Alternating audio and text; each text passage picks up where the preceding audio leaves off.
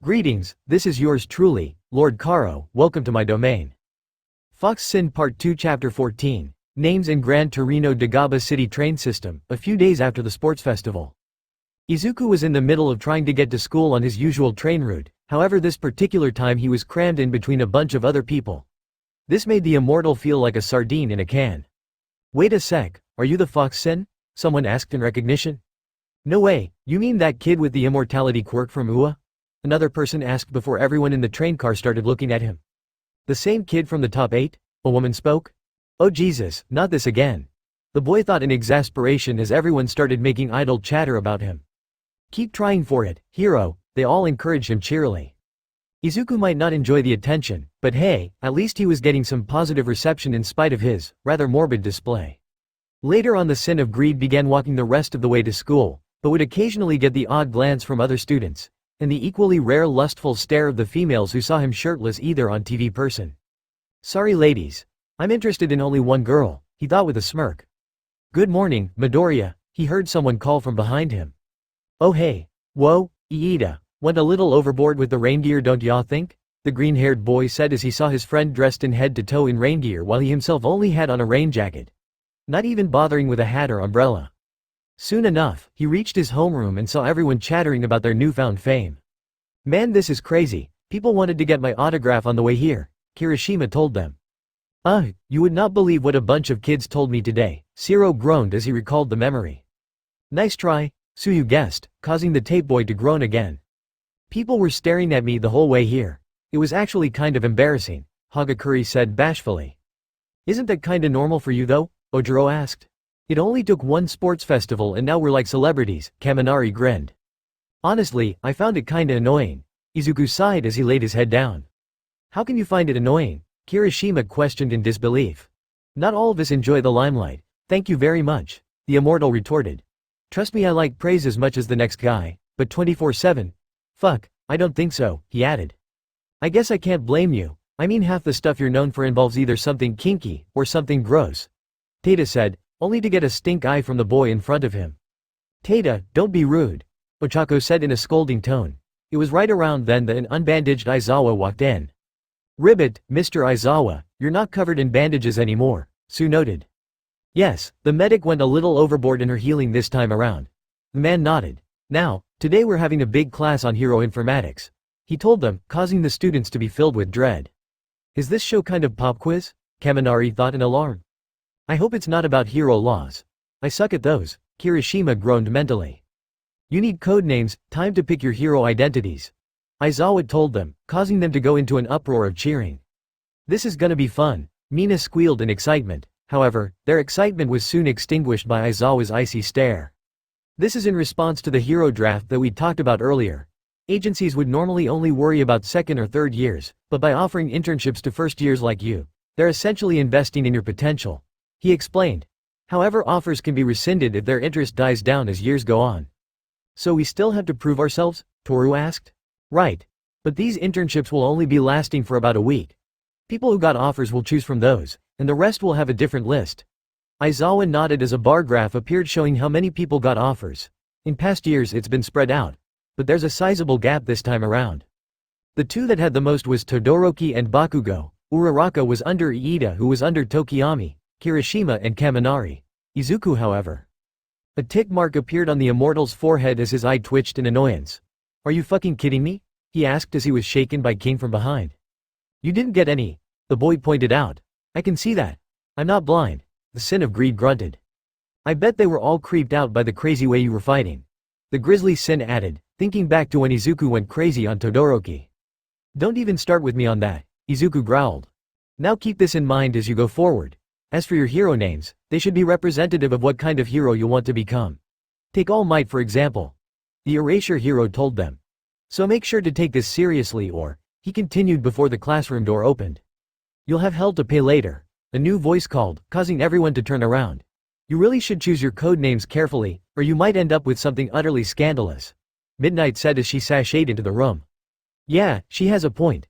Midnight will have final approval of your names, since it's not my forte. The man told them as he grabbed his sleeping bag. Elsewhere, All Might was entering work that same morning when he noticed that Cementos was looking over a new batch of offers. "Looky here, All Might, it's a new offer," the cement hero told the man. "Really? For who?" the number one hero asked. "It's for Midoriya," Cementos replied, getting the man's attention. "Who's after him?" the blonde asked before he looked at the screen and his eyes widened in horror and shock. "What the? Are you kidding me?" he gasped. Elsewhere, back with the kids, they were all still trying to come up with hero names. Well, except for Izuku and King, who had theirs picked already. "Alright, who wants to present their name first?" Midnight asked. "Oh shit, we're presenting these?" Kirishima thought. "Aw man, who's got the balls to go first?" Zero thought as well. As if to answer the tape roll armed boy's unspoken question, Aoyama went to the front of the class. "Hold your breath," he said before holding up his sign. "My hero name is I Cannot Stop Twinkling," he said proudly, and then Izuku and Tada started laughing their asses off, soon being followed by Bakugo. "TT, that's your hero name?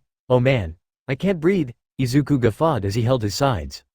"I think I might bust my stomach open," King howled in amusement while Bakugo just laughed. Midnight just sighed as she turned to Aoyama. "How about we shorten it a bit? Remove the I and change cannot to can't," she offered. "So much better. I still sparkle like the sun. Thank you, mademoiselle," the laser shooting boy said as he struck a pose. This caused everyone to facepalm. Next to go was Mina. "Okay, I'm next. My hero name. The Ridley hero. Alien Queen," she grinned. "Wait, like that Western alien with the acidic blood?" "Absolutely not," the heroine denied as she shivered in disgust as an image of said alien with Mina's face appeared in her mind.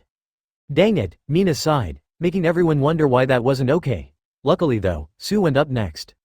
"I've had this in mind since grade school," she said. "Rainy season hero. Froppy." She smiled. Tada meanwhile couldn't help but blush. When they were at the summer camp together, he actually suggested her name be Froggy, but she changed it to Froppy, so it stuck with him. "That's an adorable name," Midnight chirped in approval. This caused everyone to start cheering and sigh in relief.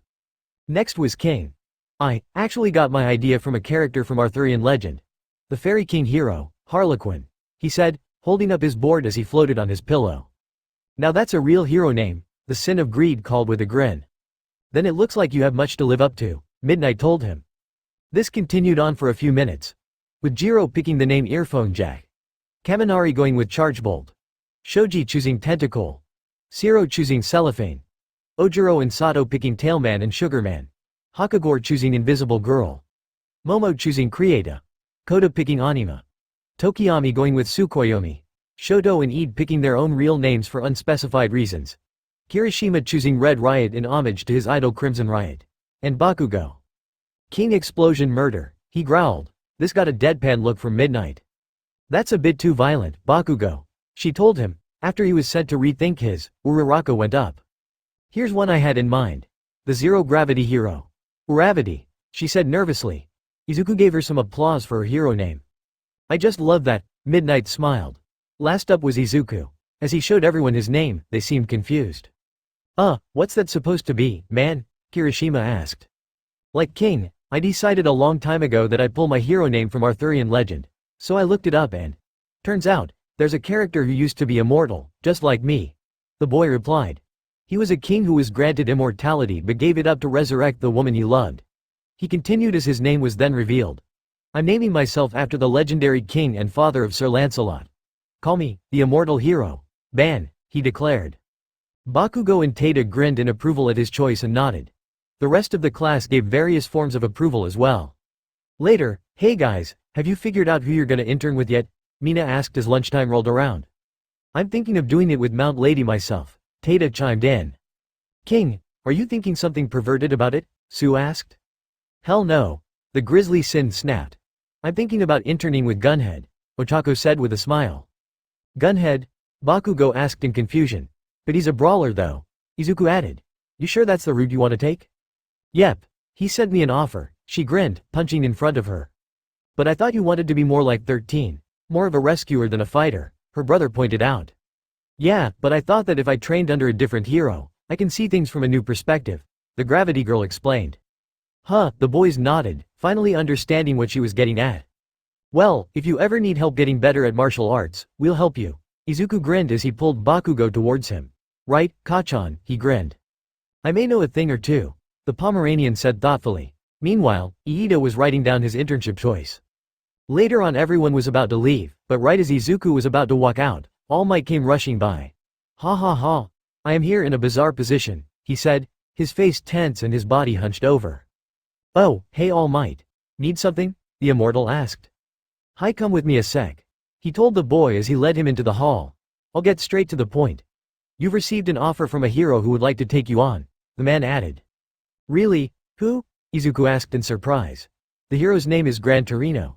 He taught at UA back in my day, but only for 1 year. In fact, the man was my homeroom teacher, All Might replied. This guy was All Might's homeroom teacher. This should be interesting, Izuku thought with a grin. He knows about One for All as well, in fact I suspect that's why he asked for you. The symbol of peace continued. He retired a long time ago, so I forget to count him among the people who know. He added nervously, visibly starting to freak out more and more. You okay? The Sin of Greed asked, but his question fell on deaf ears as the currently muscular man started shaking violently. Is this because I wrote about you in the letter I sent him? Or did he watch the festival and think my teaching was inadequate? Even going as far to using his old hero name when making the offer. Oh, scary, too scary. Damn it, legs, stop shaking. The man rambled as he slapped his legs in an attempt to stop them from shaking. Okay, I'm actually starting to get worried. What the hell did this guy do to scare All Might so badly? Izuku thought with a worried look as he watched his mentor shake in fear. Anyway, it is my duty to train you, but you should do your internship with him if that's what your heart says. Anyway, here's the address. His mentor stuttered as he handed him a piece of paper.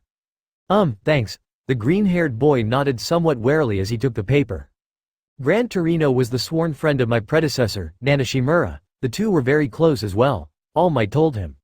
Really? Do you think he'd be willing to tell me more about Miss Shimura? The immortal asked. You'll have to ask him if you decide to go to him, the blonde man replied. Right. Thanks All Might. Izuku smiled. Later. A couple days later, everyone was about to get on trains to go to their internships, and Aizawa was there to see them off. Now be sure that you all remain respectful during your internships. I know you're excited about costumes, but you aren't allowed to wear them outside without licenses, and don't lose them either, got it? The man told them. Yes, sensei. The class nodded. As they all started walking towards their trains, Izuku, Uraraka and King decided to try and say something to Iida. Hey, Iida, if you ever need to talk to someone, we're right here for you. Don't forget that. Okay, the immortal told his speedster friend. Iida turned to his friends and gave them a smile. Of course. Thank you. The runner nodded before he walked away. Later, Izuku was walking down the street to Gran Torino's address and soon came upon a very rundown apartment building. This can't be the place, can it? He asked himself as he opened the door. Yo, anyone home? I'm from UA. Izuku Midoriya. All Might stewed. What the fuck? He gasped as he saw an old man lying on the ground with a suspicious-looking red substance leaking under him. I'm alive, the old man said as he raised his head. Okay, good. Izuku sighed in relief. The old man slowly got up and dusted himself off. Whoopsie, I was carrying a plate of some sausages covered in ketchup when I accidentally tripped and fell down. Clumsy me, the old man chuckled. Okay, that's a little random, the Sin of Greed said to himself.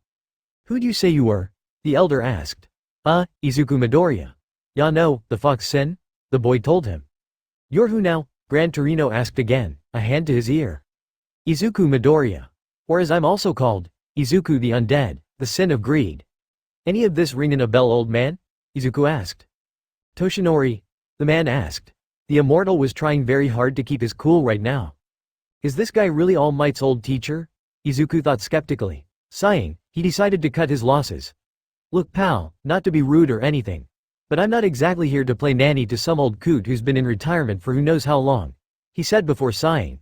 Damn it, I should probably tell All Might about this. I'm wasting my time. How much progress have you made with One for All? Gran Torino suddenly asked, causing the team to pause. Izuku turned and saw that the man was looking at his costume which was sitting on the ground. Ya know it's rude to go looking through other people's stuff. He told the man. And I've got the gist down but I'm having a hard time using it fluidly. If that makes any sense. Hit me with a smash, then. Practical experience will give me a good idea of what to teach you, the retired hero said. This made the fox Sin do a double take. Wait, what? Are you sure? He asked in concern. That doesn't seem like a good idea. The elderly hero stood up before he took a deep breath and then suddenly started rocketing around the room like a jet before crashing into the wall above Izuku. You heard me, now get your costume on. He told the boy, it's time for you to show me what you can do, ya newbie. This made the immortal smirk at the challenge before he went to get his costume on. When he was looking through it, though, he found an instruction booklet. This had him raising an eyebrow. Instructions? He muttered in confusion as he opened it up.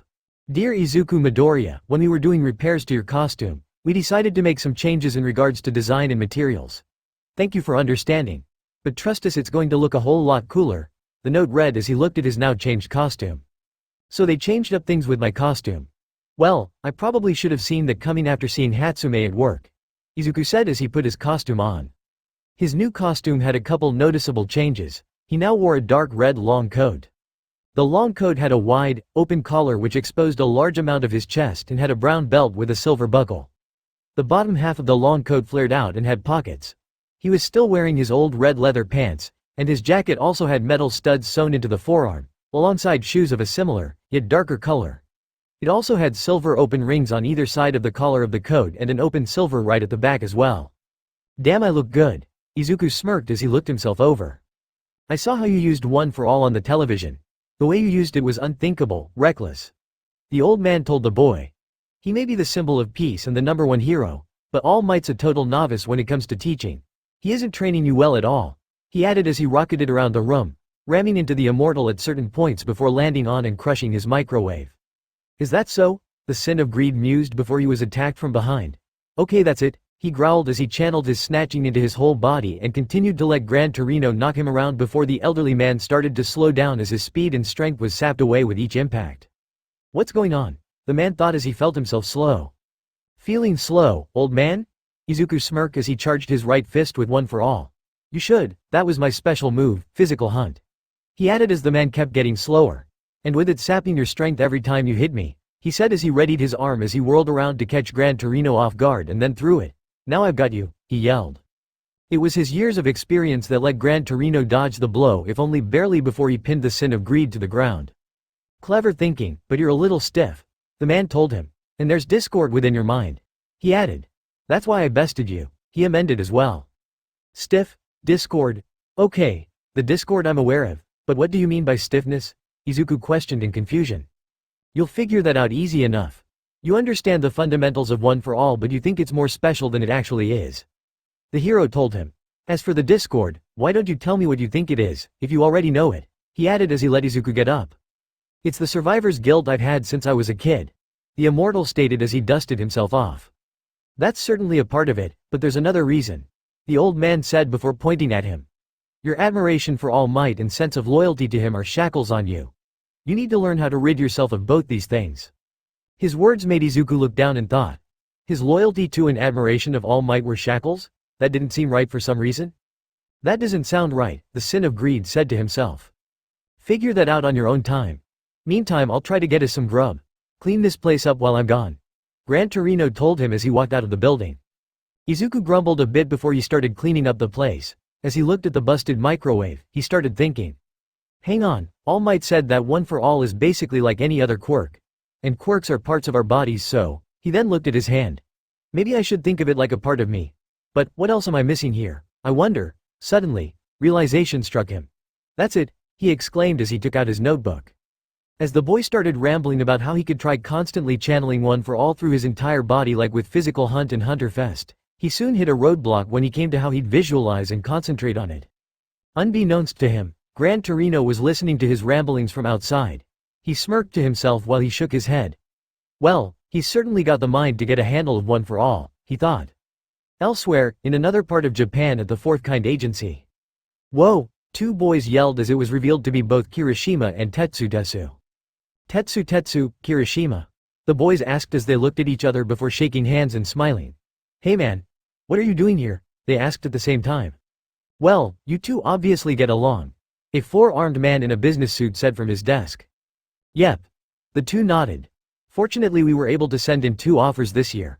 I like you too, you both show promise, Fourth Kind said. I look forward to working with you, the two told him. Now, we heroes are given wages by the government, so we're civil servants. So you'll be learning from my experience, the hero told them. That's the chivalrous hero for you, Tetsu grinned. He's so manly, Kirishima added. Wait for me to finish speaking, Fourth Kind barked, causing the teens to stiffen. Seems I'll have to teach you manners too. Apologies, they told him, bowing. Elsewhere, meanwhile in the district where the agency of Gunhead was located, The battle hero was walking with Ochako down the street explaining a few things about general hero goals and how work was done as they did patrol. Basic hero goals: control crime.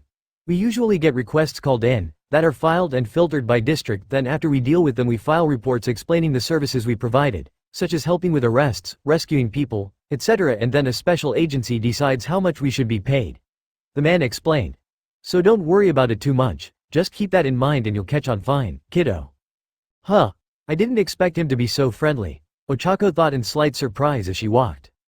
Elsewhere, meanwhile with Momo, she was in a dressing room with Itsuka Kendo from Class 1B, who was interning with her under the snake hero, Uwabami, who was a very beautiful, very voluptuous, very sexy heroine whose quirk gave her snakes on her head.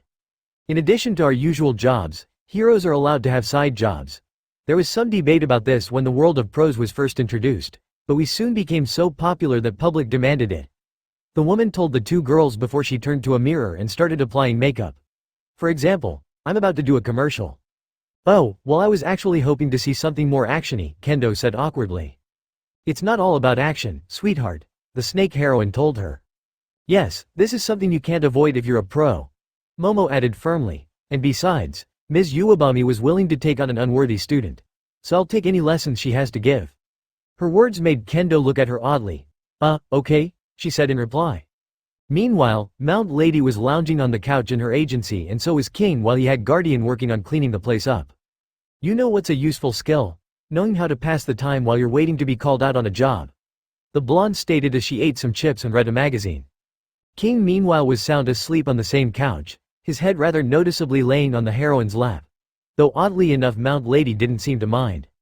Best nap spot ever, the Grizzly Sin thought as Guardian finished cleaning and shrunk back into its pillow form, allowing him to cuddle it in his sleep. The woman whose lap he was currently napping in finding the shorty's sleep antics adorable. Elsewhere, Shoto stood in front of his father in his agency with a neutral look. He didn't know why he chose this agency, but it was too late now. So Shoto, you're finally ready to walk the path of the mighty, Endeavor said with a rather smug grin on his face. I didn't do this for you, the boy replied, his expression unchanging. Only I can decide my path. Is that so? Well you better get ready, we're going out, the man told him. Meanwhile, now at the agency of Best Jeanist, Bakugo was standing before the hero, and right now he was starting to push the boy's buttons, never a good idea with a kid who's literally a walking stick of lit dynamite. To be quite perfectly frank, I don't like you very much, Jeanist stated. In fact, I don't particularly like you or your comrade with the immortality quirk. This caused Bakugo to become incensed. He was not going to be dissed, and he wouldn't let his friend be dissed either. What are you talking about? You're the one who sent me the offer, not the other way around. The Pomeranian blonde growled. And don't you dare diss my rival like that, he added, before pointing to himself. That's my job, y'all got it. In an instant, the explosive teen suddenly found himself restrained by threads, courtesy of the hero in front of him. He could barely even move his fingers. I'm not a fool. I know why you choose me, because I'm a top-level hero, Best Jeanist stated firmly. What the hell do you think you're doing? Bakugo growled. You have outstanding talent with a powerful quirk and a good grasp on its applications. So much so that I'd say you're good enough to take on as a sidekick. The same can be said for your so-called rival, Jeanist said. However you both have a fatal flaw. Oh really? Bakugo drawled. You believe you're the best without regard to how it affects your image. Additionally your ferocious nature and deep-rooted sense of pride are also issues, the blonde told him. And as for your friend? Well that's rather simple. He has absolutely no regard for his personal safety or even his own life. It makes him a danger to himself and potentially others. He embraces death, and doesn't fear it, even welcomes it. That is a ruinous combination, he said. It's not my fault he exploits his quirk, the Pomeranian shrugged. Regardless, I intend to correct people like you. It's part of my duty to society. Heroes and villains are cut from the same cloth, so your job is to watch me. I'll show you what it means to be a pro, and sew it into the very fabric of your being. Jeanist told him as the boy growled in aggravation. Elsewhere, meanwhile in the middle of Hosu City, Iida was doing a patrol with the normal hero, Manuel. Normally we don't have much to do around here, but lately things have been a bit hectic so it helps to do a patrol every now and again, Manuel said as he and Iida walked down the street. I can tell, Iida nodded, though his thoughts soon drifted to the hero killer. Hero killer Stain, I swear I will find you, and end you, he thought to himself. Elsewhere, back with Izuku and Gran Torino, I'm snoring, the old man mumbled in his sleep as he slept like a baby. Izuku watched him sleep from the doorway silently for a moment before closing the door and walking away with an exhausted look. For fuck's sake, he passed out after getting food and we haven't even done a damn thing. The boy sighed as he got his costume on and went outside. This dude is a big mystery, he said to himself as he went into an alleyway. Okay, so let me think. How can I channel one for all through my entire body like physical hunt and still be able to use my powers at the same time? And on that note, how do I go about that? He wondered to himself. Deciding to start off small, he decided to channel 5% into his arms and legs so he could jump to the roof of the adjacent building by jumping off walls. Sounds simple, right? Well, it would be, if not for the fact that he kept crashing into the walls and falling to the ground constantly. Oh, the boy groaned as he jammed his nose back into place after having broken it on the third try. Okay, that's it, he yelled as he spent the rest of the night doing this over and over again. The next morning, "Morning kid, what are you? Whoa, you look beat," Gran Torino said as he saw Izuku laying face down on the floor, clearly exhausted. Izuku slowly raised his head to look at him. I decided to do some training last night, it didn't go well, he said tiredly, before his currently heavy as lead body forced him back onto the ground. Well, it is your first time trying so there's no need to worry, that is how training works, the man told him. Though I guess All Might can't wrap his head around that. He was pretty much able to use one for all right off the bat, so I taught him in a very different manner. Though he did have the body going for him, so there's that, he mused. How'd you teach him? The immortal mumbled. It was all combat training for him. The elderly hero said. Images of him punching a young Toshinori in the stomach so hard that he threw up before uppercutting him replaying in the man's mind. Ouch. The fox Sin thought with a wince. The training was difficult, but I couldn't hold back on him. He was entrusted to me by a sworn friend who had just passed away. Gran Torino sighed solemnly. Regaining a bit of energy, Izuku looked at him. You mean Miss Shimura, right? The fox Sin asked. Yes. How much did Toshinori tell you about her? The old hero asked. Just that she believed in him when he approached her and raised him to be a great hero, the boy said as he struggled to sit up against a wall. And that she was murdered by the same bastard who gave him his injury, he added, spitting in disgust. Then I'll be sure to give the bastard what for if I get the chance, the immortal hissed.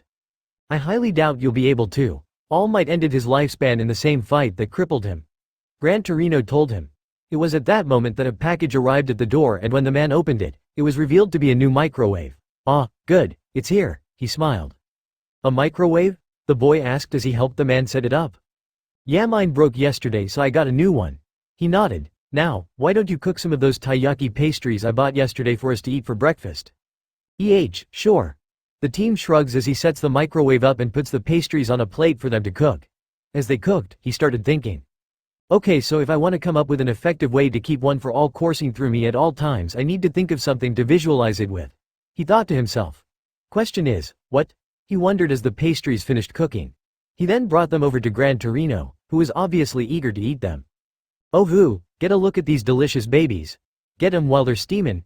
He grinned before biting into one, and finding it to be frozen. Gak, still frozen, he got out in pain.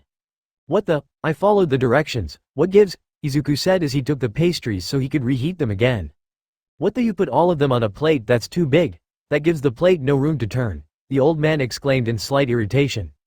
Well, excuse me, but my microwave doesn't turn like that. The immortal started to say as he put the pastries back in on a smaller plate before a realization hit him, causing him to facepalm. How did I not figure it out sooner? He muttered to himself quietly. What was that?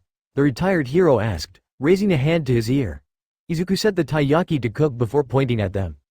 The visual metaphor I've been looking for to help me keep one for all going through my body so I don't keep turning it on and off like a switch. He said, it's like those pastries. I have to distribute the power out evenly throughout my entire body at the same time in order for it to work. He added as he started doing exactly that, the power causing him to glow before green lightning started cracking around him. Gran Torino watched him with a smirk. He's figured it out already. This is gonna be interesting. He thought as he got into a stance. Alright, let's put that to the test, shall we? He beckoned. Hell yeah, let's go. The fox Sin grinned. Now it was on, chapter 15, full cowling up.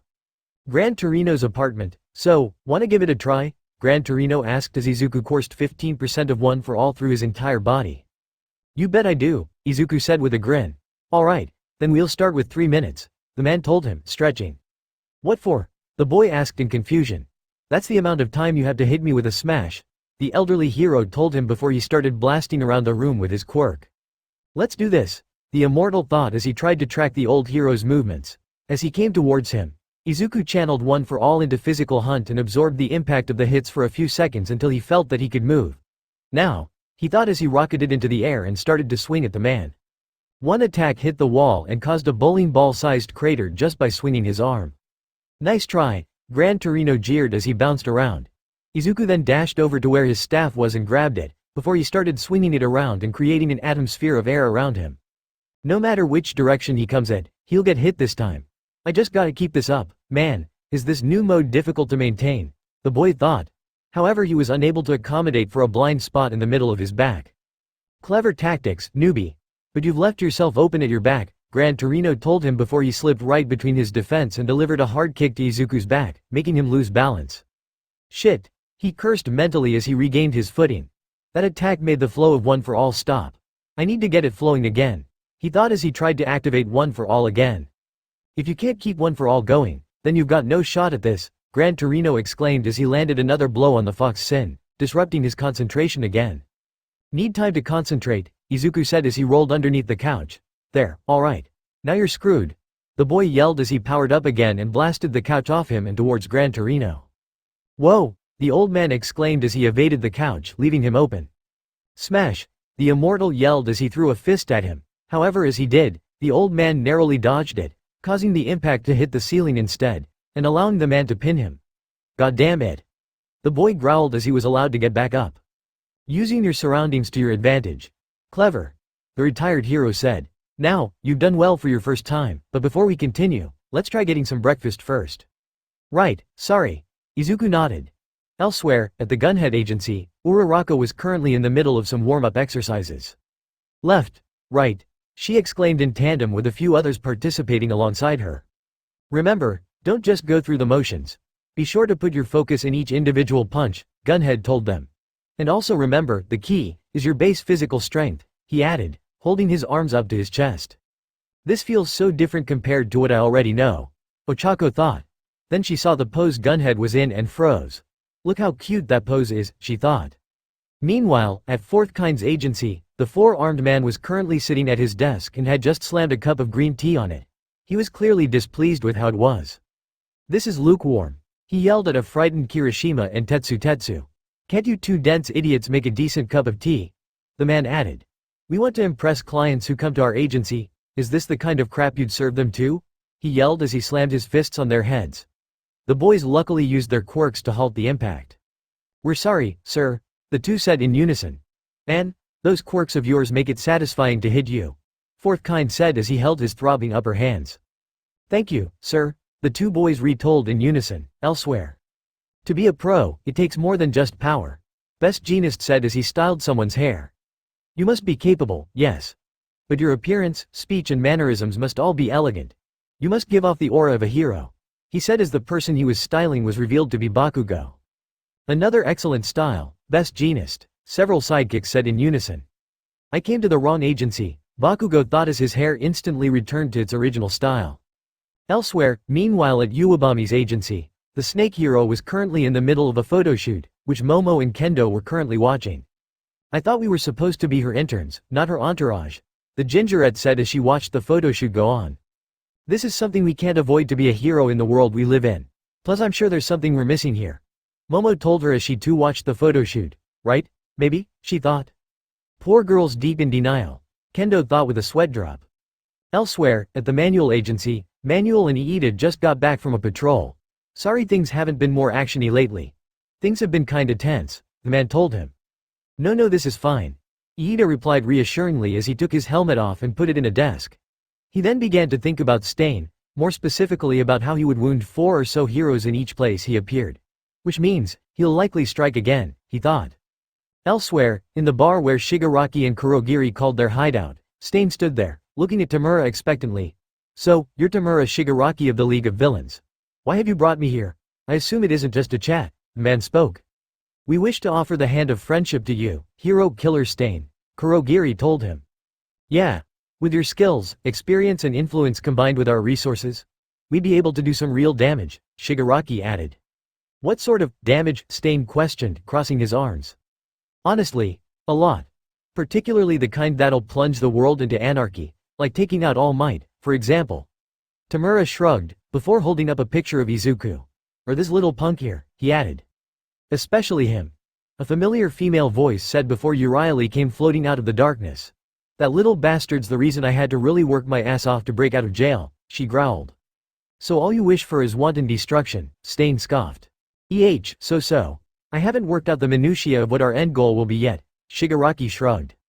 Hence why a more experienced person like you would be a good asset. You can help us better direct our efforts to bring the Hero Society to its knees, Kurogiri added. You expect me to simply help in your goal of mindless chaos? I think not. The hero killer hissed as he drew his blades. Oh, Shigaraki said nervously. Kurogiri, get rid of this guy, quick. Master, should I? The living warp gate asked the man behind the screen. No, let it happen. The man said. In order for Tamura to fully come into his own as a villain, he must learn how to mature. He continued. This could be a good case to do so. As you wish, Kurogiri said reluctantly. Oh, shit. Tamura groaned as Stain attacked. Elsewhere, back with Izuku and Gran Torino, the two were still training their asses off, and Izuku had just come up with a name for the defense move he'd used earlier, one for all 15%, Fox's Den. Right now he was still trying to use this move to block his teacher with moderate degrees of success. Gak! Izuku got out as he took another blow through a hole in his defense, sending him face first in the wall. Damn it! No matter how hard I try, there's always a blind spot in the middle of my shoulders at the back, he groaned. Nothing's perfect right away, newbie. You'll get it eventually. Gran Torino stated, now come on, we're going out. If you stick to fighting just me you'll end up developing some weird habits, he added. What the hell do you mean, weird habits? Izuku barked indignantly. Think of it this way, if you stick just fighting me, you'll be in trouble fighting someone who's the exact opposite. The man told him as he got dressed. Well, I guess that makes sense. The teen shrugged mentally as he got his costume on. So where are we gonna go? He asked. Shibuya. There we'll find plenty of villains to fight. The man explained as they left the building. Shibuya? I figured we'd be in some place more populated. The Fox Sin said in surprise as a taxi stopped for them to get in. Oh, it's plenty populated, Gran Torino told him. Okay, the boy shrugged. Later on, the two found themselves on a train to Shibuya and as they did, Izuku tried to text Iida to tell him that they'd be passing Hosu, but when he checked it again, he saw that Iida only read the message. Weird. Iida doesn't usually wait more than 3 minutes to respond to a message. The teen noted, feeling something off. However, as they passed over Hosu, a building in the distance blew up. What the green-haired boy said before a hero was hurled through the wall of the train and a pale green and lanky hand moved some of the metal inside. It was a creature with brains spilling out and 4 wild eyes. Anomu? The Fox Sin gasped. Stay here, kid, Gran Torino ordered as he tackled the mindless creature off the train and into a building. Son of a. The teen cursed as the train captain tried to calm the passengers. This has got to be something to do with the League of Villains. Which means, oh shit, he said before he leapt out of the train and started running. One for all full cowling. 10%. He thought as he started running at near Mach speeds. So this is how much speed 5 to 10% can give me, great. He said before he skid to a halt, causing the ground beneath him to pile up. Standing in front of him were 2 more Nomu, one with wings and the other with just a brain and lower jaw. Holy she. Wait, where's Iida? The Sin of Greed said as he looked around. Seeing no sign of his friend, he cursed. Damn it, where is he? He growled before he remembered something. Wait, wasn't the hero killer sighted in? Motherfucker, he cursed mentally. Running like a madman through the alleys of Hosu, Izuku kept looking high and low for his speedster friend, and then he saw something. Jumping into action he bounced along the walls and then cranked up the percentage to 20 before throwing a Detroit smash right into the hero killer's face. The man's face contorted as he was sent flying from the impact and skidding to a halt on his back. The ground being turned up from behind slid down the alley with tremendous force. And stay down, he yelled, landing in front of Iida. Midoriya. What are you doing here? The bespectacled boy asked weakly from the ground. Izuku looked over his shoulder at the boy and gave him a nonchalant look. Oh hey Iida, didn't see you there, he said. What's up? He asked. Gee, get out of here. This doesn't concern you, he got out through grit teeth. Izuku simply looked at him for a few seconds, turned around to face Stain as he got up. The villain, now having a nasty black eye, let out a cavernous yawn, and then started rolling his neck and shoulders. Did you not hear me? I said get out of here, Iida yelled. Oh, I heard you, alright. I'm just not listening, the Fox Sin told him before looking at Stain. So, you're Stain, huh? Gotta say, I kinda thought you'd be taller, he said nonchalantly. I saw you at the sports festival, Sin of Greed, the man hissed. Ah, so my reputation precedes me. The sin of greed nodded. Well, so has yours, hero killer. Word is that you kill heroes who you think are fake. But let me ask you something. He continued, pointing at the man. Let's say, hypothetically, that there's a girl who wants to be a hero. Her parents are poor, poorer than poor, really. And she wants to become a hero so that she can make plenty of money so that her parents, who are about as wonderful as you can think, can have an easy life. He added. Tell me, Stain, would you kill a girl who simply wants to help her family? Would you have the gall to call her fake too? The question actually took Stain aback for a moment before he regained his composure. Why do you ask me this question? He questioned. Well, depending on how you answer, may determine if I just break a few of your bones, or just snap your neck. The fox Sin told him, cracking his knuckles. Stain then looked him dead in the eyes. I'd kill her because it's only a matter of time before she gets consumed by her greed, he declared. This made Iida gulp in worry. He knew who Izuku was talking about, and how deeply those words cut him. So, you have chosen death. Izuku said coldly as he took out his 3-section staff and twirled it around before he started attacking with the air pulses 20% of 1 for all allowed him to use. Fox hunt. He yelled as he sent blades of air at the man. Stain quickly leapt into the air to avoid the air blades before he charged at the immortal, blade ready. Izuku lazily dodged the slashes as 15% of 1 for all allowed him to outspeed him long enough for him to grab Iida and jump back, placing him with native. Going back to 10%, he walked right up to Stain and the two stared at each other, the boy sending his location to all his friends on Twitter. Stain looked into his eyes and saw something he hadn't when Izuku asked him that question. Righteous fury, the fury of love. The man said, drawing his knives and leaping back. Now I understand, he said. What are you talking about? The boy asked. People always show their true colors when faced with death, but you show your true colors openly. You don't fear death, you welcome it. The man gasped. And all this, for a feeling of love? He wondered. Why? He asked. Because I promised I'd make the girl of my dreams mine. In order to make sure she stays safe, people like you need to be removed from the equation.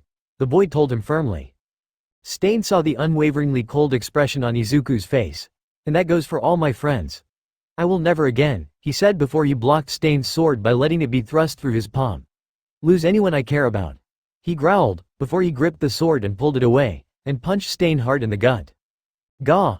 He grunted as he staggered back before falling to one knee. But then he saw a drop of blood dripping from the boy's hand as it healed. Sliding his tongue out, he let the drop hit it, and suddenly Izuku locked up. What the hell? The immortal squawked in surprise. You're powerful, kid, I'll give you that. Stain groaned as he got back up, rather shakily. And your convictions are definitely something to admire. But I have a duty to correct this society by killing fake heroes. However, the man then turned back to him as he picked up his sword. I may leave that girl you mentioned alone, who knows? Maybe there's hope for her. He added as he walked up to Iida and was about to stab him. Don't you dare, Izuku yelled. Though before Stain could kill Iida, a blast of fire sent him jumping back. What? Iida got out in surprise before glancing at the direction it came from. Then Todoroki came into view, and he had on a new costume. Todoroki? He asked. Shoto's new costume consisted of a dark blue jacket with elbow-length sleeves, a collar high and joined in the center by a gray neckpiece, baggy pants of the same color, a metal-plated combat vest and white boots, their soles and a thin line running down the center of each of them a darker pale gray. He also sported a brown utility belt around his waist, with little metal capsules containing medical supplies hanging off the front. Shoto, oh thank God. You got my message, Izuku sighed in relief. I wish you'd have given more details about your location, the boy said as he held up his phone. It's not like you to leave out details like that. You wouldn't do so unless you were in trouble, he added. Wow, ya don't say. The fox Sin said sarcastically, still comically frozen while standing. Now can you get this guy off me so I can figure out how to get moving again? My legs are killing me, he yelled. Right. The scarred teen nodded before sending a wave of ice at the hero killer. Izuku then started sliding back and slid next to Shoto. Okay, so I think I may know how this guy's quirk works. Izuku groaned as he laid on his back, still frozen. How? The boy asked. He needs to ingest the blood of his victims in order to immobilize them, though whether the duration differs with blood type is unknown to me. He explained. I saw him taste a drop of my blood, so that's how I know, he said before whispering. And since I can slowly get feeling back in my limbs, means there must be a time limit. So you figured it out, Stain said with a smirk, bravo. Okay, so we know how his quirk works, but how are we going to beat him? Shoto questioned as he created an ice wall, which Stain slashed apart. Izuku meanwhile felt his body snap back to him and he quickly went full cowl and swung his staff around to make him back up. Get behind me, Todoroki, I'm about to use a special move, he told him, gripping his staff tightly. Right. The boy nodded as he got behind the green-haired teen. Special move. Fox's Den, Izuku yelled as he started waving his staff around at incredible speeds in an atomic circle. Sorry Stain, but as long as this move is up, the boy told him, you'll never be able to even touch us, let alone kill us. Fun fact. Once you follow a scared and angry fox into its den, it's game over for you. Chapter 16, Into the Fox's Den. Hosu City, like I said, Stain, as long as I'm in the fox's den, you're never going to be able to touch me, or my friends, let alone kill us, Izuku said as his defense technique was up while he swung his staff around. Not a bad technique, kid. Not everyone invests time in those, the hero killer remarked as he tried to find a gap in the defense. Let's just say that I've had a lot of time on my hands, the fox Sin said. Hey, Todoroki, he whispered to his two-toned friend. What is it? The boy asked. I need you to do me a favor and keep an eye on my back. Make sure he can't get behind me, he replied. Got it. The dual element user nodded. Stain squinted at the kids, having a feeling that they were planning something. This was proven right when Shoto sent a barrage of ice at him, which he dodged. However, when he went in to strike the boys down, his knives collided with the air barrier that Izuku was creating and shattered on impact. He cursed and quickly leapt back before drawing two more knives. That kid wasn't bluffing. I can't get close enough to cut them, Stain thought.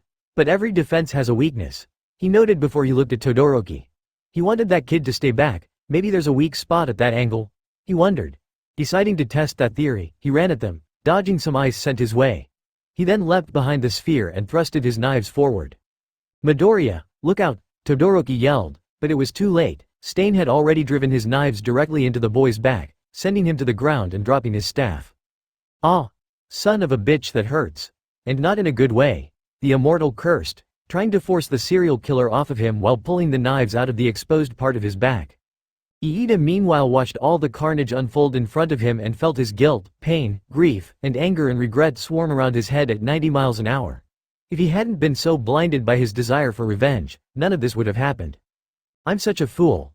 I let my desire for revenge blind me to everything else, he thought sadly. Stain, you were right. I'm far from being a hero, I'm too immature, but still, he thought as he struggled to get back up. I can't just sit back and watch my friends die. Back with Izuku and Shoto, Stain had maneuvered away from the latter's fire attacks and Izuku's fox hunt moves before slicing apart the boy's weapon with a strongly thrown serrated knife and then drove his jagged-edged sword through the immortal's chest. Midoriya!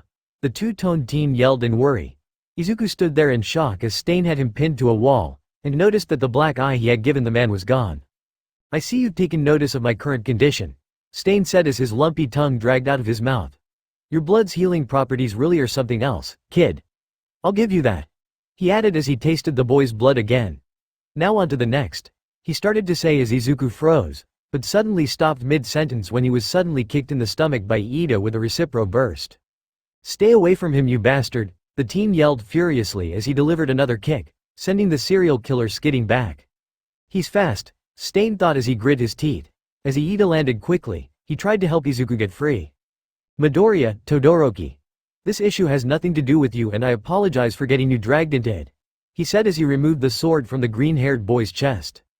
Don't apologize, it was either we get involved or let you die, Izuku told him. Exactly. We chose this. Todoroki nodded. Regardless, this is my mess, so I refuse to let you both shed any more blood for me. The class rep continued. This particular statement made Stain go rigid in anger. Do you actually think your true nature could change in a few minutes? How pathetic, someone should teach you a lesson, he growled. Try it, asshole. Izuku growled. Don't listen to this fundamentalist lunatic's nonsense, Iida, Todoroki added. No, he's completely correct, Iida said. Even so, I can't back down, not now, he added before Stain charged at him in a blind rage.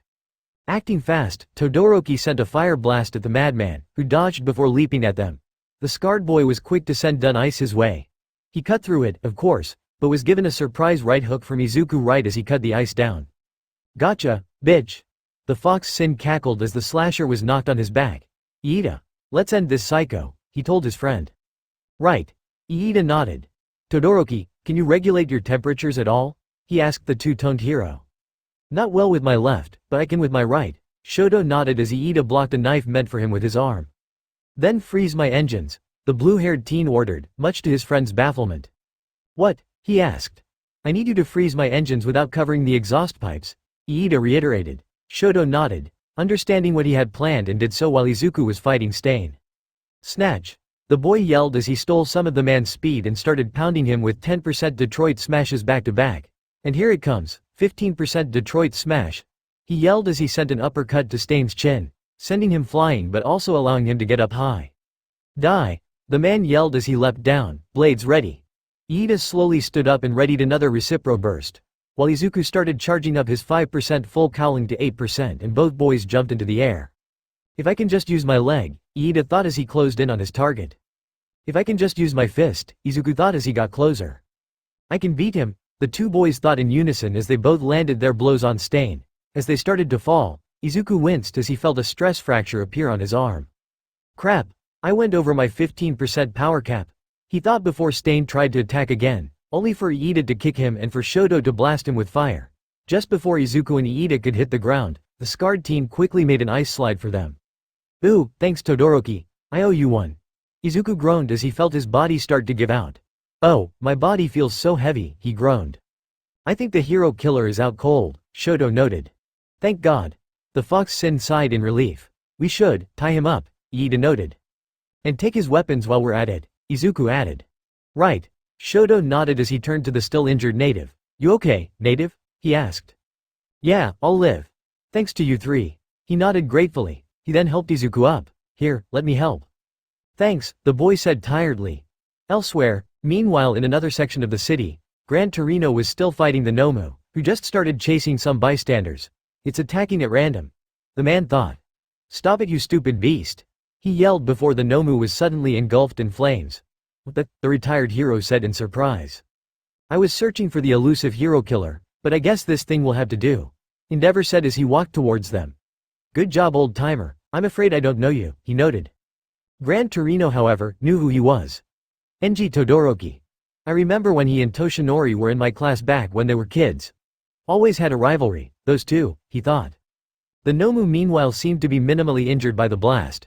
That was just a low-temperature warning shot, but it usually KOs my opponents, Endeavor said as the green creature started to twitch.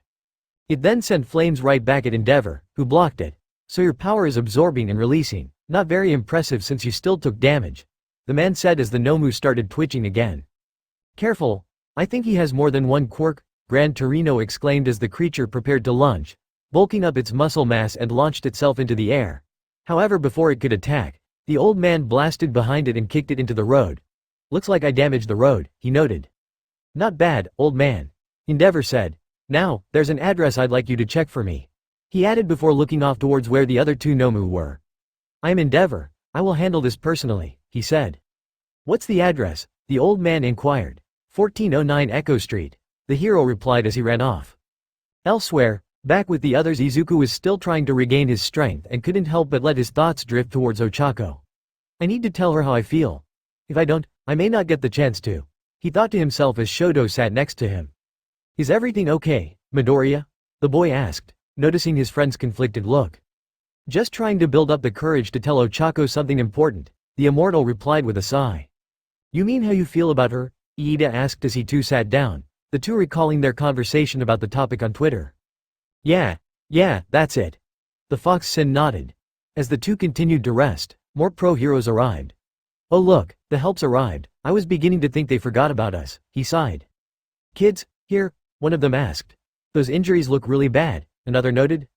I'll get an ambulance, another added as he left. Yeah, call an ambulance, but not for me, Izuku called. Oh, now I recognize you. You're that immortal kid, another of the heroes noted. Wait, is that the hero killer? A female hero gasped in shock as she noticed Stain. And he's out cold too. Izuku grinned before he fell over, still not recovered. Ow. He grunted. However, as they started trying to help him up, the flying Nomu that Izuku saw earlier came flying towards them. Incoming, he yelled before he was snatched by the airborne beast, which apparently had one eye missing and was bleeding from it. The others looked on in shock as some of the Nomu's blood landed on the heroine's cheek. As they stood there, they failed to notice Stain cut himself free and licked the Nomu blood that landed on said heroine's cheek, paralyzing its owner and causing it to plummet to the ground. Oh, for the love of... The teen groaned as his face skid across the road as Stain stabbed his knife into the creature's brain. As the man rose up, Izuku's face quickly healed and he prepared himself to subdue the villain. Just when I thought this was over, one of the heroes groaned. It was then that 5 Gran Torino showed up. "What's going?" the man asked before seeing Izuku. "Kid, what are you doing here?" he yelled as Endeavor arrived next. "Why are you all just standing here?" Wait, the redhead said before he saw the dead villain, Stain and Izuku. "Don't tell me that man is," he started to say as Stain faced him. "Yep, it's the hero killer," Shoto nodded in confirmation. "Endeavor." Stain growled as he turned around, his mask falling off his face, revealing that his nose was completely removed. "You false hero," he yelled. Everyone tensed as they got into defensive stances.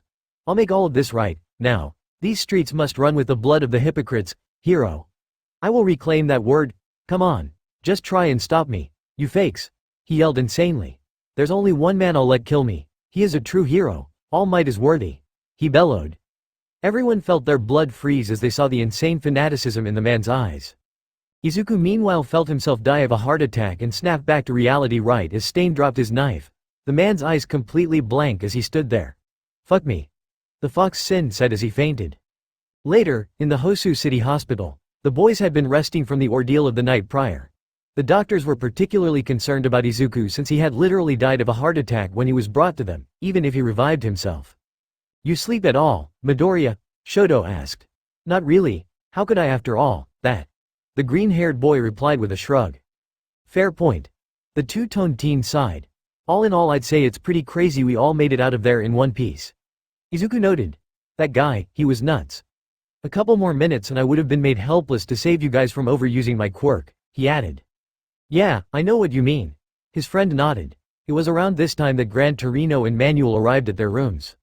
"Hey guys," the immortal said with a 2-finger salute. "Idiot, right now, I want to do nothing but yell at you for hours on end, but, you 3 have a visitor," the old man said before someone else entered. This someone was presumably a 40-year-old man who had a dog's head, and was dressed in a suit. "This is Kenji Sorigame, the Hosu chief of police," the old hero explained. "The chief?" The boys gasped in shock, all quickly getting up. "No, please stay seated. Woof," the man said with a bark. Did he just, Izuku thought in slight disbelief. "So, you 3 are the ones who took down the hero killer, yes?" the man asked. "We are, sir." Iida nodded. "As you may have learned, when quirks became the norm the police fought to maintain the status quo by placing strict regulations on the use of deadly quirks, woof." Kenji began. "That's where heroes came in. They could do the work we could with their quirks but were only able to do so due to the strict code of ethics that the early heroes chose to abide by. Meaning it would be impossible for the police board to condone the use of quirks to cause injury. Even if you were up against the hero killer, none of you had the authority to harm the villain." He then turned to look at Izuku as the boys continued to look at him. "The same is especially severe in your case, Izuku Midoriya, given the incident that occurred 10 years ago that gave you your current power set," he told him. "As such, in this case, you and your instructors are sure to receive harsh punishment." "Don't remind me of that cursed day," the immortal grunted. "And don't go saying that I was the cause of what happened either. I know that it wasn't that me jumping caused what happened, but the fact I had hesitated for a split second before jumping," he added. "If I was a second faster, none of that would have happened. And hold on, if Iida hadn't stepped in, Native would have been murdered, and if Midoriya hadn't stepped in, both of them would have died," Shoto added. "So are you saying that it's okay to break the law as long as it goes your way?" the man questioned in a condescending tone that made Izuku growl, his sharp canines coming to bear. "Are you telling us that we should have done nothing? That we should have ran like cowards?" he seethed, standing up. "Well, excuse me, sir, but as I told my teachers and my friends, I lost someone close to me once because I hesitated to act, so I refused to let that happen. Ever again," he growled. "Midoriya's right. Isn't that a hero's job? To save people no matter the cost to themselves?" Todoroki added. "This is why you're all not full-fledged heroes yet. It's obvious that UA and your instructors have not been teaching you near enough. Such a shame." Kenji sighed. That set the 2 boys off. "You damned mutt," the 2 growled as they started walking towards him. "Hold it, you 2. You still need to hear him out to the end," Gran Torino told them. "And why in the hell should we?" Izuku questioned. "What I've said is simply the official position of the police. However, any punishment would only be necessary if this went public," the dogman explained, having ignored the boys' outbursts. "On the other hand, we could say Endeavor saved the day. Stain's burns would support the claim so there'd be no harm done. However, if this went public, You would get recognition and praise, but that wouldn't stop you from being reprimanded. He added. But, I know where I stand. I don't want to damage any promising young careers, not for a mistake like this. The three teens looked at one another, having a silent discussion. The choice seemed so simple. With that, Izuku spoke up.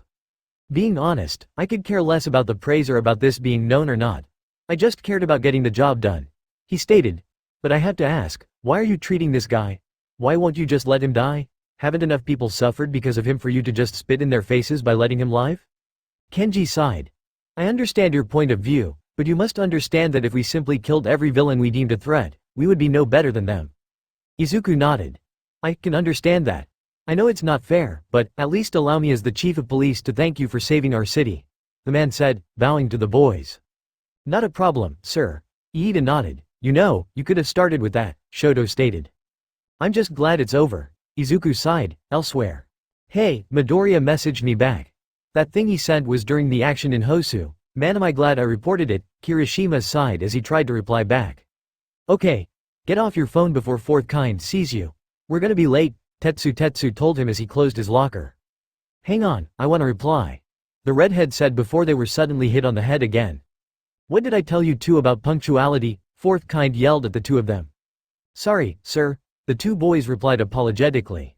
Elsewhere, meanwhile with the best genist agency. Now, I know you all must have heard about the attack on Hosu with Stain and the League of Villains. How this all stitches together. Well, I too am concerned, but we must not lose focus. People come apart at the seams when things like this happen. The man said. But we must be calm as heroes. So, it'll be business as usual today. May your minds be as sharp as your genes. Yes, best genist, sir, the sidekicks chorused. Bakugo, meanwhile, looked like he was trying to hold himself together. I'm so ready to get out of here, he thought almost miserably.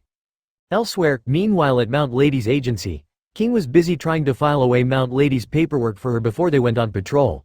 So, is there anywhere in particular you think we should patrol today?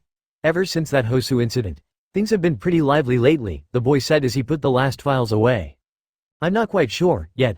The woman shrugged. Probably somewhere with low to moderate criminal activity, she mused. So low effort work. I can get behind that. The boy nodded as the two sat back on the couch to wait for a good time to patrol. Elsewhere, at the gunhead agency, Ochako was talking on the phone with Izuku. Oh my gosh. So you guys were in the middle of the stuff at Hosu? That's so scary, she gasped. You weren't hurt, were you? She asked him. Sadly, I had a heart attack and actually died right there. The immortal replied with a sigh, causing the girl to nearly have a heart attack herself. I've stared death in the face and seen the afterlife enough times to be numb to it, but what I saw from the hero killer, it was scarier than the idea of death ever was. When our internships are over, we're spending time together to forget about that. Got it? Ochako declared seriously. I'd like that. Hey Ochako, there's something important I really need to tell you, he told her as Gunhead approached her on the girl's end of the phone. What is it? She asked. Before her childhood friend could say anything, Gunhead spoke up. Hey, Uravity, we're about to start soon, he told her. Oh, coming, sorry Deku, I need to go. We can talk about this later, bye. The girl whispered before hanging up, which caused her instructor to chuckle. Was that a boy? He smiled under his mask. Shut up and let's go, she shot back with a blush as she walked away, the man grinning as he shook his head. Oh how he loved seeing the kids grow as he worked with them. Elsewhere, meanwhile back at the hospital, Izuku sighed dejectedly, not being able to do what he had set out to. As he entered the room the other two boys were in, they seemed tense. Hey, what's going on? He asked. Iida's tests just came back, Todoroki said as he looked at said teen. Both his hands were damaged, but the damage in his left hand could be permanent, he added. What? Izuku asked in shock. It could be fixed with surgery, but I think it should stay as it is, to remind me to become better, the class representative said. Izuku looked at him and then the two scars on his right hand, understanding what he meant. Yeah, I can get that. He nodded, though Shoto seemed to become conflicted for a moment. I feel kinda bad guys, he said as they looked at him. Every time I'm involved in something, someone's hand gets crushed. Am I cursed? He asked himself, causing the other two boys to look at him with bewildered looks before they started laughing. Man Todoroki, I didn't know you had a sense of humor, the immortal laughed. I'm not joking, guys. I think I'm actually cursed. The scarred boy told them. I'm like the hand crusher or something. The hand crusher, the two boys said as they howled in laughter. It seemed that even after all that, the boys managed to find some levity in an otherwise tense situation. Chapter 17. Learning from the past Gran Torino's apartment. It was the end of the week-long internships for Class 1A and Izuku was standing on the steps of Gran Torino's apartment, costume briefcase in hand. "Sorry we weren't able to do much this week, kid. Not much of an internship I know," the man said. "Don't worry too much about it. You taught me how to use one for all without damaging my body, so I'd count that as progress," Izuku told him. Gran Torino then smacked him on the leg with his cane. "You did, yes, but remember that you only survived because the hero killer led you. You need to stay calm and alert when you use one for all, or else you'll risk going over your limit like you did with that stress fracture of yours that just healed," he nagged. Right." The immortal nodded, slightly stunned. "Hey, I've been wondering this, but how is it that you're not well known? I mean, you trained All Might and taught his class at UA. You should be famous, but you're not. It makes no sense," he asked curiously. "I can see why you'd wonder about that," Gran Torino mused. "Truth be told, I never really cared about being a pro hero," he revealed, surprising the Fox Sen. The boy seemed genuinely surprised, which wasn't unheard of for him, but it was definitely a rare occurrence nowadays. "I know what you're thinking, and the reason why I got my license is because I needed to be able to use my quirk without limits in order to help Shimura," the man said. "Though it'd be better if you heard it from Toshi. All Might, I mean. He can explain it better than I can," the man continued. "Fair enough." Izuku shrugged. "Well, thanks anyway," he said as he walked away. "Hey boy," the old man called, making the immortal look over his shoulder with his usual nonchalant glare. "Who are you?" he asked in his dumb voice. The sin of greed immediately saw what he was doing and smirked, flashing his fox-like teeth and jabbing a thumb at himself. "Who am I? Well, that's simple," he stated, letting his tongue roll out the side of his mouth. "I'm the immortal hero, call me Ban," he added with a cocky smirk. The old hero smirked at him and nodded before they parted ways. He may not look or act like him, but he's just like Toshinori. So this is who will inherit One for All. You picked a good one, Gran Torino thought. Let's hope that we can both be there when you fade into history, and the hero Ban will take your place as the new symbol of peace. Later, ha ha ha ha ha ha ha ha, holy crap. What the heck, Bakugo, Kachan, Kirishima, Zero and Izuku howled in laughter as they saw the blonde with a truly ridiculous haircut. "Shut up, you idiots, my hair's gotten so used to it I can't get it back to normal," the Pomeranian blonde growled. "You hear me? I'll kill all three of you," he added. "I'd like to see you try, pretty boy," Zero laughed as Izuku stumbled to the back, still laughing. "Holy crap, that's hilarious," Tada chortled as he tried to contain his laughter. "What did you say?" Bakugo yelled as his hair blew up back to normal. "Whoa, so you actually got to fight real villains. That's so cool, oh I'm so jealous." Mina whined as she talked to Jiro and Sue. "I just helped evacuate people and provide logistical support. No fighting on my part." Jiro shrugged as she twirled one of her jacks around her finger. "All I did was clean the ship deck. Though there was this time where we stopped some drug smugglers," Sue shrugged. "Okay, now that's cool," Mina and Jiro said in unison. "What about you, Ochako? How was your week?" Sue asked as they looked at the mochi-loving girl, who looked like a completely different person. I'd say it was very enlightening," the girl said as she was shadow boxing out of reflex and muscle memory.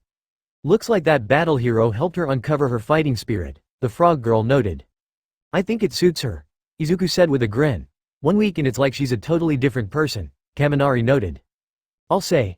Tada nodded. "But if you want about some people who really changed, it was those three," the Electro user said as he pointed at Iida, Shoto and Izuku. "Oh yeah. Heard about you guys rubbing into the hero killer before Endeavor arrived," Zero noted. "Faye." Izuku huffed as he folded his arms. "I would have been fine, MMPH," he started to say before Ochako hugged him tightly. "I was so worried about you," she exclaimed as she held him close. This caused the girls in the class to gasp as Izuku struggled to break free from her grip, mainly because he was unintentionally being suffocated by the girl's chest, which his head was currently smushed in. "If I die like this, I'll be happy." The immortal though, despite his position. "Ahem." Momo coughed. Not to be rude, Uraraka, but you may want to let go of Midoriya," she told her friend as Izuku kept struggling until he slowly died of suffocation. "You're suffocating the poor boy," she added. "Huh?" the gravity girl uttered before seeing his current state. No, don't die," she exclaimed in panic as she tried to get him breathing again. "Yeah, no, I know the hero killer was evil, but according to a video I saw he was super tenacious," Kaminari noted as Ochako kept fretting over Izuku. "He's kinda cool in a murdery, stabby kinda way," he added. "Kaminari." Tada hissed at him. "Oh, dude," he said apologetically, looking at Iida, whose hand was still injured. "No, it's okay," You're fine. The bespectacled boy said. I will admit that he was a tenacious villain. And why people thought he was cool, but even so, killing cannot be condoned, he continued. That he was. Shoto nodded in agreement. Now, everyone take your seats. Class is about to start, Iida told them. He's back. Tokiyami groaned. Nice going, Kaminari, Jiro hissed. Sorry, I'll try to keep my mouth shut, he sighed. Later, it was Hero Basic Training class and All Might was standing with the kids outside one of the training grounds. Everyone was in their costumes save for Iida. I am here. Hope you all are ready to return to our lessons. Feels like I haven't seen you in a while. Welcome back, the man said as he smiled at them. Today is Hero Basic Training. Now then, listen for what's in store. Today we're going to be conducting a little race. Be sure to take everything you learned at your internships to heart and apply it to this rescue training, he told them. If it's rescue training, then shouldn't we be at the USJ? Iida asked. No, that facility specializes in training for rescue after natural disasters. As I said, this is a race, so prepare. The muscular blonde replied. You'll be entering Field Gamma. This training ground is made up of a series of factories, creating an elaborate labyrinth. He continued. You'll be starting in groups of 5 at the outskirts. I'll be sending a distress signal and you do what you have to rescue me. The first to reach me wins. He continued. But try to keep the property damage to a bare minimum, please. He finished while slowly pointing at Bakugo. Why the hell is he pointing at me? He muttered. You know why. Izuku muttered in reply, getting an elbow to the ribs in response. As the first group got ready, Izuku cracked his knuckles as he let the camera catch his new threads, all while the others were talking about the group, which consisted of Mina, Ojiro, Iida, Shiro, and of course the Fox Sin. Iida's still recovering, right? Maybe he should sit this one out, Kaminari states. Yeah, plus everyone in the group has super good mobility, Kirishima nodded. That doesn't seem to be stopping him, Tada shrugged. I'd say that Midoriya is at a slight disadvantage here, since his quirk usually isn't mobility centered and so far is only good in short bursts, Momo noted. Yeah, that's my assumption, too. Jiro nodded. Who's your pick? I'm betting on Shiro, Kirishima said. Oh yeah? I got odds on Ojiro, Kaminari replied. I'm gonna bet on Ishido. Her acid seems like it'd be a good fit here, King noted. I still think Iida's got this one, Ochako said. Personally I think Midoriya has this down, Shoto stated, especially after what I saw him do in Hosu, he added. Huh? What are you yapping on about, icy hot? Bakugo questioned. You'll find out in a few moments. The dual element user replied. With that the match began and Shiro had an early lead. It's like this course was built with me in mind. He grinned as he swung above everyone else, right before a green blur zipped past him. What the? He exclaimed in shock as Izuku sped past him. Later, Shiro, the immortal, called back as he ran across a large pipe, his arms trailing behind him as his coat flapped in the wind before he had to leap off and start jumping around from ledge to ledge and building to building like a ninja would front tree branches. What in the world? Kirishima gasped in surprise, which everyone shared. Whoa! Those moves, he looks just like, Ochako said in surprise. Those are my moves, Bakugo said in shock. He got stronger while I was being groomed at that useless internship. Damn it. I'm falling behind, he cursed mentally. The Fox Sin grinned as lightning cracked around him as he moved. Okay. Time to crank this up to 8%. He grinned as he launched himself forward at blinding speed and as he flew across the field, and slammed face first into a water tower, causing a dent to occur in the shape of his body. However, due to how durable his body was now thanks to constantly regenerating, nothing was broken. Ooh. The ones observing cringed. That looked painful, Jiro commented as the boy slowly fell off the tower and onto the concrete directly below, birds flying around his head as he laid there, dazed. At least he didn't die that time, Kaminari said in a joking manner. Really, dude? Bakugo and Tada deadpanned. What? It's true, the electric boy defended. Shouldn't Midoriya's body be damaged and regenerating right now? Momo wondered. I haven't known him as long as Bakugo, Uraraka or King, but from what Midoriya's told me, his skin and body gets stronger every time he regenerates or comes back from the dead. Shoto explained. So theoretically, if he regenerates enough times, it could take nothing short of a nuke to take him out, he added. And he'd be strong enough to pack that kind of wallop, Bakugo amended. Back with Izuku, he slowly got back up as All Might faced him. You surprised me, he told the boy. Meet me after class, we need to talk. It's time I told you the whole truth, about me and one for all. He added. This made the boy look slightly surprised. Truth, he thought to himself. Later, in the locker room the boys were getting dressed and changed. That sure was a workout, Tada sighed. It's the first class that really had me glistening, Aoyama said. You flew on your pillow the entire time, King, Izuku deadpanned. I really gotta work on my mobility, Kirishima noted. You can also compensate by improving other skills, Tokiyami suggested. I wish I could use my quirk for speed, I'm jealous of guys like you and Zero. Kaminari said as Izuku thought about what All Might said, before King tapped him on the shoulder. What's up? He asked. Someone Shawshanked a hole in this wall, the Grizzly Sin whispered. You know what's on the other end, right? The girls' locker room, he added, getting the rest of the boys' attention, even Bakugo and Shoto. Shish, Kaminari hissed as he covered the boy's mouth. Are you crazy? They'll kill us, he hissed. No, spying on them in such a way is disrespectful, Iida exclaimed. Tada seemed to be really torn apart about this. Oh, I know it's wrong but curiosity is killing me. I don't know if I want to look or what, he said, scratching his head wildly. Images of Sue popping into his head. Shoto, meanwhile, had a red blush plastered across his face as an image of a naked Momo enters his mind, posing shyly and also blushing. Kaminari, Kirishima and Ojiro meanwhile had similar visions of Jiro, Mina and Hagakure respectively. Needless to say, curiosity was killing them. They then turned to Izuku and Bakugo, who could immediately recognize their unspoken words. For them to do the peeking for them since the two had the most "I don't give a fuck" out of them all at present. How is it that we're always the fall guys for this shit? Bakugo sighed. Because we literally give zero shits. The immortal replied as he shook his head. Sighing, the two walked over to the peephole and looked inside, both scanning the room for signs of life. See anything? Kaminari whispered. The two were silent for a second or two, right until the undead Fox Sin suddenly stumbled backwards as he experienced a nosebleed. Holy crap, Ochako looks fucking sexy, he thought with a dopey grin. Bakugo meanwhile was met with something much less pleasant. Gah! My eye! The explosion teen yelled as Jiro's earphone jack stabbed itself into his eye. Oh! The other boys cringed as he clutched his eye in pain. Elsewhere, meanwhile with the girls, they were still getting dressed. Ochako was blushing like crazy given the fact Izuku had just seen her in only her black bra and panties. She wasn't really mad. They had seen each other with little clothing on as kids, but she was still very embarrassed. Thanks, Jiro. Toru said. Despicable, we'll patch this hole up right away. Momo nodded.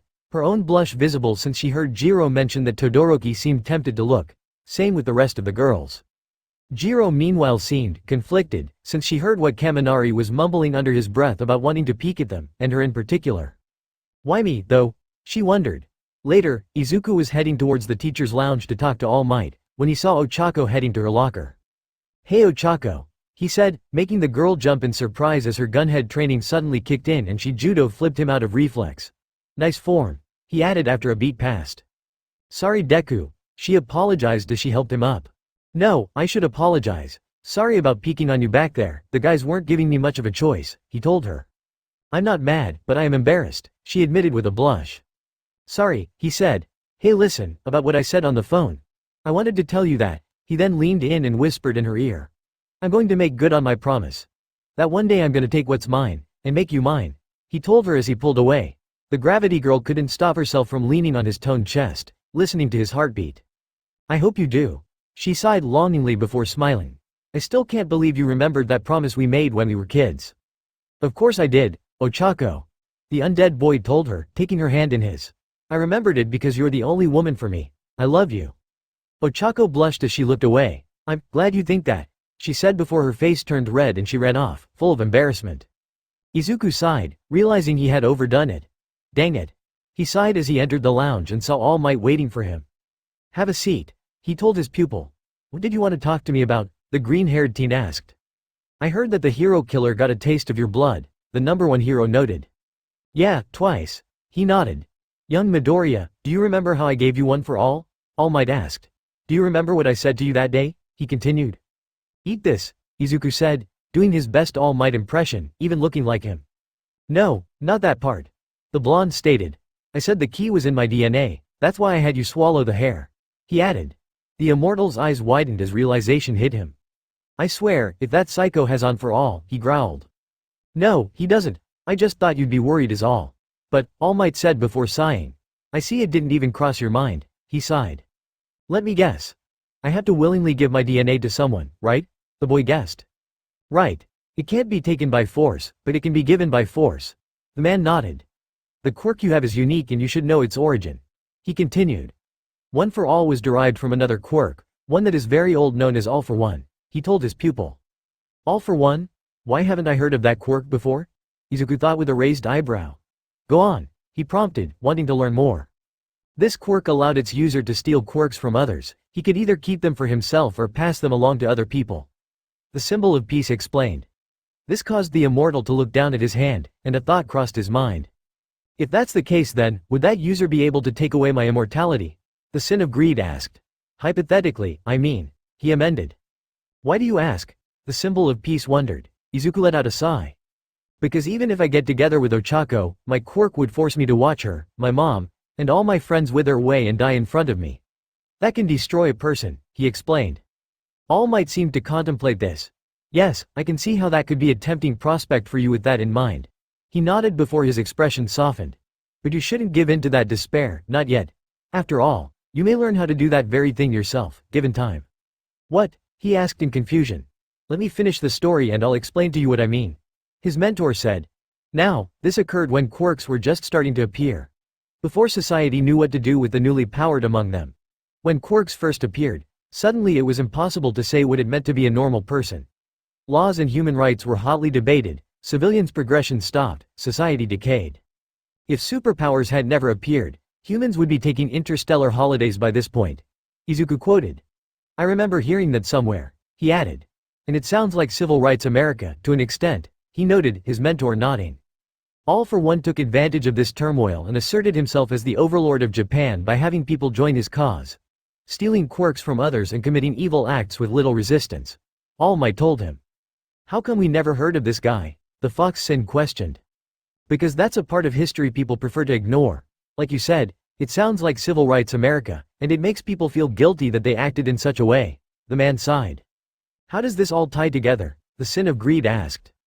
All for One can pass on quirks, remember? He would make people trust him by altering their abilities or giving them more quirks. Though some poor souls would break under the strain of this and become like living dolls, incapable of speaking. All Might explained. Just like Nomu. Izuku hissed, his teacher nodded before continuing. This man had a quirkless younger brother. He was small and sickly, but he had a strong sense of justice. They couldn't have been more different. The hero continued. It pained the younger brother to see his older brother's deeds, so he tried to resist him. He added. Then All for One forcibly gave a stockpiling quirk onto his sibling. We're not sure if it was a gift he was trying to give his brother. Or if he was trying to force him to submit, he added. What happened next? The teen questioned. The stockpiling quirk merged with a quirk that the younger brother had all along. A quirk that allowed him to pass on quirks. His teacher explained. And that is how One for All came to be. Well, that's unexpected. Izuku commented, not expecting One for All's origin to be what it was. And you mentioned something about me learning to give? He asked. Yes. I believe that if you take this as inspiration, you could learn how to use your snatch ability to learn how to give pieces of your immortality to someone else, instead of using it to only take. Just like the two brothers. All Might told him. Your quirks are very similar, it could be very possible, he added. Learning to do so is going to be a struggle. Izuku sighed before shaking his head. But if I can pull it off, it'll be more than worth it. He added with a determined look. I'm glad you think so. All for One was the same villain who killed my master and wounded me. I thought I had destroyed him, but now it seems I was wrong. He's back and he's working as the mind behind the League of Villains. The hero said as he stood up. I wanted to tell you this because you may have to face him yourself. As it is the purpose of One for All to stop All for One, he added. Then I'll do my damnedest to make the fucker pay, the Fox Sin growled. I'll do it for you, All Might, and Miss Shimura, and all the past users who came before me. I'll avenge them all, no matter what it takes, he added, clenching his fist. All Might looked like he wanted to say something, but he hesitated. Come on, you idiot, tell him, he thought to himself. He then looked at his student who walked towards him, that same determined look in his eyes. I'm sorry, young Midoriya, but by the time you face him, I won't be able to be by your side anymore, he thought before Izuku suddenly hugged him. I've lost too much already, All Might, so don't you go dying on me, alright? He said. I didn't heal your stomach just so you could keel over. He added. All Might looked at his hand, which had been slowly regaining its muscle mass day by day like the rest of him, before hugging his student back. I'll try to stay alive as long as I can, my boy, he replied. The next day, well, it's almost time for summer vacation to begin. Izuocha told them the next day. But don't get too excited, you can't just relax for an entire month, he added. Does that mean? Kaminari started, his body tensed. You'll be training while you're camping in the woods. the erasure hero said. I knew it, this is awesome, everyone cheered at hearing the news. It's like a giant sleepover, Mina exclaimed in delight. Baths, all the boys thought, imagining the hot bathhouses where the girls would be, blushes all over their faces. Fireworks, Sue said in intrigue. King blushed at the idea of watching the airborne explosions with her. And hot springs too, meow. Izuku grinned, eyeing Ochako as the thought crossed his mind. And s'mores, Iida added. Gulp and maybe, skinny. Oh lord, Kaminari gulped as he looked at Jiro, his face tomato red. However, Aizawa interjected as he activated his quirk, silencing everyone. If you don't pass the final exam, then you'll have summer school, he finished. Guys, let's all do our best to pass, Kirishima told his classmates. This is so stupid, Bakugo growled. Chill out, Kachan. It'll be worth it in the end, Izuku told him. The next day in class everyone was sitting in homeroom, and when Aizawa left the room. I've barely studied any this semester, both Mina and Kaminari said in unison. With the sports festival and internships I didn't have time to read the textbook, the blonde said in panic, as Mina anxiously laughed. The two had placed 20th and 19th in the midterms respectively. It's true that we haven't had very much free time, Tokiyami noted, he had placed 14th in the midterms. We hadn't learned much this semester so they weren't very hard, but I'm kinda worried about these, they probably won't pull any punches either. Sato added, getting a nod from Koda. Both had placed 12 and 10 in the midterms respectively. Well, as someone in the top 10, I've got nothing to worry about, Tada said with a smirk, having somehow placed 9th in the midterms. What? You placed 9th in the midterms, Mina and Kaminari exclaimed. Ah man, and I thought you were one of us, the pink girl whined. Don't you know that lazy dudes like you are only likable if they're kinda stupid? Who's gonna love you now? Kaminari added. I can name a few. The grizzly Sin shrugged with a grin. Cheer up Kaminari, we still got time to study, so we can still pull this off, Izuku told his friend. That way we can all go camping. It's no fun if there are people missing, he added. The Sin of Greed had somehow placed 4th in the midterms, despite his nonchalant and lax nature. Yes. I have high hopes that we'll make Ua proud, Iida nodded, placing 2nd in the midterms. And just how are we supposed to do that? The electric boy questioned. It's kinda hard to fail if you just pay attention in class, Shoto shrugged, he had placed 5th. Why you gotta cut me down like that? Kaminari said before Momo piped up. Hey, you two, if you want I can catch you up on the important topics, she told them, she was 1st in the class. You're the best Yao Momo, the two exclaimed. I'm not sure if I'll be any help with the practical though, she sighed, which was noticed by Shoto. I've been studying but do you think you can help me? I'm having trouble understanding quadratic functions, Jiro said. And classical Japanese is killing me, Shiro added. Is there room for one more? I'm afraid I'm falling behind a little, Ojiro chimed in. Pretty please? They asked the girl. They all need my help. I can make this into a study group? This is amazing. Momo thought giddily. Alright, let's do it, she said with a beaming smile. Sounds like I should be studying with her, Kirishima said as he sat with Bakugo. You think I don't know enough? Maybe I should beat the lessons into your skull, the blonde growled. I'm counting on it, the redhead said. Meanwhile Izuku sat on Ochako's desk. I'm not gonna be doing much this week, so do you want to come study at my place? He asked her. Sure, it'll be nice to see your mom again. The girl nodded as she thought about her childhood friend's crush's mom.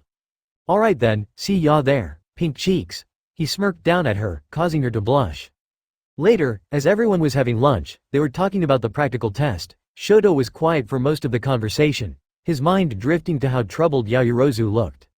However, their conversation was interrupted when Monoma from Class 1B walked by and slammed his elbow into the back of the Fox Sin's skull. The hell crawled up your ass and died? He growled. Sorry, your head's just so big it's hard to miss, Monoma said. Got something y'all wanna say, punk? The green-haired teen questioned. I heard you guys stumbled across the hero killer. Peeved, just like in the sports festival. Class 1A isn't happy unless it's at the center of attention. The blonde sneered.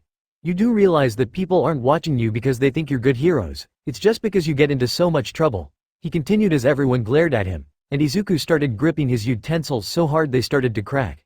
Here's food for thought. Someday we'll all be caught up in your mess. Then we'll all be unwitting victims. What horrible villains will you bring down upon us? What demons? He said before he was cut off. Shut your motherfucking mouth, you little brat. Izuku barked as he grabbed Monoma by the throat. What the hell would you know about fighting villains? Have you experienced a situation where it was do or die? Have you ever seen a villain up close? Have you seen how they have the ability to end your life? he all but yelled as he throttled the supposed bully. No? Then keep your mouth shut. As far as I'm concerned, you're just a bratty child with an inferiority complex, he finished as he tossed him to the ground angrily. The copying boy coughed as he fell to the ground. Kendo luckily caught his plate. You didn't have to do that. I would have handled it, she told the sin of greed. Too late, he stated as she sighed, grabbing Monoma by the collar. So I was listening. I know you guys are worried about the practical final and decided to fill you in, the ginger said as the boy in her grasp tried to shush her. Apparently we're gonna be facing robots like in the entrance exam, she told them. Kendo, you just gave away our strategic advantage, Monoma groaned. Shut up, Monoma, brat, the ginger and green-haired teens said in unison, causing them to look at each other before shrugging. Anyway, I would say thanks, but I don't think it would be a good idea to stick to that, Izuku said, much to Kendo's confusion. What do you mean? She asked. If it's robots now, then the faculty might change it at any time, making it useless info. The immortal explained, causing his friends to mutter in agreement. Yeah, I see your point. Kendo nodded after mulling it over. Sticking to info that could be rendered useless was admittedly foolish, and would throw them off their game. Later, alright. This'll be so much easier if it's just robots, Kaminari and Mina smiled. Such awesome news. The pink girl beamed. Why do you sound so happy? You both have a hard time controlling your quirks, Shoji told them. Yeah, but I can let loose if it's robots, Kaminari smirked. And melting them is gonna be a cinch for me, Mina chirped. Now all you'll need is for Yaoyorozu to help you study and you'll be all set for finals, Shiro smiles. It shouldn't matter if it's robots or real people. Why are you morons so happy? Bakugo shot back at the two. 'Cause it's easier, Kaminari shrugged awkwardly. Like I said earlier at lunch, that info could change. Don't stick to it, Izuku told them. Midoriya's right. We should be at least somewhat prepared for any changes, Momo nodded in agreement. Hey Deku. Bakugo said as he turned to his rival. I'm not sure what you did with your internship to get better with your power, but I want you to know, it's seriously pissing me off, he growled. And, the Fox Sin replied flatly, not seeing the big deal. We'll be getting individual scores, that means new rankings, so I won't hold back, I'll prove how much better I am. I won't have another half-assed victory like in the sports festival, the blonde stated, before turning to look at Shoto. And Todoroki? I'll kill you too, he growled before he stormed out of the room. Well, he's in a bad mood, King noted, more than usual, Kirishima nodded. Think it's impatience, or hatred? Tokiyami wondered. Later, as the days leading up to finals went on, Ochako stood outside the door of Izuku's house, ready for their study session. She nervously knocked on the door as she adjusted her backpack. The girl felt like her stomach was tied in a Gordian knot. The door opened after a moment, and there stood Inko, who widened her eyes upon seeing her and hugged her. Ochako, oh I was so glad to hear that you were alright sweetie, the woman said as she pulled back. How've you been? Are your parents alright? And how's your brother doing? She asked. I've been as fine as I could get, my parents are fine, and Taita is, well, Taita.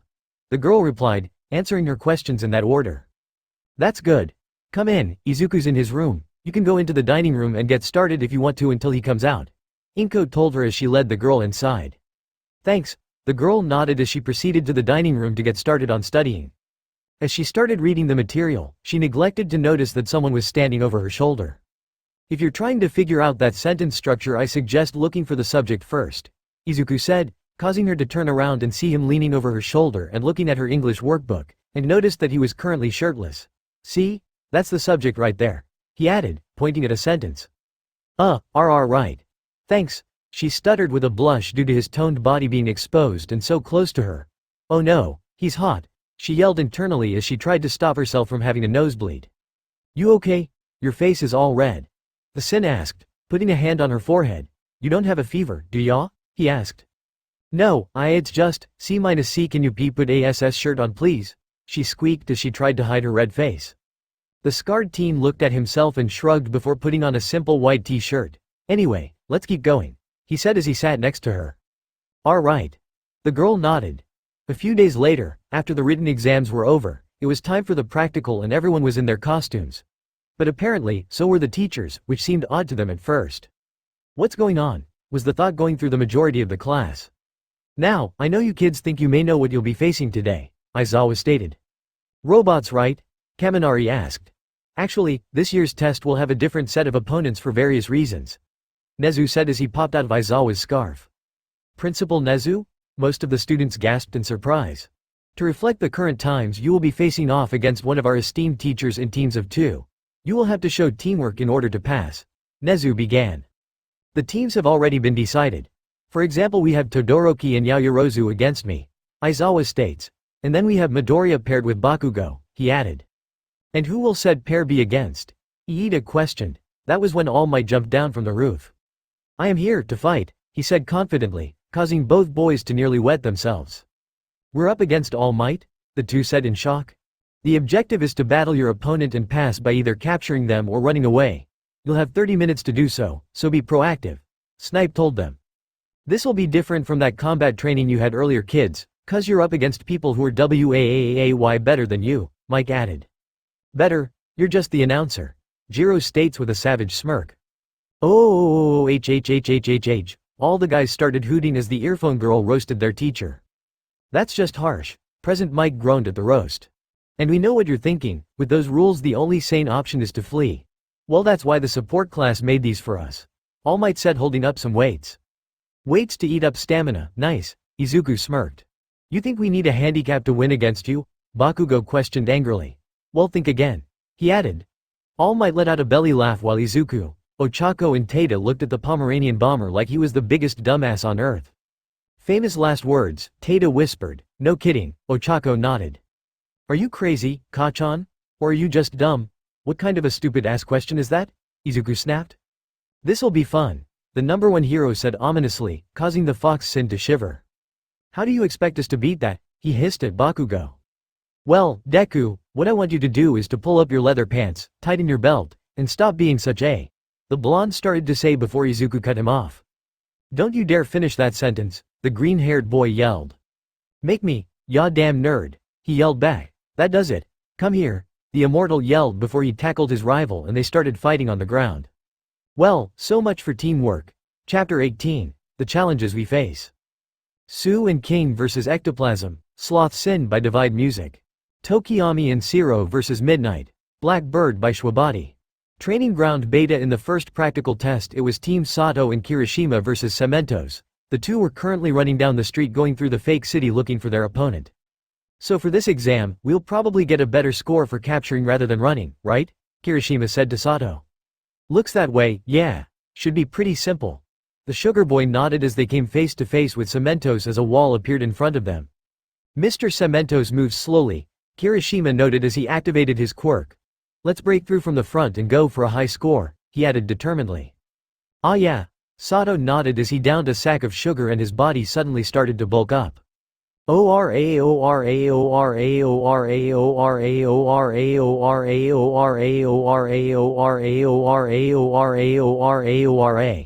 The two yelled as they started punching their way to the pro hero, but he constantly set up more walls for them.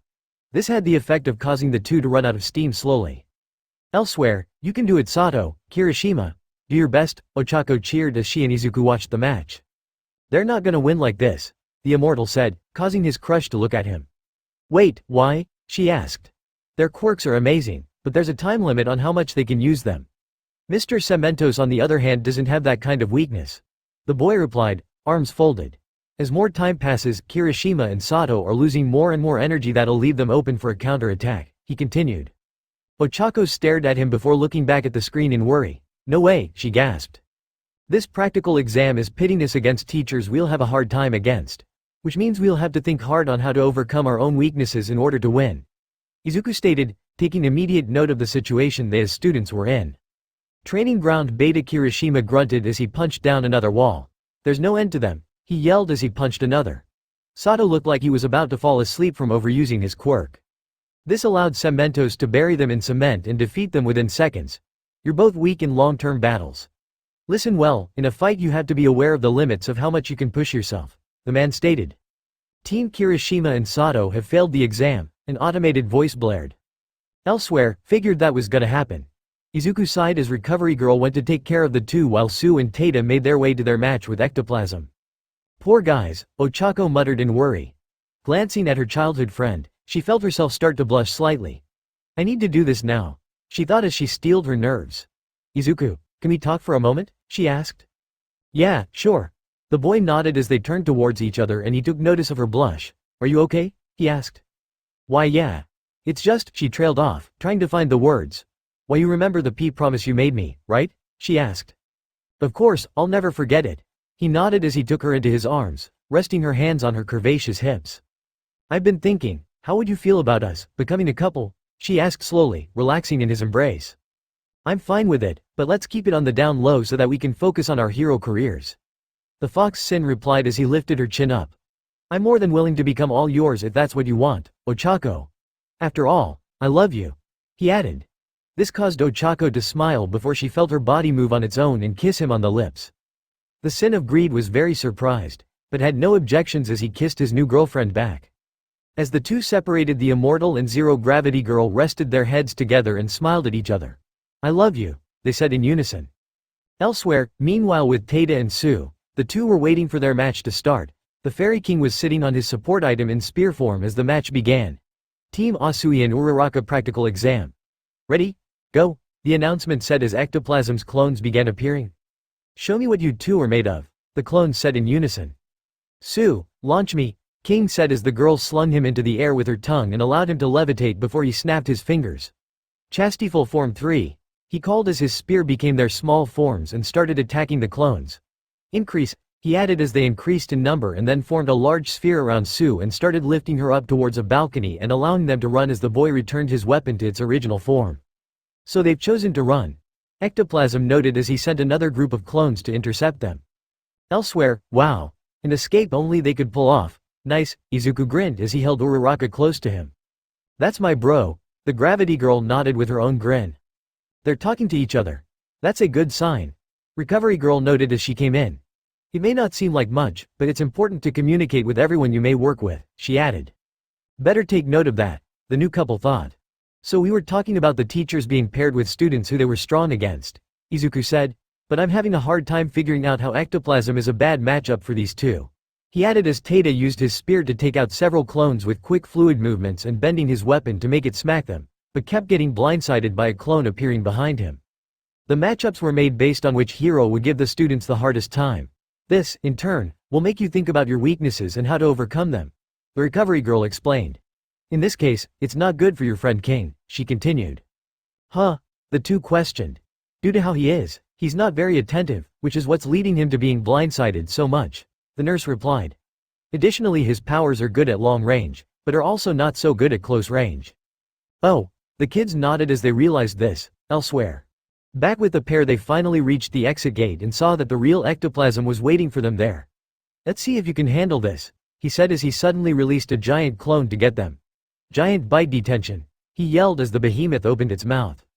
I don't think so, status demotion, King yelled as he snapped his fingers, which caused the clone to shrink down to half its original size. And now, Chastiful, Form 7. Mega Guardian, he added as his weapon turned into a buff form of its teddy bear form. King, wait, Sue called, trying to get his attention. However, it was too late. Ultra Guardian started fighting Ectoplasm's giant clone and it left the man open to be attacked. Sue, the boy said as he pulled his partner behind a pillar. Do you have the cuffs? He asked. In my stomach, yeah. Why? Are you gonna use them? The frog girl asked. Why do you? Never mind. Yeah, I'm gonna use them, the Grizzly Sin replied. Alright, just don't look, the girl told him as he turned away and she spat out the cuffs. Taking the cuffs from her, King flew around his guardian and Ectoplasm's clone while carrying Sue and straight to the real Ectoplasm and started trying to outmaneuver him so he and his partner could handcuff the man's leg. They did so by having Sue grab him with her tongue, and when he tried to kick Taida away, the boy quickly slapped the contraptions onto one of his peg legs. The pro hummed as he looked at his cuffed leg. Well done, you two, he commented. Thank you, sir, the two said in unison.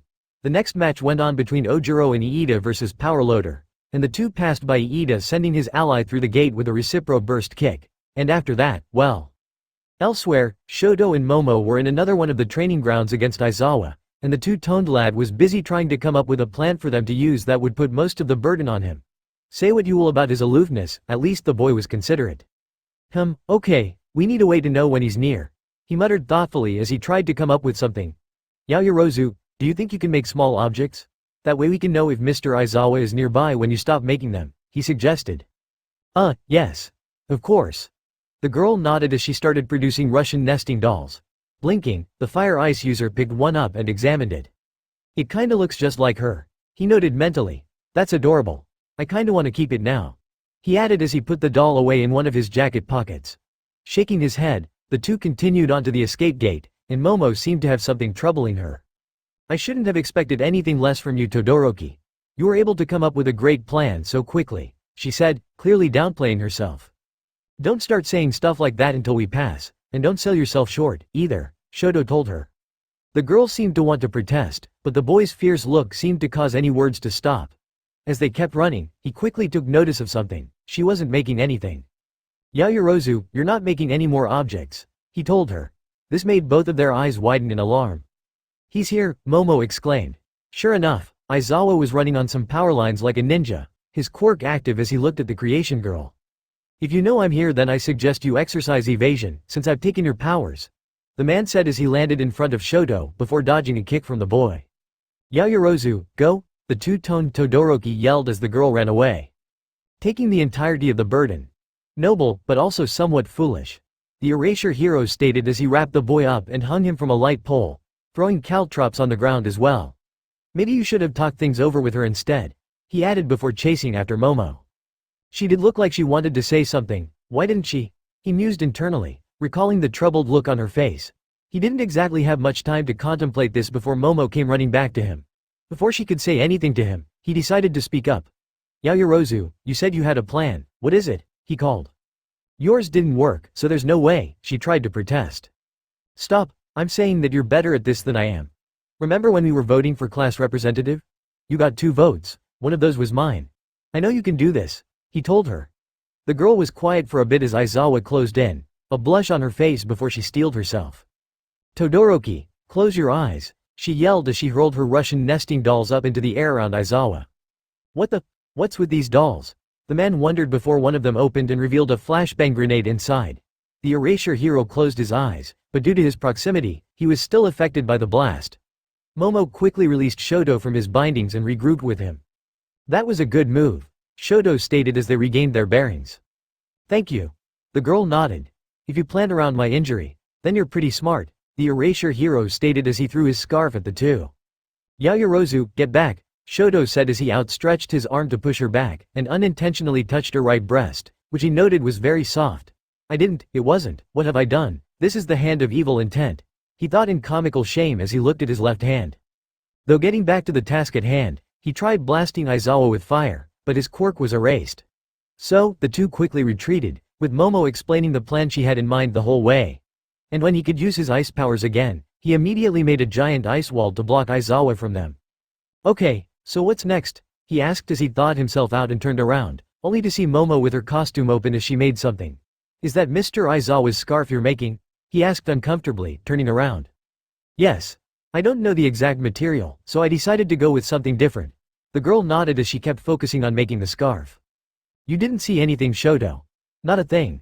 Nope, nothing. You definitely didn't see what you thought you saw. The boy thought as he sweated nervously. They're bigger than nothing, he corrected himself mentally. Okay, the scarf is ready. Just give me a moment to make one other thing, she trailed off before producing a small catapult. Right. The boy nodded as he was blushing like crazy. Later, Izawa continued to wait for the two's next move, when he saw 2 figures covered by black cloth running out from behind the giant ice wall and towards the entrance.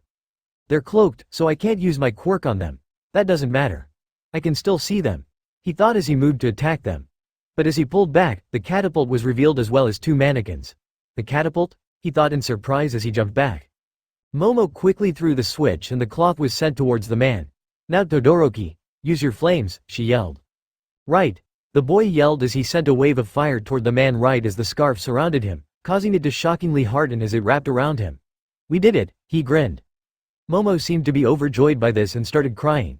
Yaoyorozu, are you alright? He asked in concern. Yes, I'm fine, she told him, giving him a look that looked adorable. Shit. She's cute when she's crying too, the boy said mentally. This girl will be the death of me, I'm sure, he added. Team Yaoyorozu and Todoroki have passed the exam, the automated voice blared. Later, now Aoyama and Ochako were currently being sucked in by 13. Oh man, we were so close, the girl cried as she held on for dear life. I may be terrible at combat, but I'm excellent at capture, the space hero stated. I guess you could say this quirk really sucks, doesn't it? Aoyama quipped as his mask flew off and was turned to dust. Are you serious right now? Ochako questioned in disbelief. Always, and besides, we're not in any trouble because I can do this, the blonde said as he fired lasers from his knees to try and hit 13, only for it to get sucked up. I'll suck that up too. And break it down at a molecular level, 13 said as she walked forward. This is no joke, the boy gasped in surprise. What is your problem? The girl yelled incredulously. I have no flaws, Aoyama retorted. Come on, think, what would Deku do in this situation? She thought as she tried to come up with something. Hey, the blonde said to her. Not now I'm thinking, she yelled. About Izuku Midoriya. Oh, how sweet, he asked, causing her to look at him. Is it because you like him? He asked. These words echoed through the girl's mind for a few seconds before her eyes widened and her face suddenly burst into a dark shade of vermilion. How the heck does he know? She thought as she accidentally let go to cover her face. 13 saw her let go and quickly stopped using her quirk. Ochako quickly recognized the opportunity presented to her as Gunhead's lessons echoed through her mind and quickly brought out the cuffs before she pinned 13 to the ground and cuffed her. Gunhead's lessons just happened to come in handy here. I'm a mini battle hero, she thought. Elsewhere, meanwhile with the others everyone cheered as they saw the two win. That's my girl, Izuku thought with a grin. Awesome, she used 13's quirk against her, he grinned. Way to go sis, Taida added. Sue, however, didn't seem convinced. This feels a bit too easy, she stated. It looked like Ochako just lost focus and let go. What makes you say that? Taida asked. She and Aoyama looked like they were talking. Whatever he said seemed to have made her let go for whatever reason, the frog girl explained. Why do I get the feeling that I already know what he said? Izuku thought as Momo and Iida walked into the room. Oh, hey guys. Welcome to the observation room. The immortal greeted the two. Hello Midoriya. Iida said to his friend. So who's up next? Taida asked as they looked up at the monitor. Kaminari and Ishido are up next, against Principal Nezu, Momo explained. I get the sneaking suspicion that this is gonna be one-sided, Izuku commented idly. Elsewhere, with Kaminari and Mina, the two were running through Field Gamma and both decided to just run. However, as they made their way to the escape gate, creaking was heard until section after section of the industrial labyrinth started falling on them. What the fuck? The electric boy yelped in surprise. Kaminari, what the crap is going on? Mina yelped as the two started running for their lives from the concrete and metal avalanche. I don't know, but I'm guessing our opponent is behind it, he replied as they kept running. Meanwhile in a crane in the distance, Nezu was relaxing in the contraption with a cup of tea. If one had to hazard a guess it was probably Lopsong Souchong black tea. Why yes, I am. The good-natured mouse smiled happily. Observation room. The principal looks so comfortable in that crane, Iida said in surprise. Is he using the environment to his advantage? Taida noted as the buildings continued to collapse around their admittedly unfortunate classmates. Looks like it. Izuku nodded. I've heard about Nezu's quirk from All Might, and based on what I've heard, Mina and Denki are doomed to fail, he added. What do you mean? Taida inquired. Nezu's quirk basically makes him a military-grade calculator, and if I'm right, he's using calculations to fight. The green-haired teen explained. That's gonna make this a losing battle for Mina and Kaminari, he finished. Midoriya is correct. With that in mind, the principal could have easily predicted their moves, Momo nodded. Elsewhere, back with the exam, Nezu was going nuts with the demolition. There's still a way out, dear students, come on, use your heads. Work those hero brains. He cackled as the carnage got worse. Run! Mina yelled in panic as she and her friend ran for their lives. This continued for 30 minutes until the time finally expired and then the team lost, making the two cry in dismay. Elsewhere, poor guys, they didn't even see it coming, Taida said. Was this even a match? Izuku wondered, which was a fair question given how one-sided it was. It was then that Ochako entered the room.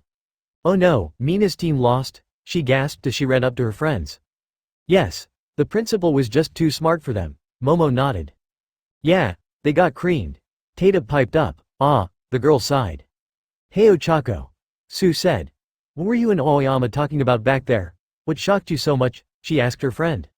Nothing important. The girl squeaked, her face turning a shade of rose red. Izuku sighed as he facepalmed. I fucking knew it, he whispered. Later, two matches went by pretty quickly. Shoji and Hagakure were able to capture Snipe by the former distracting the man while his partner snuck up on him, though the shooting hero was unfortunate enough to bump the invisible girl's chest with his elbow, drawing the anger of said girl. Second was Koda and Jiro, who were able to escape Present Mike by the former overcoming his fear of bugs to have them attack Mike and cause him to go catatonic from being swarmed by every bug imaginable.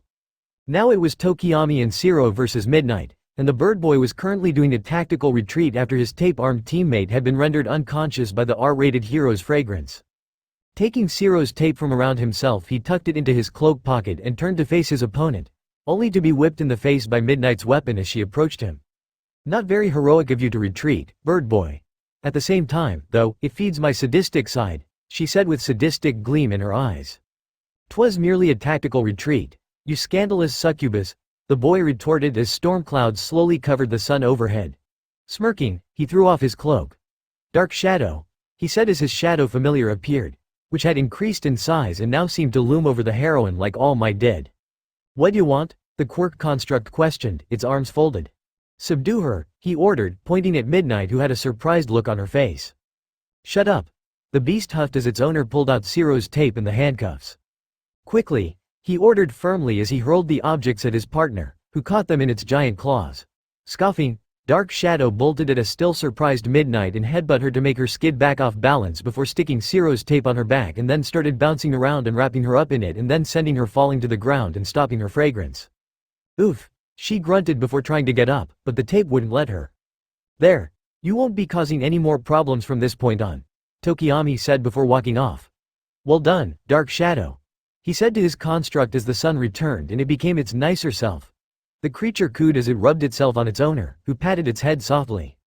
Later, Izuku turned to go to his testing area, and was met by Ochako running up to him into the hall before he left. Good luck, she told him, kissing her new boyfriend's cheek. Thanks, babe. The boy smiled as he kissed her forehead before taking his leave. Unknown to them, Tato was around a corner and saw the whole thing.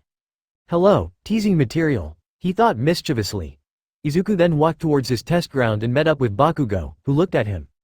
You ready to win this, Kachan? The Sin of Greed asked. Hey, I was born ready, Deku.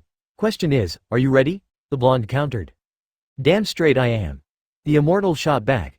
Now let's do this, partner. He grinned as the two bumped arms. Oh fuck the hell yes. The explosion boy grinned madly as the two ran towards the gate, and towards All Might. Chapter 19. Can't Die Anyway. Bakugo and Izuku vs All Might, Anyway by Divide Music. Review replies Evanonymous. The lack of logic in this dynamic you set up with Tata is kind of painful, my man. His actions have the thought processes of a mentally challenged duck behind them, and it makes the character kinda grating. Also, just a heads up, you often flip between Ochako having been alive and growing up alongside Tata, then with Tata believing she had been dead the whole time just as Izuku did. It makes it very difficult to try keep any coherence to the plot. Good luck to ya mate. Dragon Emperor0. I'll just chalk the latter case up to just misreading the context because we were careful to make that clear. But in the case of the former, piss off. If Tata's dynamic and thought process was that bad, I'm pretty sure more people would have pointed out that same conclusion to us. Thermal Sniper N7. Right. Duriel 999. So, that L during the festival by Izuku was entirely contrived. It didn't feel natural given the nature of the story and Izuku's character. If he'd been thrown out of the ring by an attack, okay, that's believable. But to just suddenly get tired when after all that's been seen of him say, nah. It just smacked of an L for the sake of maintaining the plot beats. Very unsatisfying. Dragon Emperor0. This guy does know how Ban's abilities work, right? Thermal Sniper N7. Probably not. Dragon Emperor0.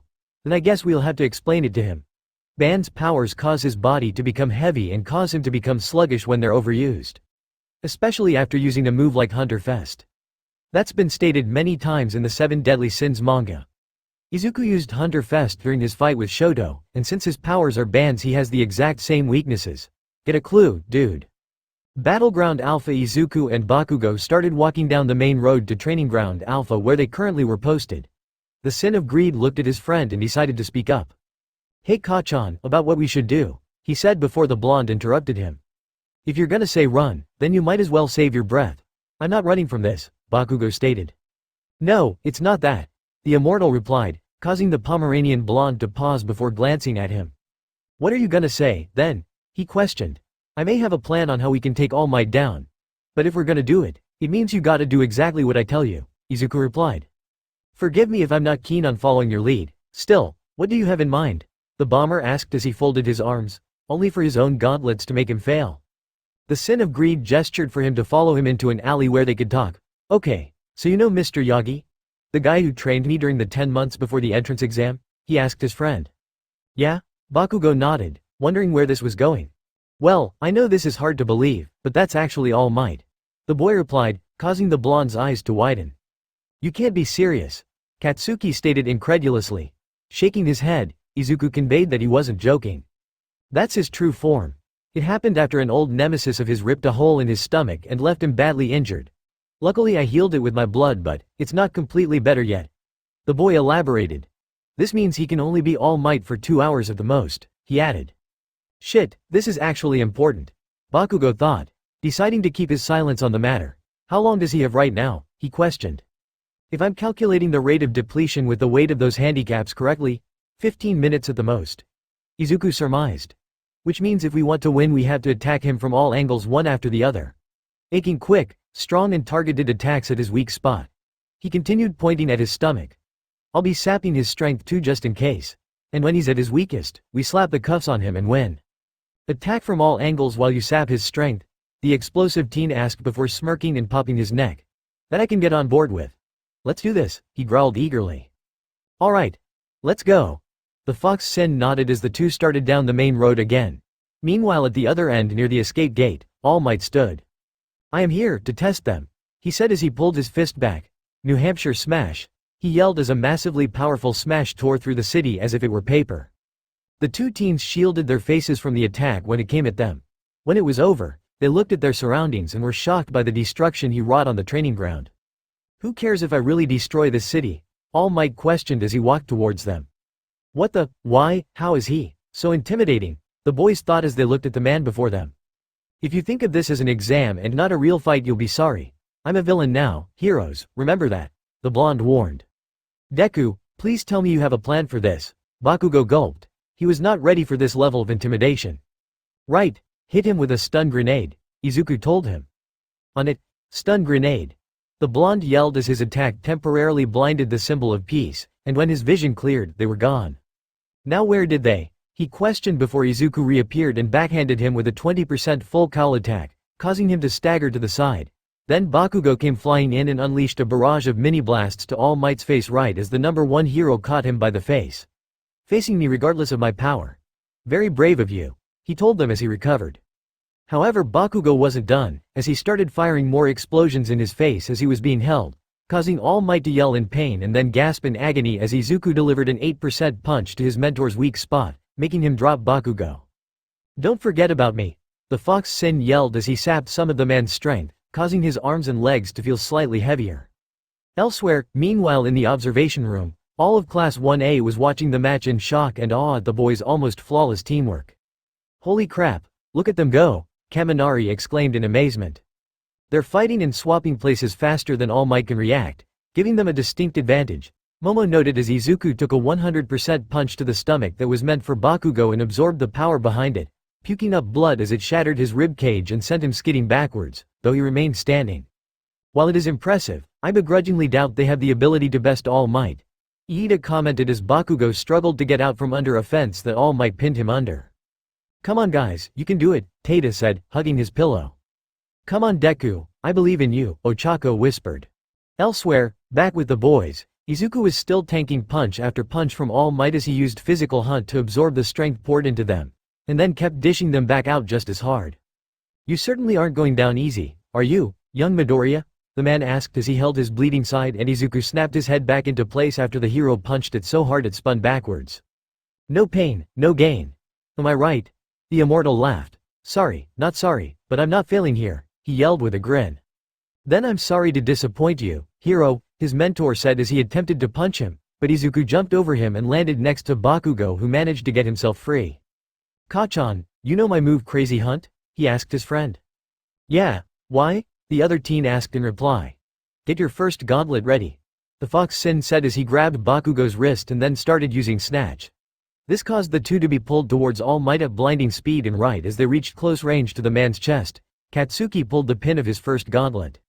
Eat this! The Pomeranian bomber yelled as the blast was unleashed. The high velocity and the impact of the blast hit All Might like a truck and sent him flying backwards as the boys appeared behind him. "Get your other gauntlet ready, we're going again," the immortal told his teammate.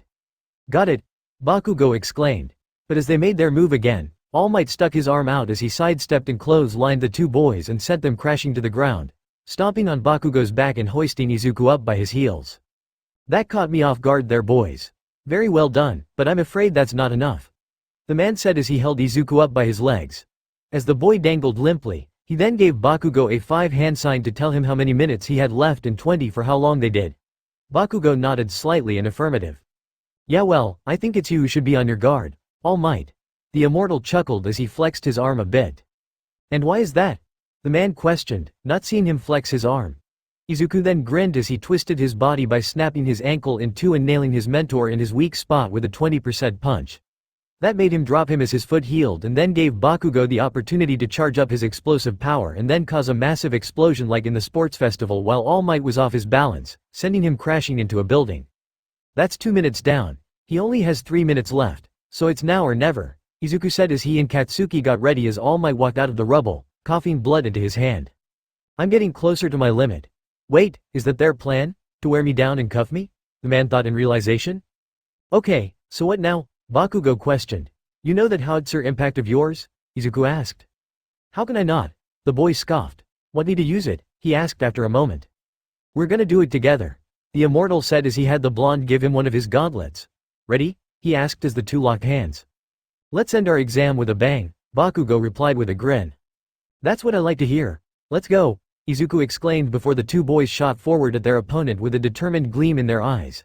The immortal then launched himself and Bakugo into the air with an 8% jump. Then Bakugo started blasting them around in a spiral to gain speed as a funnel of smoke surrounded them. "Roswell, howitzer," the two boys said as they charged up. All Might's eyes widened as he tried to get away, but steam started coming from him as he coughed. He was out of time. "Impact, smash," the boys add as they threw attacks at the man with all their might, causing their hero to be blown through the building behind him as a massive explosion occurred. "Observation room, holy shit," Kirishima yelled in surprise when the blast occurred. "Yes, they actually worked as a team," Ochako cheered happily. "It seems like they might stand a chance," Tokiyami noted. Battlefield Alpha both Izuku and Katsuki panted as they stood slumped over in fatigue as the smoke cleared. And luckily All Might was still kneeling in the rubble in a coughing fit as steam poured off him. He was on the verge of changing back. "Deku, is now a good time?" Bakugo asked between pants. "Yeah, looks like," the green-haired teen nodded tiredly. The two then walked up to their idol and slapped the cuffs on him. "Team Midoriya and Bakugo have passed the final," the automated voice called. "Hey, hear that, Kachan, we nailed it," Izuku breathed before collapsing to the ground and falling unconscious. "I heard, you damn nerd," Katsuki breathed before falling unconscious as well. Later, the next day at class everyone was in class waiting for Aizawa, and Sato, Kirishima, Kaminari and Mina all looked devastated because they wouldn't be going to the training camp with everyone else. "Everyone, I hope, you'll tell us how fun camp was," Mina sniffed as she cried in dismay.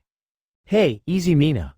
A last-minute decision could happen," Izuku told the distraught pink girl. "Or unless Aizawa-sensei decided to pull another logical deception on us," he added thoughtfully. "Stop Midoriya, by saying that out loud you're just jinxing them," Zero told him. "They said that everyone who failed had to stay here in summer school hell. We all failed the practical so there's no way we're gonna pass. Don't you get it Midoriya?" Kaminari growled. "Or did All Might knock all the brains out of you?" he yelled as he tried to poke the immortal's eyes out, only for Izuku to grab his wrist and twist it hard. "Try that again, and I'm removing this hand, got it?" he growled as the electric teen yelped in pain. "Hey, knock it off guys, I may not be able to go either," Zero told them. "Our team only passed because of Tokiyami, I got knocked out. And since we don't know how we're being graded I may not have passed after all," he added.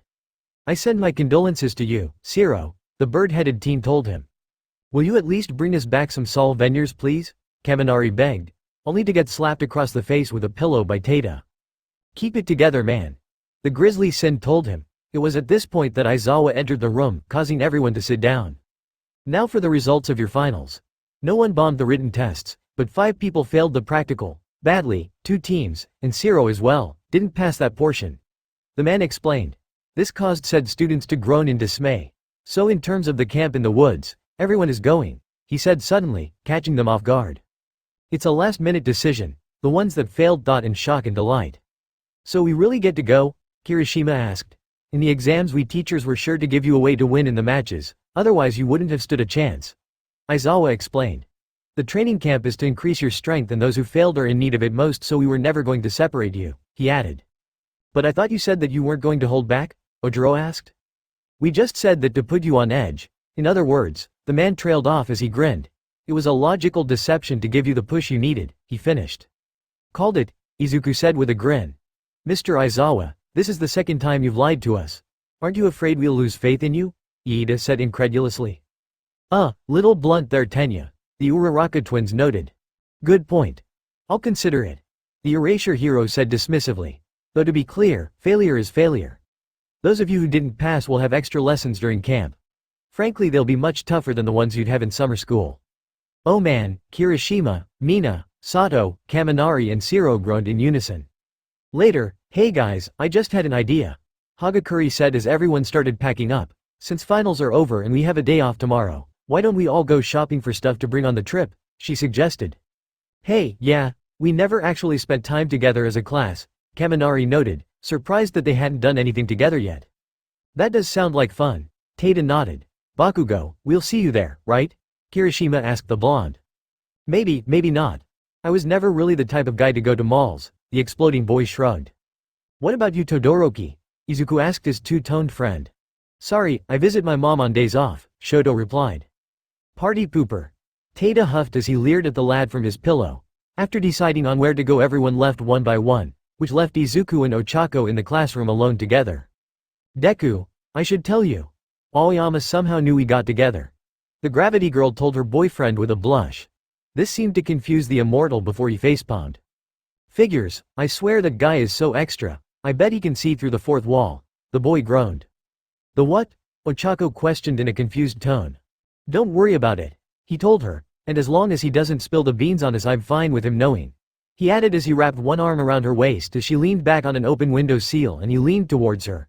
As long as it doesn't interfere with us, or our schoolwork, I don't care if he knows or not. He continued as he started leaning in closer. Likewise, Ochako leaned closer to him until both their lips met. Though when the round-faced girl grabbed her boyfriend's face, she accidentally made him start floating. This did little to dampen their mood as they continued kissing while the boy was upside down until they separated for air, smiling at their current situation, until the door opened and Izuocha walked in. Ochako quickly turned around to look natural and let go of Izuku by mistake. Ochako, finish whatever you're doing and leave, it's late, he told her. Yes sir, she said as he left, only to look out the window and see her boyfriend floating higher and higher into the sky while yelling all manner of unholy and blasphemous profanities all the while. Oh crap, she groaned. After getting Mei Hatsume and Shiro before they went home, she quickly got the two to help her get the sin of greed down. He's about to enter the stratosphere. You should probably drop him and chance it. The salmon-haired mechanic commented as she used her quirk to keep an eye on him. No, Ochako yelled as she looked through a pair of binoculars. What the hell were you two doing in there anyway? Shiro questioned as he tried to shoot tape at Izuku. Just focus, you two, the gravity girl ordered, the next day. Class 1A- Bakugo and Shoto were all at the shopping mall to get what they needed for camp. Izuku was currently with Ochako looking for what she needed, which was sunscreen and bug spray. So what are you looking for? The girl as she carried her bags. Just some heavier ankle and wrist weights, and maybe a new 3-section staff to replace my old one until the one I ordered from the support course is finished, he shrugged. Is there even a store here that sells weapons? The girl wondered. Beats me. The immortal shrugged. But still, do you feel like splitting up so we can speed up our shopping? He asked. I mean I got what I need, but I guess we can split up for now. Ochako nodded as he kissed her on the head. See you later then, he told her as he left to go into a couple stores. After about 20 minutes of searching he found what he needed and then started walking towards the waiting area when someone approached him. Hey, fancy meeting you here. The person, a man, said in a friendly tone that caused the hair on Izuku's neck to stand on end. Same to you, Tamura Shigaraki. The immortal said as the man draped his arm over his shoulders. Ya know if you're trying to assassinate me all inconspicuous like, you're doing a horrible job at it, he added dryly. You got the wrong idea. I'm just here to talk. The villain replied. I'd threaten you, but we both know that won't work, given our last meeting. He added, knowing that Izuku wouldn't be fazed by a death threat. So you can learn. The boy notes as they sat down. What is it you want, anyway? He questioned as Shigaraki placed his hands in his lap. To talk about one thing. Convictions. Tamura replied. Just look at Stain for example. He's the hot subject on everyone's minds, and it pisses me off. He hissed. Why, though? He told me that I don't have convictions. I'm destroying the things I don't like. Isn't that enough? He ranted quietly. I thought Stain was with you, Izuku remarked with a raised eyebrow. Not technically, but that's what the media made it look like. Shigaraki sighed. What makes us so different? Stain's basically doing the same thing I am, he questioned. I think it has to do with the fact that people can understand his views and why he was so driven to carry them out. He had a drive that you lack. The immortal stated. He was inspired by All Might right down to his scare tactics. That's a pretty clear difference, he added. Shigaraki was silent for a moment before he nodded. I see, and what about you, Fox Sin? Mr. Sin of Greed. What makes you so heroic with a moniker like that? He asked. Why aren't you seen as a villain? That's the thing about greed itself. Izuku chuckled. Most think it's something that revolves around money or power, but that's not the case. It can be attached to anything material or abstract. Like a child wanting his parents to live forever, for example. He explained. That kind of greed shows how much families love each other. And my greed? It's one attached to my heart. The greed I have is one of love, he continued. Interesting, the blue-haired man said as he slumped forward. So the hero killer and you were inspired by All Might. Explains your crazy convictions, and it explains a whole lot more, he continued as he looked at the crowd walking around. Oh yeah, it's all coming together now, he added as his mind began connecting the dots. I don't like that crazed look in his eyes, Izuku thought as the man smiled in the creepiest way possible. I can't thank you enough, Midoriya. That really takes a weight off my shoulders. Shigaraki smiled. As he placed a hand on the boy's shoulder, one finger away from it.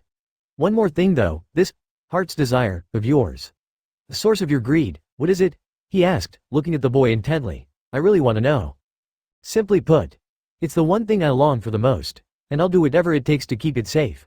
If anyone tries to take it from me, he trailed off as he glared into the villain's eyes.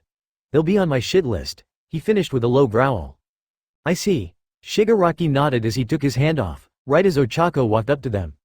Hey Deku, are you, okay? She said before she saw Shigaraki and the color drained from her face as a look of pure terror appeared on it. Izuku was quick to try and calm her. It's okay Ochako, we were just talking, he said, though perhaps too quickly because Shigaraki quickly picked up on this. Heart's desire, located. The man thought as he looked right at Ochako. Then at Izuku again. Well, see you around, Midoriya. And good luck with finding what your heart wants, he said as he walked away, slowly disappearing into the crowd. Deku, WW was that? She stuttered fearfully. Yeah it was, sadly, he sighed tiredly. It had actually taken a lot of willpower to not attack him with so many people around, lest he risk their harm. The Gravity Girl slowly walked towards him before she fell into his arms, absolutely terrified of what had just occurred. Izuku quickly held her tight, trying to calm her as she shook madly as he stroked her hair. Later, after what happened, the students notified the police but Shigaraki was nowhere to be found. After that, Tsukiochi did a brief interview with Izuku about what he and Tamura talked about, which the man was now going over. From the sound of this, it sounds like he's a child trying to build his life. The man mused. Though his interest in your convictions and desires in particular is rather troubling, he noted. You're telling me, I did not like the look he was giving Ochako before you left. The Sin of Greed nodded. In any case, this will be helpful. Thank you, Tsukiochi said in a grateful tone. After that the two went outside where Izuku saw All Might running up to them. Young Midoriya, the man said as he ran up to him. Thank goodness you're safe. He sighed happily as he hugged the boy softly. Yeah, I'm good All Might. The boy nodded before he reached into his pocket. Here, these are healing pills made from my blood by Recovery Girl. They should help you continue to heal, he told his mentor. All Might looked at the pills. He actually was starting to look like a normal person in his true form now, so this would definitely help him finish. Thank you, young Midoriya. He smiled, right as a police car door opened and Inko Midoriya came running out of it. Izuku, she exclaimed in worry as she ran to him. Izuku, baby, the woman cried as she hugged him. Easy, mom. Easy, the immortal said softly. I can't do this anymore, sweetie. I can't handle another scare, she cried as she continued hugging him. The immortal smiled as he rested his chin on top of her head and continued to hug her tightly. Mom? The boy asked after a moment of silence passed. Yes, sweetie? The woman responded. My chin is on top of your head, he said cheekily. Inko responded to this with a giggle as she started tickling Izuku, and the two men watching them smiled as the tension left them. It would seem that everything would be just fine. Elsewhere, as Ochako got into her pajamas, King floated towards her as he laid upside down on his floating pillow in his own green triangle-covered pajamas. "So, how's it feel dating your kindergarten crush?" the Grizzly Sin asked, a sly grin on his face. What are you talking about?" the girl yelped with a blush. "Oh, just the fact that I caught you kissing Izuku before you left for his exam," the lazy boy replied as he continued to grin. That doesn't mean anything," she snapped. "The hell it doesn't, but don't worry, I won't tell anyone. I'm just glad I finally don't have to worry about your romance problems," King said with a yawn as he floated away. "Just be careful," he added before falling asleep. Ochako then climbed into bed and turned over, as images of her and the immortal powerhouse getting frisky and steamy in the woods plagued her mind due to King's words. "Oh no," she whispered in dismay as she fell asleep. Chapter 20. Save the World with Love Review Replies. Riot Bringer. Well, I can't say for others, but I personally like this story. The plot is great and the grammar is pretty good, so I see nothing but a great story by a couple of hard-working mates, so thank you for your hard work. Thermal Sniper N7. Thank you. Dragon Emperor0. You have no idea how much this makes us, and especially me personally, feel better. I've always been confident in what I've been writing. Now I feel like my confidence wasn't misplaced. Stronghammer 474. So I accidentally clicked on the first op to start the thing, and I thought that the whole thing was gonna be like that before I realized I was on the wrong chapter. I was pleasantly surprised. Dragon Emperor0. Don't worry. Happens to the best of us. Smiley face. Thermal Sniper N7. Plus, pleasant surprises are nice when they happen, aren't they? Luckless Block 86. I really enjoy this story. Sometimes I get confused, but that's just because I haven't seen 7 Deadly Sins in a while. Don't let the haters get you down, this story is good. Dragon Emperor0. Glad to hear it. And thanks for your kind words. And please, next time you feel confused, don't hesitate to drop a review saying what confused you. Or shoot us a PM. We'd be happy to explain anything you need to the best of our abilities. Thermal Sniper N7. He said it best. Dextheronin. I like this story. Dragon Emperor0. Glad to hear it. Abyss Dragonslayer 777. I personally like this story and can't wait for new chapters. Screw all these haters, please don't let them get to you. Dragon Emperor0. Thank you. And don't worry, from now on, that's exactly what we're gonna do. Haters be damned. Thermal Sniper N7. Damn right. Kakarifers. I dropped this story way back, but curiosity got the better of me on looking at the reviews to see what others had thought about the story. Honestly, I think you two really need to work on yourselves some as well. You deem others' name calling and the like to be harassment, but 2 wrongs don't make a right at all. You're doing the same exact thing here by naming and shaming and calling users assholes. I quote you. You just lost all credibility when you resorted to personal attacks. What you're doing when you reply to negative reviews in these chapters like this are the same exact thing. Instead of responding in a professional manner, you're lashing back out at them, calling their review irrelevant, etc. People can read between the lines on negative reviews, trolls. They know what the author really thinks about them, but it speaks volumes of your maturity when you respond like you two have been. I actually did glance back at a previous chapter to see if things had improved at all, to see if you'd taken any criticism from others into account. Honestly, it seems you haven't at all. Chapters are lacking depth and continuity. There's no scenic descriptions or details to keep the reader engaged, just snippets of dialogue between characters. It makes things dry and one-dimensional. Think back on books you've read in the past. Did they follow this kind of format? I also see the opening is still around. While you have your artistic liberties with your stories, it seems to be a problem to users as well. It detracts from the story more than it adds. When I went back to the previous chapter and finally scrolled through the opening snippet, a sixth of the chapter had already gone to it. Honestly, it feels like it's there to inflate the word count of each chapter at this point. If readers are frustrated with it, and you're frustrated with trying to format a page break for it, why bother including it at all? What does it add to the story? I stand by my previous review. This is a text medium, not a visual one like anime. All this said, I stand by the fact that you're free to do as you wish, but I felt the need to point out that you're being very hypocritical with your actions against your readers. I get that negative reviews can be frustrating, but there are other methods in which you can address them without stooping to their level. Calling out a reviewer directly by name and asking your other reviewers to pick sides on it, yeah. Just no seems witch hunt wide to me honestly. You have other methods available to you besides a public name and shame. It's unneeded drama. Dragon Emperor0. Well, news flash pal, I removed all the openings except the sections that are just the openings by themselves. And my stress levels have been through the roof because of the toxicity I've been getting. Happy now. And we were calling out the people who crossed the line, we weren't naming and shaming. We aren't obligated to sit there and take this bullshit. Thermal Sniper N7. If, and more than likely when, I decide to put openings in some of my stories, don't expect me to listen to complaints about them. Dragon Emperor0. And another thing, the reason why there isn't a lot of scenic descriptions or details to keep the reader engaged, as you called it, is because this is a fanfic. Most people who read it probably already know the show and its background, so we don't really see the need to describe it every time.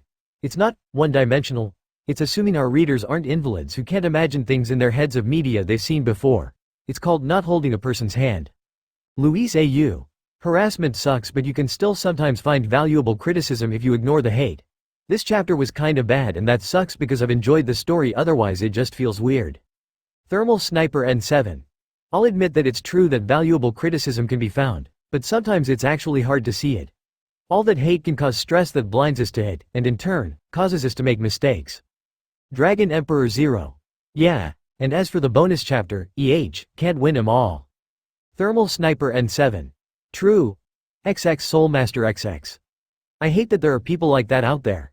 But nevertheless, I happen to enjoy your stories and frankly don't care what other people think. Really the only options there are ignoring them or blocking them. Dragon Emperor0. Thank you, and you are 100% right. Thermal Sniper N7. What he said. Super Shattuck 2002. You're right.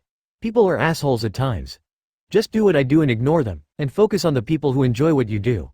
And if they can't learn to leave you alone, then ignore them too. They'll get the idea after a while. That being said, good work on the story, you too, and keep up the good work. Dragon Emperor0. Glad you think so. And I believe you're right about only focusing on the good people. Because in the words of Moses Maimonides, I'd rather speak with one intelligent man than 1,000 fools. Not to call the actual good critics fools, but I just thought it was an appropriate quote. Thermal Sniper N7. That's a pretty good one too. UA Faculty Lounge.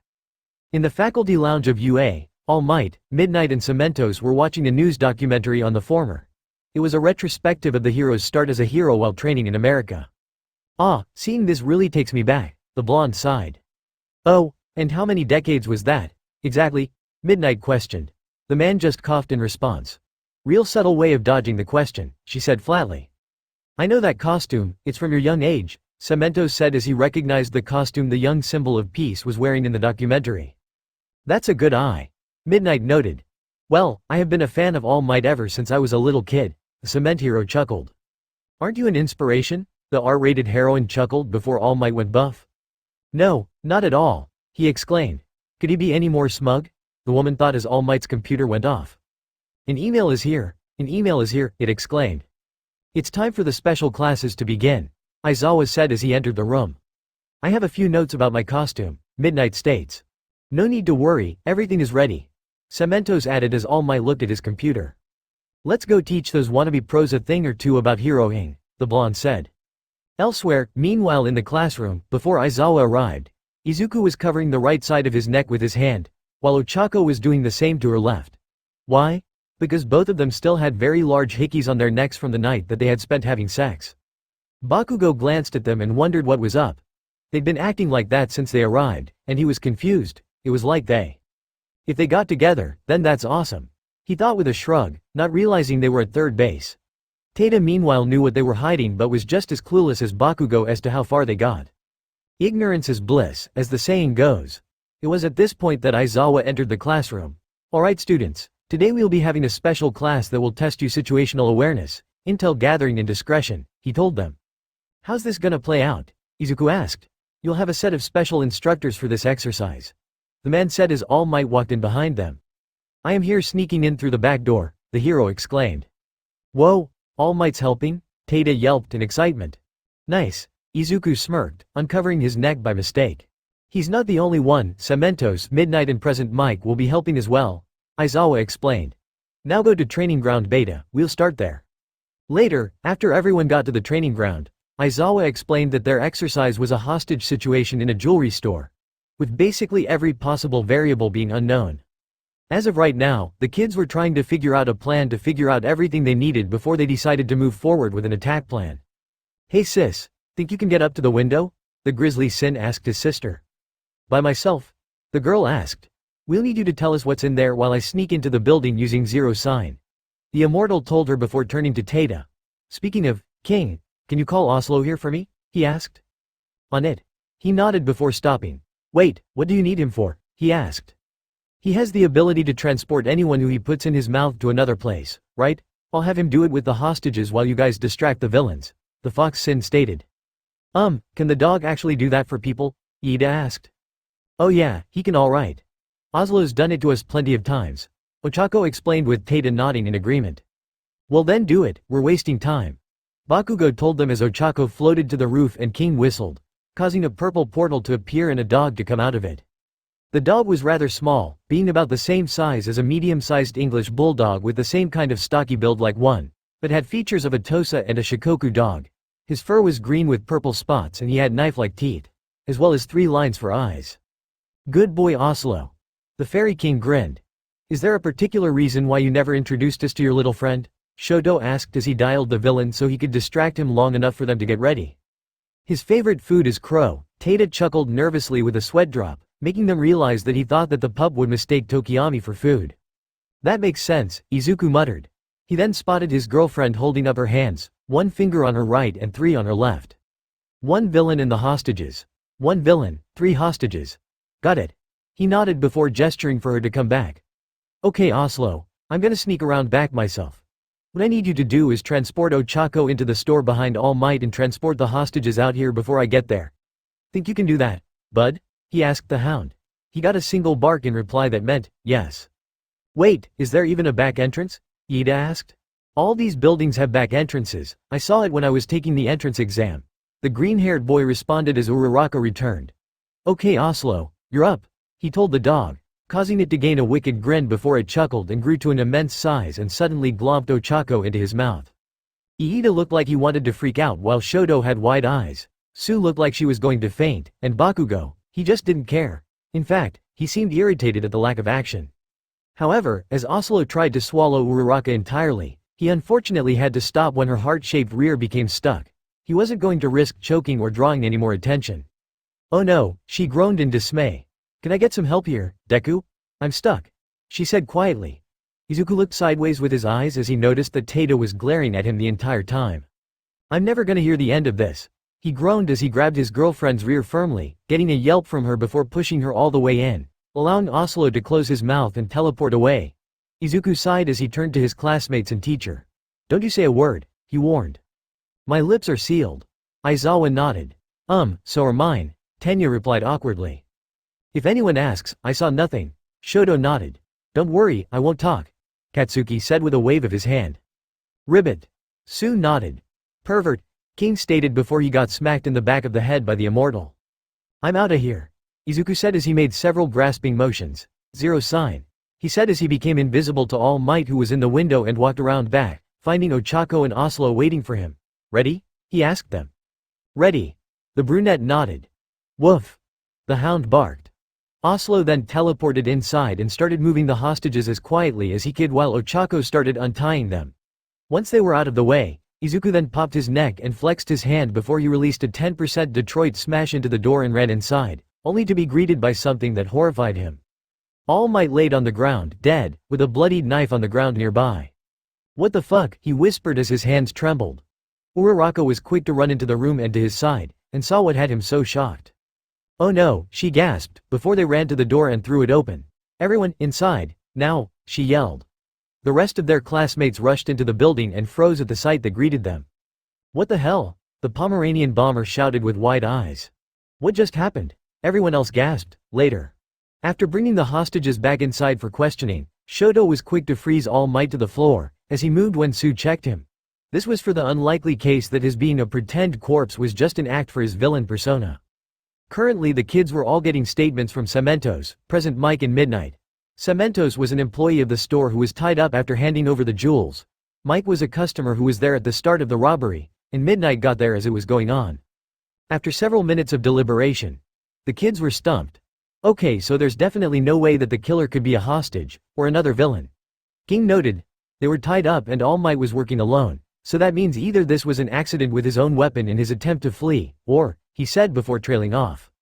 It was suicide, Izuku stated coldly, His expression is hard and as cold as stone. The sight made everyone shiver in discomfort. Care to explain, Midoriya? The speedster of the group requested with a gulp. Think about it, no other suspects saved the hostages. No other villains in the area, and there's only 2 pieces of evidence on the murder weapon. All Might's fingerprints and blood, the immortal stated. But how can you be so sure? Like King said, it could be an accident, Shoto chimed in. Don't argue with him, icy hot, Katsuki stated, he knows what he's talking about. I've taken my own life more times than any of us are probably able to count ever since I was in grade school, Todoroki. The sin of greed stated. So I know a suicide when I see one, he added. But that still doesn't explain the motive, Su said, causing everyone to become thoughtful. He obviously had a history with someone in the store, Izuku said, looking at the hostages. Yes, question is, who? Iida nodded.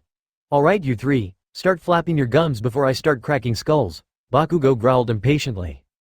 Bakugo, no, torture won't help here, Ribbit, Su exclaimed. Who said anything about torture? The blonde snapped. Let me be the first to say that I never knew that man, Cemento stated. Neither have I, yo, what a coincidence, Mike added dramatically. Then that leaves you, Midnight, Shoto said as he looked at the woman, who shuffled nervously as part of her act. This made Izuku's features darken even more as King and Uraraka tried to comfort him. So does that mean that, this was, Ochako gasped. A crime of passion, fuck me. The boy groaned as he sat down, face in his hands. This is bringing way too many bad memories back to the surface. He added with an aggravated whine. Somebody please kill me, he groaned. I wish I could. Bakugo muttered, getting an elbow to the ribs from Tada. Though both of them clearly understood what Izuku was going through. Very good, you 6. Aizawa said as he stuck a hand out to help Izuku up. You passed the test, even managed to avoid the planned pitfall we set in. He added. Midoriya, your deductions were something that was scripted. We knew you'd be able to identify it as a suicide because of your experience. He continued before he looked slightly uncomfortable. Though some of the faculty found that a little morbid, he admitted. Pitfall? What pitfall? King questioned, Oslo cocking his head to the side. Though the sound of struggling soon caused them to see that All Might was still supposed to be alive. Oh, I get it. Katsuki spoke up. While our backs were turned, All Might would bolt on us, but he couldn't since Icy Hot froze him to the ground, he deduced. Correct. The erasure hero nodded, but turned to Izuku as he heard the sound of his fists clenching. That was a dirty trick, Mr. Aizawa, the sin of greed growled, his knuckles turning white from how hard he was clenching his fists. He looked like he was ready to slug someone. Aizawa knew he was on dangerous ground and had to choose his words carefully. Midoriya, listen. I swear I had no idea this would bring up bad memories on your part, and neither did the faculty. He explained in a placating tone. If we had, then another method would have been chosen. He added. This just seemed like the most rational choice at the time. Izuku was silent as he stormed up to his teacher and reeled his arm back, making the man embrace for impact, before All Might dashed in and took the blow instead, and the blowback sent both heroes flying out of the building and crashing into another building across the street. Everyone was silent as they looked at the scene with wide eyes. Izuku had an angry snarl on his face as he glared at the direction the two were sent. He remained silent as he stormed off elsewhere. Think we should go after him? Tada asked. Ribbit, I don't know King, that seems like a bad idea, Su replied nervously. He looked about as mad as I was when I faced Zero in the sports festival, Shoto noted, empathetic of his friend's feelings. And me when I found out what happened to my brother. Iida nodded before turning to Katsuki and Ochako. Uraraka, Bakugo, what do you think? He asked. I think it would be for the best if we gave Deku some alone time so he can cool off, the pink-cheeked teen replied. You guys can go up to him, I'd rather not get slugged and have to kill that nerd for the umpteenth time today, the blondie said as he started walking away. Elsewhere, meanwhile after helping Aizawa out of the rubble, All Might went into the faculty lounge and started reading his email. It was from the daughter of his friend, David Shield, Melissa. Haven't heard from her in a while. The man mused. Curious, he opened up the email and read its contents. So Expo is coming soon, and Melissa wants to surprise her dad by inviting me there. Hey, Dave, I wouldn't mind seeing him again. Especially after all this time. He nodded. He then noticed that he could bring a +1. I know just who to bring. He grinned to himself as his almost completely non-atrophied thumb rubbed a picture of him and Izuku. Later, Izuku sighed as he walked home alone, rubbing the mark on his cheek left over from when Ochako gave him a cheer-up kiss. He was still pissed about earlier, but wasn't as much as before. Haha. I am here, waiting to ambush young Midoriya on his walk home from UA. All Might exclaimed as he booked it in front of his student, suitcase in tow. "Hi," he said as he stood there. "I'm literally not in the mood after the shit you pulled earlier," the immortal told him with a twitching eyebrow. "I recall." The symbol of peace nodded before deflating. "So, as a way of saying sorry in a way, I'm taking you with me to Island," he added, causing his student to do a double take. "Wait, seriously?" the Fox Sin gasped. "Then that must mean you have tickets to Expo," he added. "Yes, there are several rules for the trade that you need to learn while you're there, so be prepared," the symbol of peace said, before he noticed the lip mark on his pupil's cheek. "Where'd you get the kiss?" he asked. "Not important." Izuku deflected, trying to sidestep the question, though he did so a little too quickly, cluing his mentor in that he had a girlfriend. The number one hero said, not believing his student's words for a moment. "Anyway, go pack your stuff. We can't keep the plane waiting," he said, startling the Fox Sen. "Wait, we're leaving now?" he yelped. "Yes, now go, get moving," All Might exclaimed. "Okay," the boy nodded as he ran towards his house to get packed. Island, here he comes. Fox Sin. The movie, The Two Heroes. Review replies Bo Ruth Baker. "First things first, this is not an attack or a flame. I enjoy your guys' story. Also sorry if this is a bit of an essay. That just proves your story is worth the review. First of all, I love the idea for this story. Hell, I just love the idea of Deku having Ban's abilities. It's an epic and original idea. I like how you've kept Bakugo mostly the same but also made him tolerable, not easy to do. And replacing Mineta with King is just gold. Your story is nicely paced, skipping things we have all read 1,000 times already and getting to the meat of the story without seeming rushed. Audible sigh. I always hate this part, my criticisms. I understand King blaming Deku for her death, but if she was revived then his issues shouldn't be that intense. The art scene felt very forced and unrealistic. I understand adding a sex scene, they are teens after all. Deku, Ochako falling in love should have been more original. It felt like you copied and pasted the scene right from Sins. I know you guys can do better. Deku vs Shoto. I feel like Deku went from superpowered to dead tired in 2 seconds. As far as I know, Ban's weakness doesn't hit him that fast. I know Ban's power has weaknesses, but when you add OFA and his desire to win for Ochako, he really should have came out on top. Some things that bothered me were the author's choice. Falling in love at 8, yes I know we all had crushes, but love is totally different. Maybe having her die at like 14 and entering UA 4 years later would have made this more believable. However, it's technically fantasy, so that one can slide by. The random character, quirk shoutout by Mike and the openings don't really work. Every time I see one it jars me out of the story. Plus it gives you a false word count, which I really rely on. I'm a fast reader and only read stories over 100k. Finally, if you have an issue with people don't bring it up in your ANs, it comes off as petty and make you seem like assholes. I'm not saying you are. Sorry for the essay, but I hope you found this helpful. Have yourselves a good day and I hope to see more. Dragon Emperor0. We appreciate your honesty and your constructive criticism. It really does mean a lot, especially when you bring up some decent points. However, there are a few that we should probably offer counter-arguments to. Though this in no way is meant to discredit your honest critiques. Thermal Sniper N7. Let's start with the art scene. To be quite perfectly honest, it was a chapter we did off the cuff as a sort of filler chapter. So we didn't really put too much thought into the nitty-gritty of it. And like we told the last person who said something about it, you can't win 'em all. Dragon Emperor0. Next is the usage of SDS plotlines and elements. We decided to take this route because we felt it was more authentic to the 2 source materials. Additionally, it just seemed like a good vessel for conflict and catalysts of character arcs. Then there's the part about having the childhood crush thing. Like you said, it was mainly an author's choice thing, so there's no right or wrong there. Thermal Sniper N7. Lastly, there's the part about Izuku losing to Todoroki due to Ban's weakness. Sorry for the way it turned out, but we were trying to make the defeat seem viable enough for it to fit given the criteria laid out by the SDS wiki on Ban's absorption powers. As for Mike's shoutouts, we tried making them work, but it fell flat on its face, so we stopped those. Dragon Emperor0. We hope these help you understand our POV on the subject. And one more thing, calling out trolls and warning other authors about said trolls is not the same as being petty. But I can understand how we came off as such. Sweet Kajamine Kiss. I do enjoy reading this. It's one of the few stories that keep me still to FFN even though I no longer write on here. I'm on AO3 full time now, because of recent spew of anonymous commenters just slinging verbal abuse and cyberbullying me. Dragon Emperor0. Thank you for your support and thank you for sharing your story in the PMs. I hope you will do well, and I'm sorry you went through all that. Thermal Sniper N7. Yeah, the fact you went through that is appalling. Oma flame. Well. Time for Izuku to just lose his organs over and over again. Wolfram may not kill him, but Izuku will still get heavily fucked up. Dragon Emperor 0. Assuming Izuku doesn't fuck him up first. Thermal Sniper N7. So true. All Might told him that he was going to teach at UA to find a successor, he shouldn't be that surprised to see him. Dragon Emperor 0. He's an All Might fanboy, what did you expect? Thermal Sniper N7. It's like learning that the singer of your favorite band is becoming your new musical teacher in school. Dragon Emperor 0. Is that a School of Rock reference? Thermal Sniper N7. No, I never even watched it. Dragon Emperor 0. Missin' out, dude. Super Shattuck 2002. Before I went on a hiatus thanks to life being absolute bullshit and consuming literally all my spare time. And my cat being a fat ass and wrecking my computer. I put openings in a couple of my fics, and it was like the sky opened up and fired a lightning bolt at my face for it, so I get it.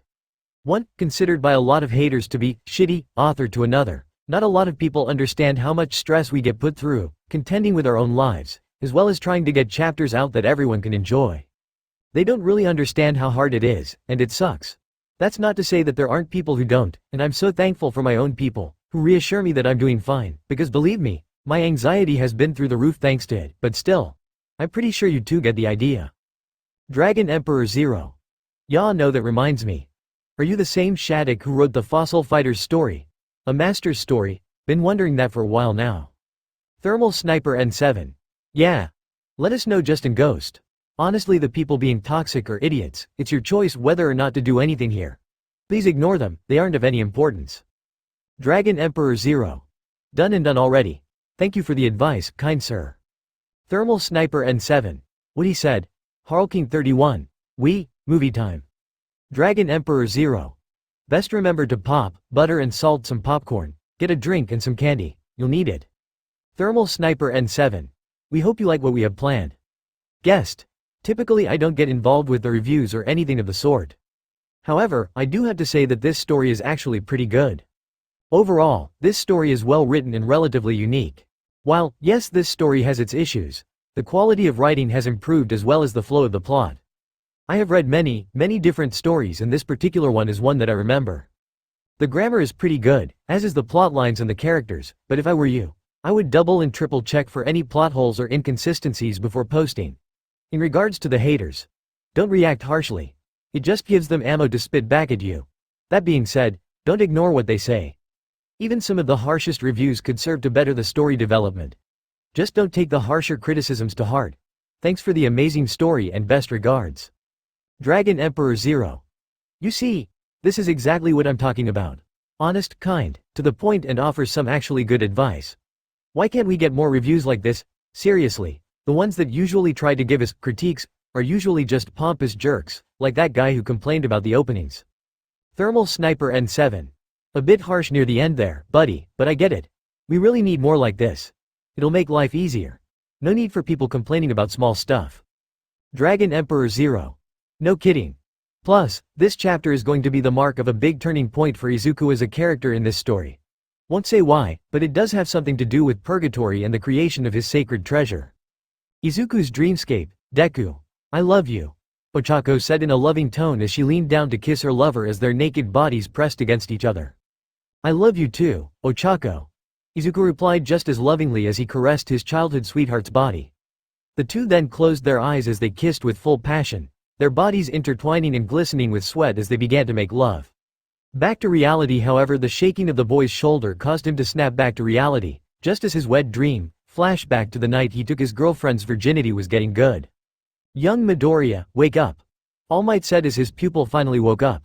The fox Sin groaned as he straightened up, an irritated look on his face. Seriously, All Might? I was just about to get to the good part of a very good dream. The boy yawned as he rubbed his eyes. I think I know just what kind of dream you were having based on your face while you were sleeping. The man deadpanned. But enough of that. Look out the window. We're almost there. He added, prompting the immortal to look out the window and grin upon seeing their destination in sight. Holy shit. Izuku gasped as he saw the movable man-made island forest of Island come into view.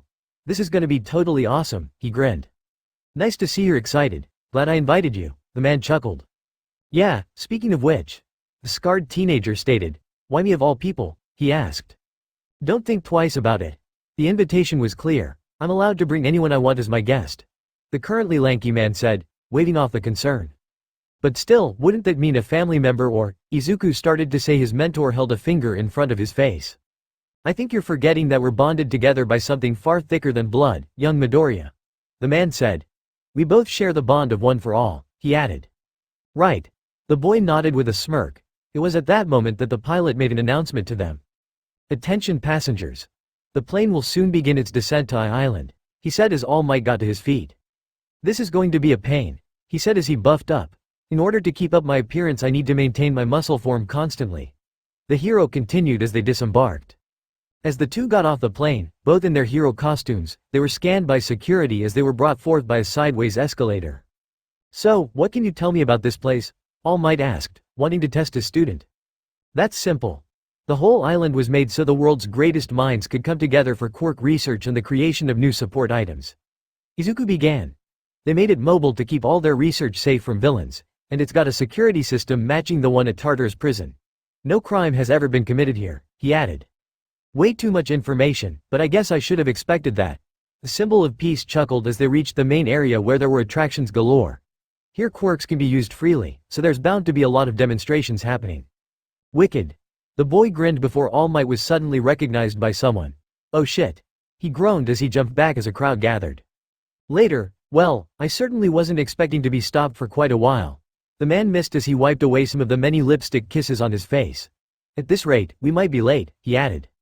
Late for what, exactly? The immortal asked with a raised eyebrow. Why, to meet a very dear friend of mine who I haven't seen in years, the man told him. In fact, his daughter should be headed here to meet us as we speak, he added. Okay, does he know about One for All? Izuku asked. No, he doesn't know about me passing it on to you, either. The number one hero replied in a hushed voice. Danger tends to follow those who are aware, he added. Right. The fewer that know, the better. The fox Sin nodded. It was at that point they heard a pogo stick heading their way, prompting them to look and see a blonde and bespectacled teenage girl hopping toward them.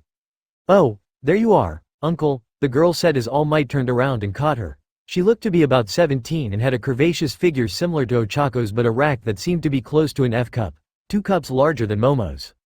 Friend of yours? The immortal asked sarcastically as his mentor hugged the new arrival. Ah, right. This is Melissa Shield, daughter of my old friend, David Shield. The man said, gesturing to the girl. Shield?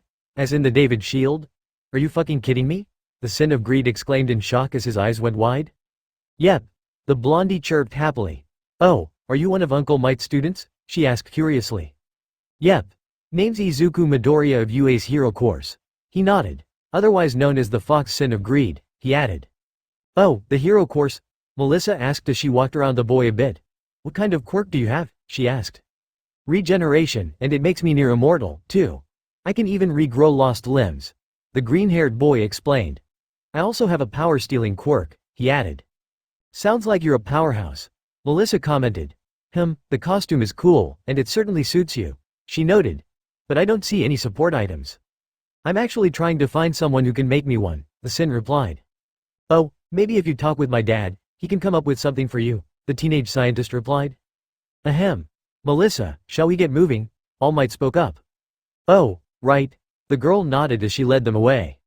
Later on the three came to David Shield's lab, where he was just leaving, but as soon as he did, he was met by Melissa, Izuku and All Might in the hall. Melissa, what's wait, All Might? David started to ask before registering that his old friend was right in front of him. Ha ha, Dave. Great to see you again, old buddy. All Might laughed as he ran to his friend and hugged him. Hey, don't call me that. I already feel old enough, ya jerk. Dave laughed as the two gave each other a fist bump. You do have a point, the man exclaimed before calming down. It is good to see you again, my friend, he told him. Agreed. I've missed you a lot, the scientist nodded. Young Midoriya, let me introduce you to someone truly incredible, the symbol of peace said as he looked at his grinning pupil. No need. It's hard not to know of such a truly great man, the boy stated before bowing. Izuku Midoriya, Fox Sin of Greed at your service, Mr. Shield, he added. A pleasure to meet you, young man. David nodded. As they introduced themselves, All Might let out a slight cough. Noticing this, Izuku turned to Melissa. Hey, Melissa, mind showing me around the expo? I'm really interested in seeing it, he stated. Oh, of course. Right this way. The girl nodded as they left. Sam, you should take a break, too. The brown-haired scientist said to a man behind him as he left as well, leaving the two alone. Elsewhere, meanwhile, with Izuku and Melissa, the girl was showing him around the expo and the immortal was letting her take a look at the blueprints of the support items he had in mind. Wow, a 4-section staff that draws out your maximum power without injury. I gotta admit, I've never seen a request like this before. The girl admitted as she looked at the blueprints for said item. And this time acclamation wristband and environment suit totally looks like something me and my dad could whip up, she added. Awesome. The Sin of Greed nodded. So, Izuku, how did you get your title as the Fox Sin, anyway? The blondie asked. It's due to the greed I put on display. Don't get the wrong idea, though, money isn't what I care about. The immortal explained. That's just one form of greed. The greed I have is associated with my heart's desire, he continued. Really? The bespectacled girl asked. Is it someone special to you? Yeah, my girlfriend, actually, he nodded, scratching the back of his neck. That's sweet. Melissa smiled. So he has a girlfriend, that's a shame, she thought to herself. Unbeknownst to the two, it seemed that they had visitors. Yeah, like how you want to make your dad proud by improving your skills in science.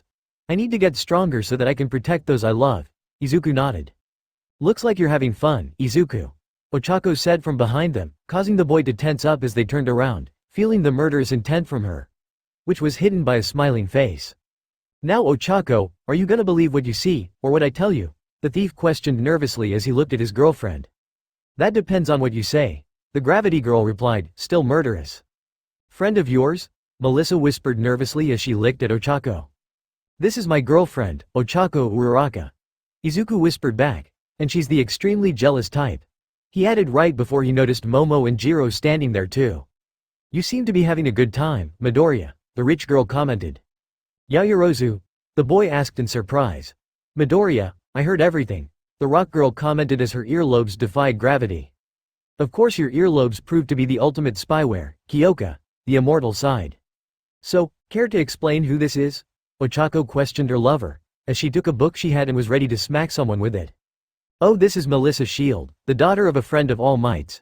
The immortal explained, before walking over to Ochako and took her hand and interlocked their fingers and made her put the book down before whispering to her. And don't worry, I told her I'm taken. He continued. So stop that, there's no need to be so jealous. He added, which caused Jiro to blush. You're the only woman for me, Ochako. I love you, you know that. I love you too, sweetie. Ochako whispered back. This made Jiro's ears turn red as Melissa took note of the situation. I have an idea. Let's go get some tea at the pavilion, she offered, which made the tea and mochi-loving girl perk up. Yes, Ochako exclaimed. Later, Izuku sighed in relief as the girls talked amongst themselves. Crisis averted. He sighed as he slumped back into his seat. Thank you for waiting, a familiar voice said as a drink was placed in front of Izuku, causing him to look up. Wait, Kaminari? He asked in minor surprise. Taita? Is that you? Ochako asked, noticing her brother in a waiter's outfit. Oh hey, sis. The Grizzly Sin said as he floated on his usual pillow.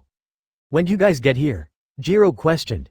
We heard the cafe here needed some extra wait staff, so we decided to sign up for work since it meant a free trip to the island, Kaminari explained. Plus making some extra cash doesn't hurt either. Taita shrugged. You guys are short a few girls, am I missing something? He asked. I was wondering about that. Where are the rest of the girls? Izuku asked curiously. It was right about this time that Iida came zooming in at Mach speed, almost knocking over Izuku's drink. Why are you two slacking off? You signed up to make extra money, but you don't even want to work for it? The class rep questioned as he slid to a halt. Have you met Taita? Izuku deadpanned. Iida? You're here too? Ochako questioned in surprise at the unexpected entry. Yes, I was invited to represent my family, Iida nodded. Oh, everyone nodded. I wondered if you'd be here. Momo commented. I was invited because my father happens to be a shareholder in some of the Expo's sponsor companies. She continued. It's fun, seeing the preview, she added with a smile. She had a few extra plus ones, so he gambled for them. Jiro added, remembering when she and Ochako beat the rest of the girls at rock paper scissors for the chance to be at the Expo. Yeah, the others are here too, they just can't see the Expo yet, Ochako nodded. Ah, Melissa nodded. As they continued to talk, an explosion came from the distance. Oh Jesus. What was that? Izuku questioned as everyone got up. As they got to the source, they found themselves in an arena. With a clearance time of 33 seconds, he's in 8th place, A female announcer exclaimed as some dust cleared to reveal one Eijiro Kirishima standing on top of a giant rock. Kirishima, too?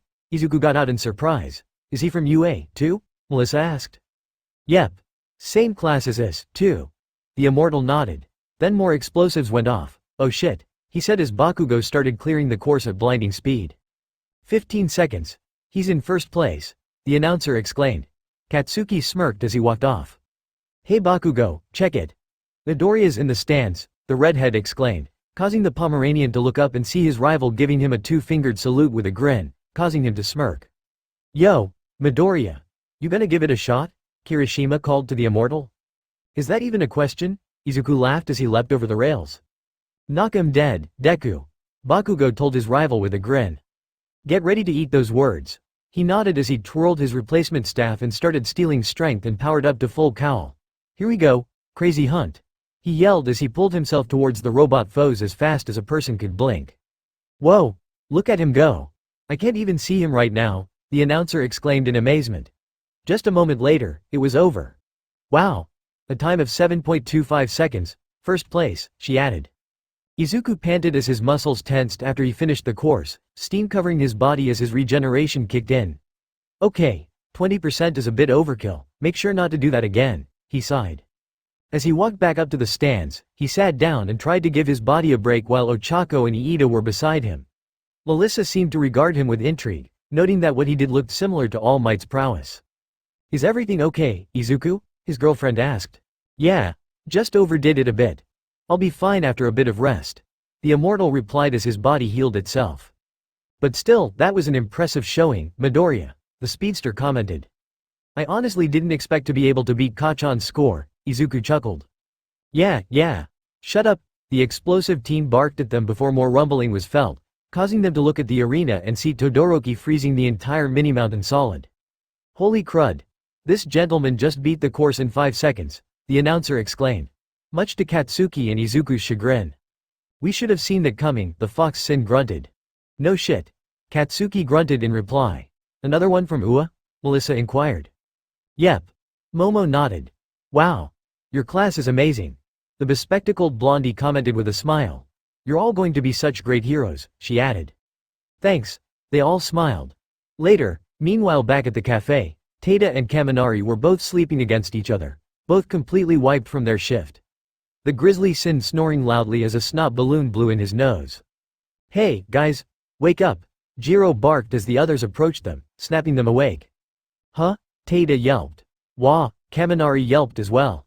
You two look wiped. Izuku commented. Yeah, it was exhausting, Tada nodded. I'm proud of you too, you certainly made UA proud. Iida added as Melissa handed them 2 slips of paper. What's this? Kaminari asked. Invitations to tonight's big Expo reception party later tonight, Momo replied with a smile. A party, and you're asking us to go with you? The 2 boys gasped tearfully before they hugged Melissa. Thank you, they cried. Ah, you're welcome. The bespectacled blondie giggled. I've heard there will be quite a few pro heroes attending the party. It is imperative we don't tarnish UA's reputation. Iida declared. We'll change into our formal clothes and go together as a group. Everyone meet in lobby 7 of the central tower at 6:30 p.m. sharp. Don't you dare be late, he continued. I'll be coming with bells on Iida, don't worry, Izuku told him with a thumbs up. Later on, Melissa led Izuku to her lab where the boy marveled at her awards. So why is it you gave up on being a hero? Izuku asked. Well, thing is I don't really have a quirk, she replied.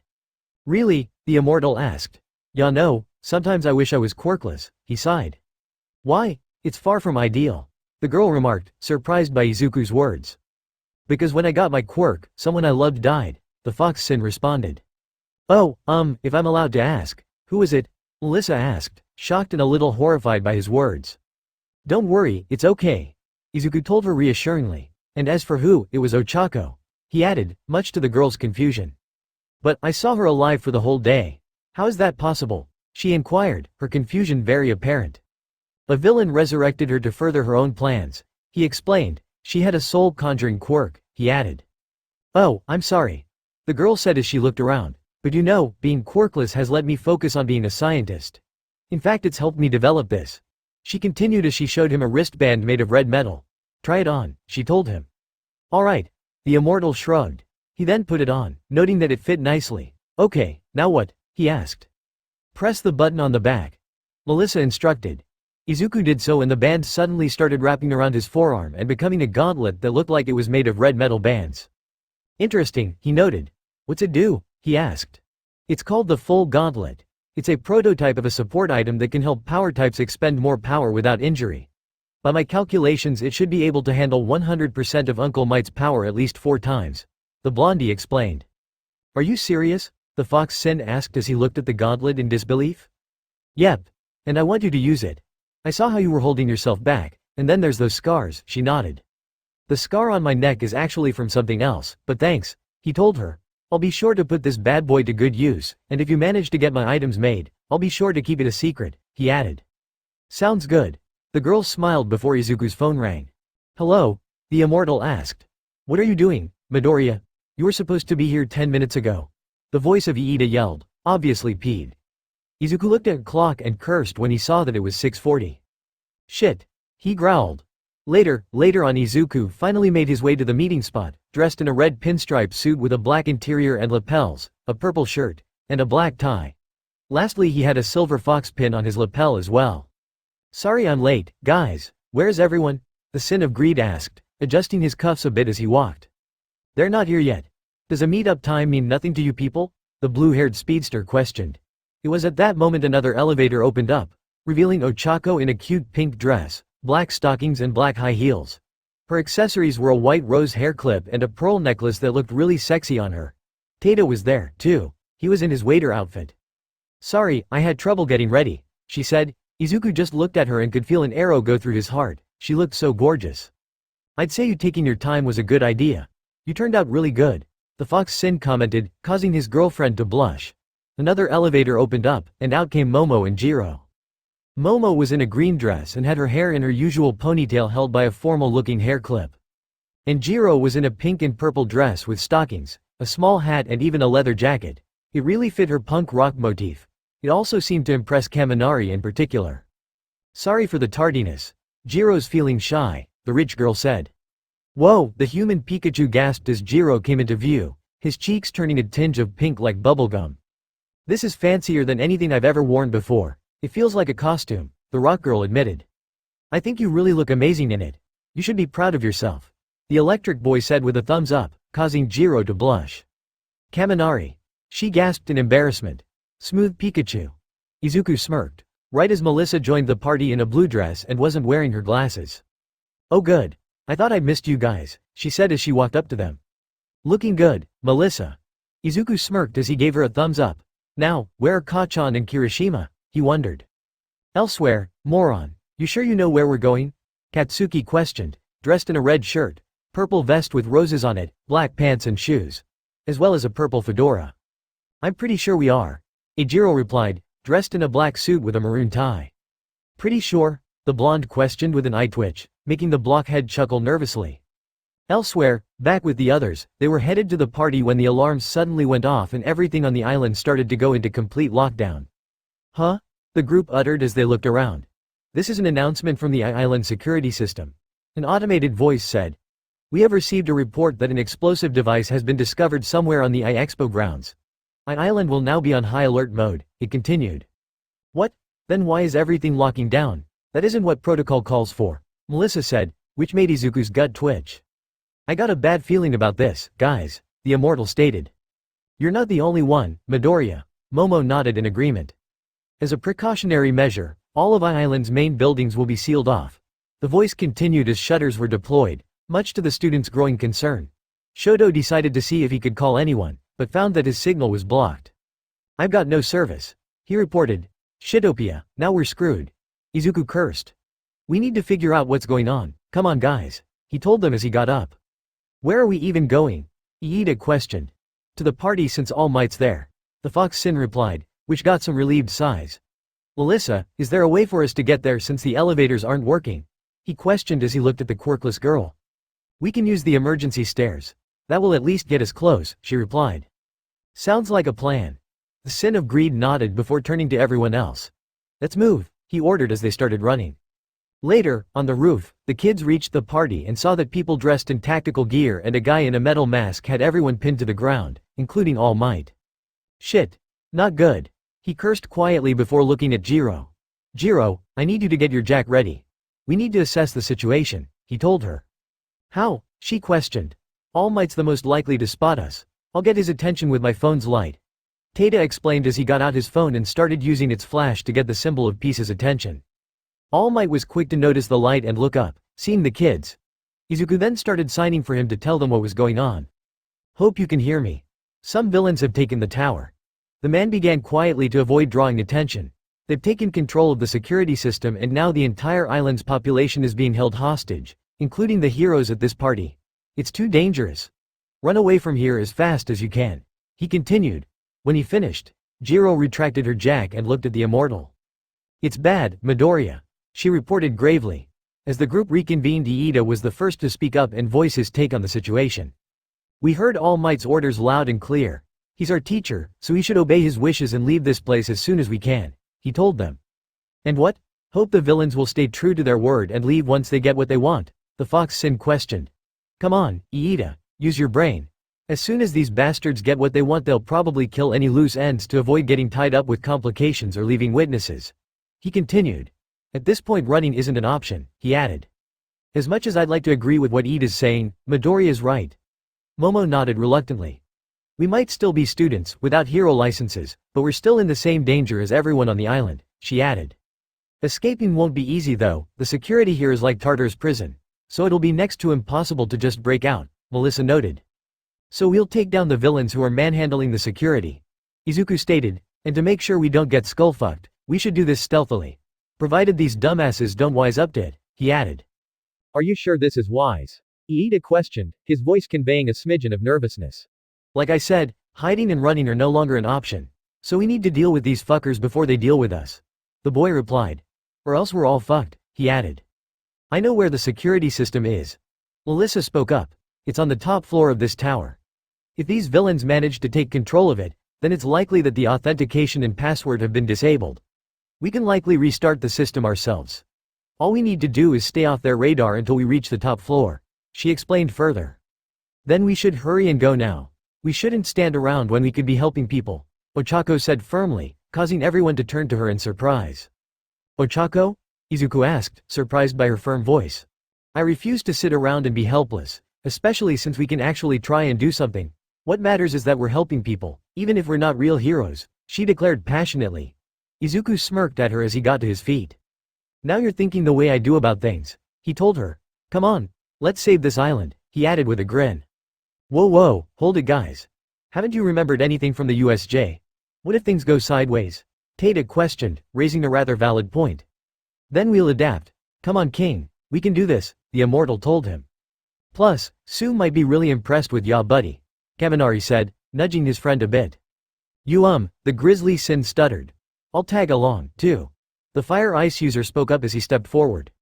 As soon as it looks like a situation where we have no chance of winning, I'm taking all of you back. Iida states. If that's something you can agree to, then I'll go as well. Me too. Momo nodded. Count me in, Jiro added. If Jiro and Iida are up for it, then so am I, Kaminari nodded as well. This is nuts, alright, I'll go. I can apply first aid in the event anyone is injured. Tata sighed before nodding. That'll be helpful. The rock girl nodded. I'm going, too, Melissa said. Melissa, no you can't come with us without a quirk. Izuku denied with a shake of his head. Do any of you know how to operate the security system? The blondie retorted, causing them to realize that they had no idea how to work the security tech at all. Then that part is settled. I'll help you guys get everything going, she added. Why do I feel like this is going to go sideways? The immortal groaned. Later, after laying out their plan, Izuku and the others went back to where the party was, and All Might was quick to notice, though he didn't like the look on his pupil's face. Oh no, I know that look, the man thought to himself. I know what you're thinking, Izuku thought as he looked into his mentor's eyes. Don't, it's too dangerous, even for you, the man thought as if they were having a telepathic conversation. I've got to do everything I can to help, the immortal thought with a determined look. Young Midoriya, All Might thought, moved by his successor's spirit. It'll be alright, just watch, the Fox Sin thought as he left. He's not leaving, the number one hero thought as his body started to steam, I should be furious that he won't heed his teacher's wishes, he continued to think before he grinned. But that would be a lie. If he didn't act now, he wouldn't be my successor, he thought as he stopped steaming. I'll just have to keep up this form, and have faith that they can get out of this situation on their own. He finished mentally as Izuku regrouped with the others. Later, as the kids ran up the stairs, they kept finding that the building had a seemingly endless number of stairs, and by the time they reached floor 70, Taita decided to ask the important question about their destination. How high does this place go? He asked, glad that he could float right now. Up to 200 floors. Melissa panted as she tried to catch her breath, much to everyone's disbelief. Great, and on top of that, the route's blocked. Izuku sighed, pointing at a barrier in their way. Breaking through will probably alert the villains, Melissa stated. How about we go through here? Taita asked, pointing to a door locked by a keypad. Yeah, I could short out the system and we can use it as a shortcut without alerting anyone. Kaminari nodded, electricity coursing in his hand. Hey, good thinking Kaminari, Ochako said. Wow, who knew the moron would have a good idea for once, Jiro said in surprise. Hey, I can be smart when I want to be, the electric boy retorted indignantly before he proceeded to short-circuit the locking mechanism without triggering an alarm. Okay, we're good, he said as the door opened. Alright everyone, move out, Izuku told the gang as he took off his sport coat and activated the full gauntlet. Right, they chorused as they started running. Hey, what is this place? Izuku asked as he looked around, noting the abundance of plants. It's a plant factory. The effects of quirks on fauna are studied here, Melissa explained. Wait, everyone stop, Jiro spoke up as she got in front of everyone. Look, the elevator is coming up, she said, pointing at the elevator. Crap, I thought we didn't trip the alarm? Kaminari questioned. Did the villains find us? Taita questioned. No, it's probably just a patrol. Everyone, hide, Izuku exclaimed as everyone hid behind a bush. The doors opened and 3 men walked out, one being short, another being lanky and the other looked like a steampunk robot.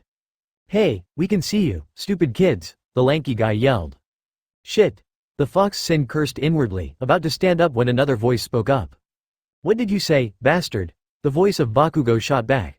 This made Izuku's eyes widen as he peeked through the leaves and saw his rival and Kirishima standing there.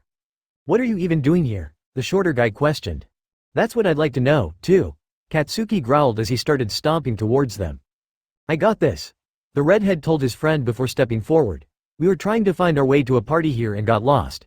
Can you point us in the right direction? He requested. They got this high up looking for reception, Taita whispered in disbelief. The 3 villains looked at each other before the lanky one's hand opened into a webbed MIT. Don't lie to us or you'll regret it, he yelled as he sent some sort of wind attack at the 2. Right as it was about to hit, Todoroki was quick to block it with some ice. Wait, isn't this? Bakugo trailed off before looking in the direction it came from. Todoroki, Kirishima said as the others came up to them, right as the 3rd villain jumped over the ice wall and landed behind the girls. Hi. My name is Pump, he said in a voice that sounded like a squeaky bicycle wheel. Will you be my friend? He asked as he held his arms out as spikes came out of his body. Not a chance, the Pomeranian barked back. Todoroki glanced at the others before he focused some ice under them. What are you doing? Izuku questioned as he and the others were raised to the next level. The 3 of us can keep these guys busy. The rest of you continue on, the two-toned boy exclaimed. However, as the ice pillar went up, Pump started climbing it after the others. The 3 tried to stop him, but the other 2 villains attacked them first, sending Kirishima flying and putting the other 2 on the defensive. Kirishima, Bakugo yelled, worried for his friend. Dodge, Shoto shouted, prompting the bomber to instinctively jump out of the way of an attack from the lanky villain. The two-toned boy then sent a wave of ice at him, only for him to dodge before the 2 teens stood back to back against their opponents. Elsewhere, meanwhile with the rest of the kids, they burst through to floor 90 and were able to proceed onward, but were suddenly stopped when Pump managed to capture the girls. His needles managed to prick them and somehow paralyze them, much to the boys' shock and horror. Shit, Izuku cursed as he glared at Pump. You'll be my friends, won't you? The robotic villain asked, the vibrations of the needles making the girls involuntarily nod. You will? Yay? He added as he was about to hug and skewer them, when the girls started to get pulled away by an unseen force, and his needles were forcibly pulled out. Alright, punk. I think it's time you learned why pissing off a fox is a bad idea. Izuku growled as he cracked his knuckles. The boys quickly got the girls away. The 2 then charged at each other as Izuku pulled out his staff and started using Fox Hunt to grapple Pump before beating him with it like they were nunchucks, while Pump did a headstand spin kick. Then Izuku grabbed him with the chains of his staff and slammed him around before double kicking him into the ground and onto his back. "What's the matter? Aren't you supposed to be strong?" the immortal questioned condescendingly. Why you're so mean," Pump cried childishly as he got up. "Don't let your guard down," Melissa told him. "Huh?" the boy asked before one of the robot's needles got him in the shoulder. "Oh come on." He groaned as he tried to pull it free before he became paralyzed.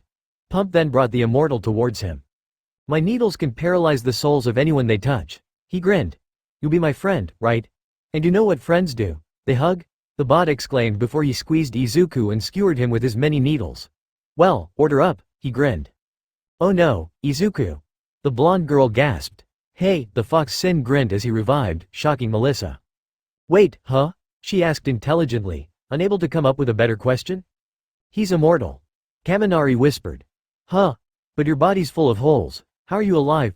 Pump questioned before Izuku got his arms free and wrapped them around the robot's waist. "Man, you really don't know when to shut up, do ya?" the Sin of Greed growled as he started squeezing with 15% of one for all.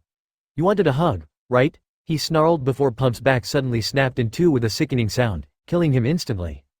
That was a whole new level of disturbing. Melissa commented with a large shiver running up her spine. Izuku then dropped Pump as he walked over to them. "The way's probably blocked. Got any ideas on how we can get around it?" he asked Melissa.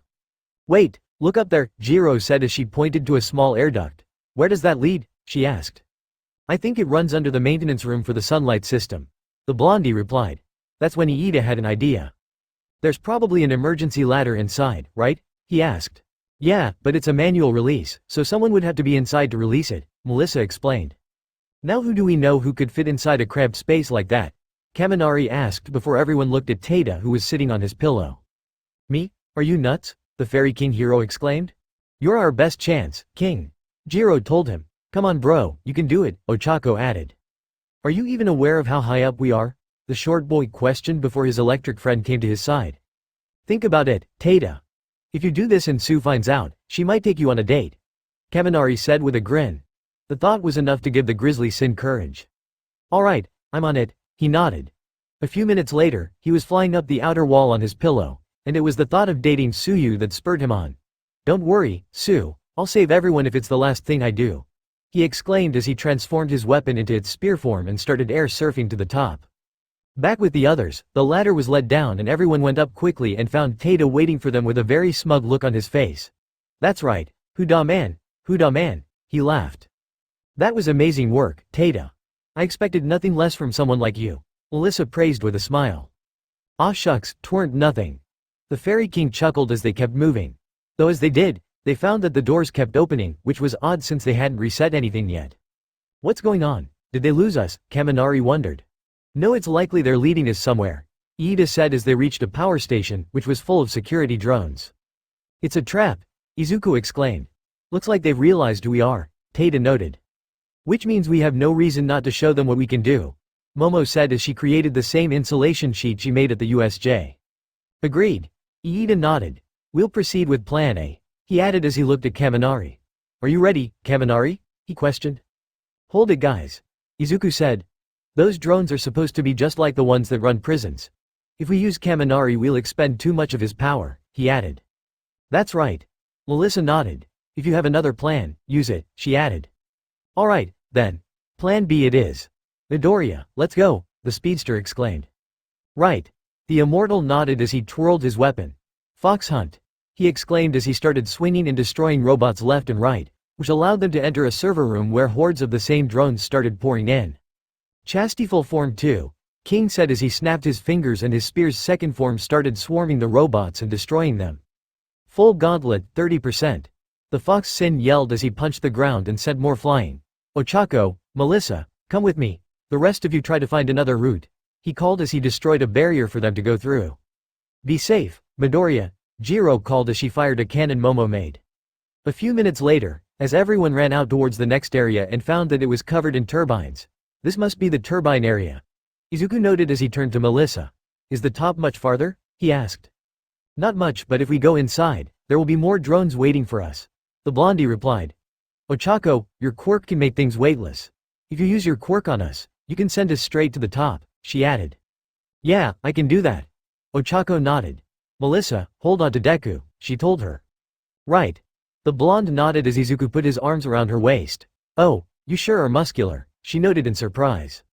"I'm taken, remember?" Izuku reminded her. "I know. I'm still just a teenage girl, remember?" she replied, sarcastically. "Touché." The sin of greed said as they floated upwards, only for the drones to literally break the door down. "Huh? Ochako, deactivate your quirk and get out of there," Melissa called in alarm, Izuku himself being very concerned for his girlfriend. "I can't, if I do that, you won't reach the top," the brunette called back. "Damn it, come on, move faster," the immortal thought as he grit his teeth in frustration. Right as the drones were about to reach Ochako. Boom! Katsuki arrived with Todoroki and Kirishima in tow. Izuku and Melissa looked at him in relief. "Don't even think about it," he yelled as he blasted the robots out of the way and Shoto froze them. "Thanks for coming, guys," the gravity gal sighed in relief. "I used my quirk on Deku and Melissa. They're on their way to the top," she added. "Good to hear," the two-toned boy nodded. "Now you can help us stop these things," he added as he sent out another wave of ice. "Whoa!" Izuku exclaimed as the turbines blew them away. "Todoroki, help!" he yelled. "I got you," Shoto called back as he knocked a turbine loose and blasted it with fire, causing the wind to send them flying upwards. "That did it," Ochako exclaimed with a smile. As the two flew towards a wall, Izuku readied his leg for a kick. "Alright, St. Louis smash," he yelled as he delivered a 100% roundhouse kick to the wall, shattering it and allowing them to land but destroying his right leg. "They got in the tower, release," the gravity-controlling brunette exclaimed as she released her quirk, restoring the duo's gravity. Melissa groaned as she sat up, and her eyes widened when she saw Izuku's mangled leg. She would have panicked, but she saw that it was regenerating. "Well, that was a rough landing," the immortal commented as he sat up. "You good?" he asked his blonde friend. "Yeah, just some scratches." The blonde nodded. Right as they were about to get up, a pink-haired villain with swords for arms suddenly attacked them. However, when he tried to slash Izuku, he only managed to rip his shirt. That was a 250 million yen shirt. The boy growled as he looked at the man. "Do you have a death wish or something?" he questioned. "Shut it, kid," the man yelled as he stabbed the fox sin in his chest and through his back, blood trickling from Izuku's mouth as he went limp, before he suddenly looked up at the man and gave him an evil smirk. What the hell?" he stuttered, feeling a chill run up his spine. "You can't kill me, fucknugget," Izuku yelled as he dragged himself close to the man by grabbing up his arm and moving closer, before he delivered a hammer fist to his head and sent him crashing into the floor. As he discarded his ruined shirt, Izuku soon noticed the horrified look on Melissa's face as the hole in his torso slowly sealed up and let off steam. "I guess the guys didn't tell you that my quirk also earned me another nickname. Izuku the Undead. I've died more times than probably the entire population of this world's cemeteries," he said nonchalantly as he popped his back and charged up with full cowl at 8%.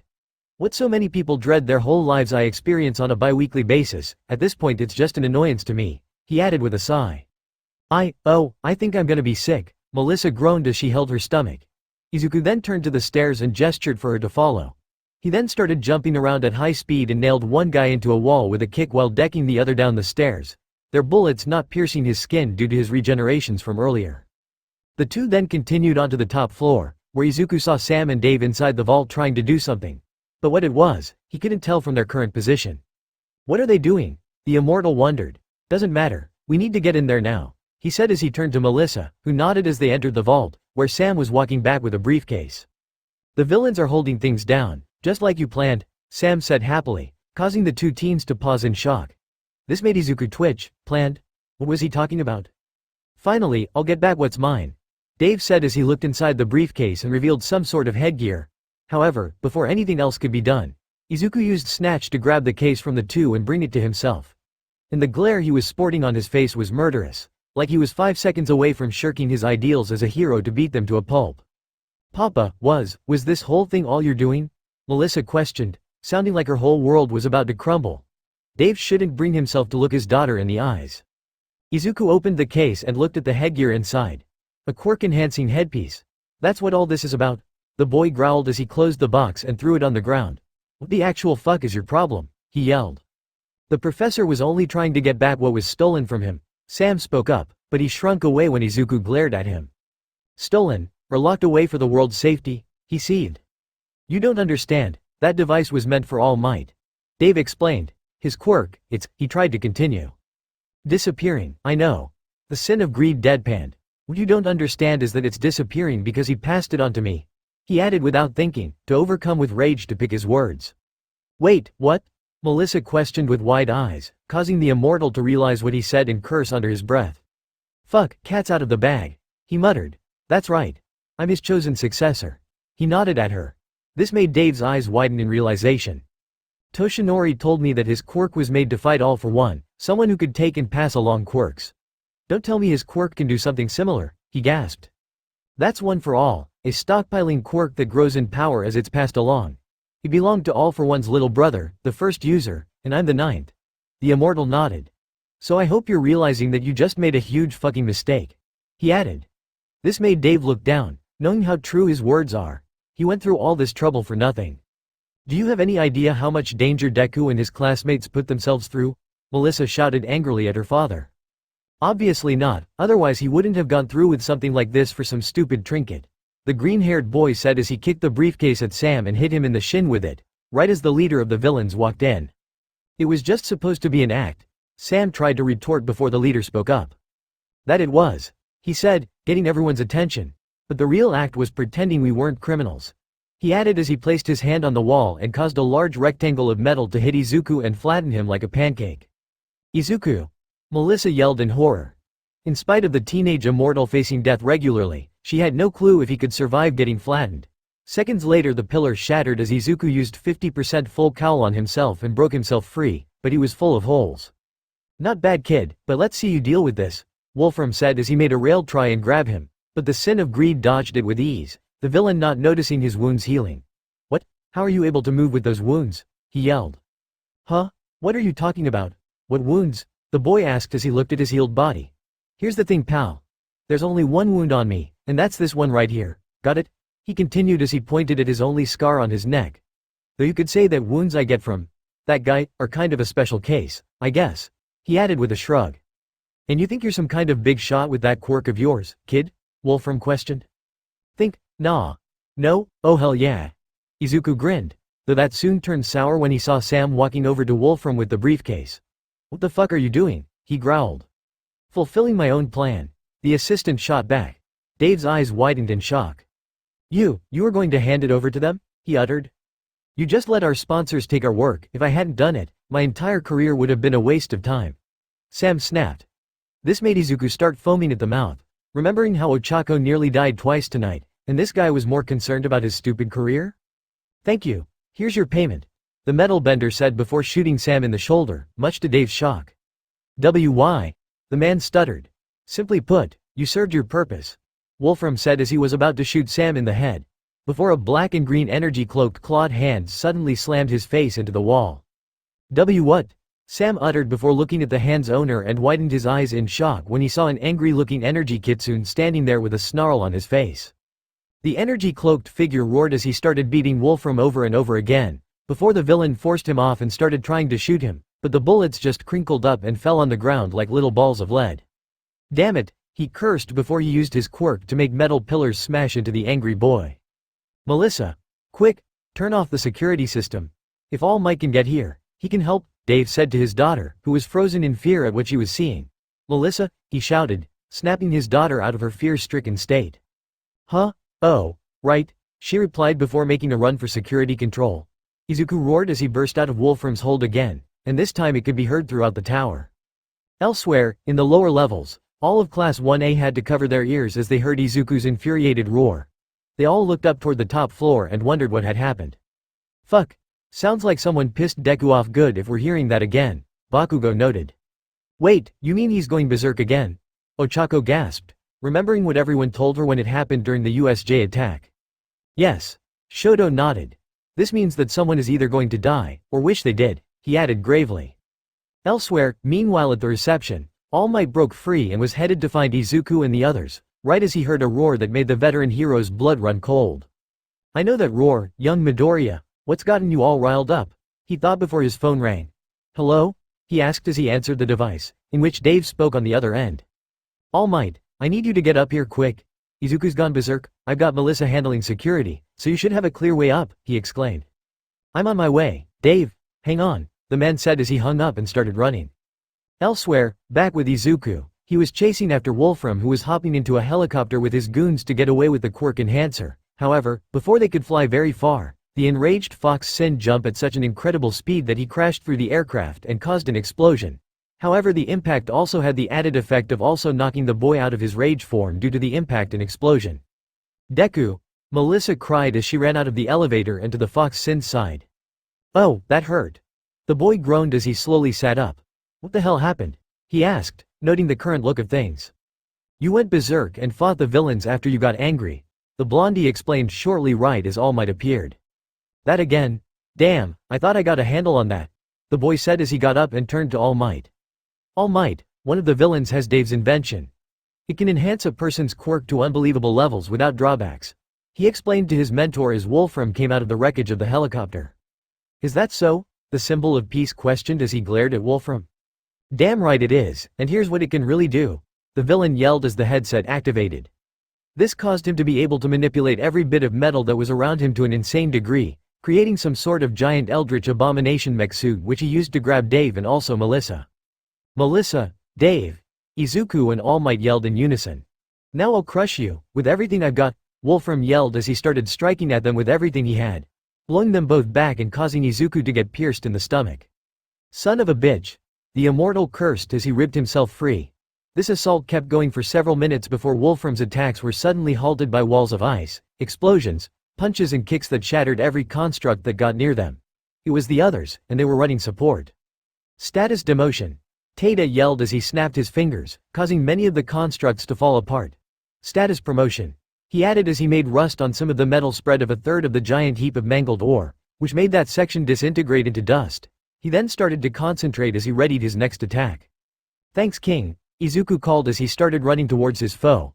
All Might did the same, but as he broke towards Wolfram with a Carolina smash, the villain wrapped him up in cables and grabbed his throat as his muscles started to grow in size. Where did this strength come from? The number one hero thought in surprise as he gritted his teeth. "Surprised? Don't be. This little quirk was a gift from your old nemesis, All for One. He helped us get here," the metal user said, causing the man's face to contort in shock. "What? All for One is behind this," he thought. "Oh yes. When he got word of what's going on here, he wanted to aid in the fall of his nemesis." Wolfram chuckled evilly. He then grabbed All Might by the throat with one hand while the other went to his injury and squeezed it, causing the man to let out a pained yell.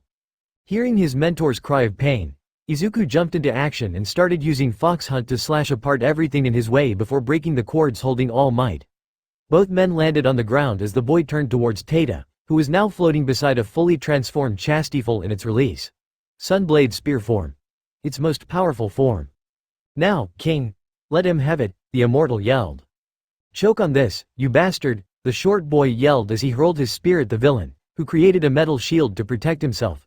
The spear then collided with the shield and created a huge cross-shaped explosion that seemed to stretch up into the sky, but as it cleared, Wolfram was still standing, only being halfway damaged. "You stupid, little, shits," Wolfram yelled as he sent dozens of metal pillars at All Might, Izuku and Taita, who all did their damnedest to avoid getting hit. "Damn it. We gotta put this guy down, before he destroys the whole island," Izuku growled. "Then I believe it's about time we pushed beyond our limits, and show this vile villain the meaning of UA's famous catchphrase," the symbol of peace said as he started charging up. "Right behind you," the Fox Sin exclaimed as he, too, charged up. "Let's go," All Might exclaimed as he took a runner's stance. "Yes sir," Izuku replied before the duo charged, dodging and smashing their way through all the metal pillars sent their way. The others watched with hopeful expressions as the two charged forward. "Deku-kun," Ochako yelled out encouragingly. "Hit that guy so hard his head spins around, Deku," Katsuki added. "You can do it," Midoriya, Iida, Kirishima and Kaminari called. "Win this for us, you too," Taita added. "Get him All Might," the girls yelled. "Don't lose to this guy," Shoto yelled. Spurred on by the encouragement of their loved ones, Izuku and All Might pulled out all the stops. Izuku coursed 100% of one for all over his body and his entire being started to crack and rip under the strain, but regenerated just as quickly and became stronger. Kicking a giant cube to pieces, both student and teacher ran beside each other on equal footing as they jumped up, right as Wolfram was about to crush them with a Titanic-sized cube. "It's time," All Might said, "to go beyond our limits, and save our friends," Izuku added as they both cocked their arms back. "I'll kill you both," Wolfram yelled as he threw the cube at them, and was met with the fists of the two powerhouses. Double Detroit Smash. They yelled in unison as they punched the cube together, resulting in a power struggle with student and teacher pushing together against one villain. As per the laws of science, the superior force of All Might and Izuku won out, destroying the cube and stunning Wolfram with the backlash, giving the two an opening. Now to deliver the final blow, go beyond, Izuku yelled. Plus Ultra, he and All Might roared as they punched the villain so hard that it caused an explosion big enough to rival a hydrogen bomb, surely killing Wolfram on impact. A few minutes later, as the dust settled, Izuku groaned as he rose from some rubble and held his head. Fuck, that was intense. He groaned as he got up. Not a moment later, Ochako came out of nowhere and tackled the boy in a hug before she kissed him on the lips, which surprised Izuku with how unexpected it was. But it also shocked their classmates, save perhaps Taida and Melissa, who was being patched up by a shocked Momo, to a great degree. You did it, Izuku. You saved the island, she exclaimed gleefully. Yeah, Ochako. We all did. The immortal nodded as he pet his girlfriend on the head. Wait a minute. When did you two get together? Kirishima questioned. This made the two tense up as Izuku facepalmed, realizing that yet another cat had been let out of the bag. Today is just not my day, the boy groaned. We've been a thing since the final exams. Kirishima, stop making a big deal out of it, he called. Meanwhile, with All Might and David, they looked at the kids with smiles on their faces. They were glad everything had worked out at the end of this dark night. So that's the future, is it? The brown-haired man mused. Indeed it is. The number one hero nodded in his true form before he frowned. I heard quite a bit from Melissa. Is it all true? He asked. Yes, I'm sorry, Toshi. I was just so afraid of what would happen if your light disappeared, that I lost sight of the big picture. The scientist said as he looked at the kids as Ochako and Izuku gathered everyone in a group hug with Melissa in the center. Of all the light that you left behind, that will become brighter when you're gone. All Might put a hand on his shoulder. I understand, old friend. Please don't beat yourself up over it, he said as the two looked at each other. Dave saw how All Might's recovered physique looked like a more average-built version of his young self, if only older. I'm just glad that it's all over now. Dave sighed as his fatigue caught up with him. A couple days later, a couple days passed and David of course was going to spend the next year in prison for aiding a villain attack. But luckily due to All Might's vouching he was able to continue his work. Right now Izuku was visiting him in prison and was showing the man his blueprints for his support items. So, what do you think? Can you make some stuff like this for me once you get out? The immortal asked. The scientist looked at the blueprints for a moment before nodding. Yes. I can easily manage these, he replied. Though Melissa will most likely be the one to build them or send the parts to UA to be assembled since I'll be here, he added. Izuku smirked as he got up. Then try and get them to me as soon as possible, however that turns out to be, the boy replied. And thanks, this is really going to help me a lot, he added. What exactly do you have planned for the wristband and the suit, if I may ask? Dave inquired. Let's just say it's beyond insane and leave it at that, Izuku replied cryptically before leaving. And with that, Izuku Midoriya went home, where he would find a mother and loving girlfriend waiting for him. Which was good in his opinion. Chapter 21. Game start.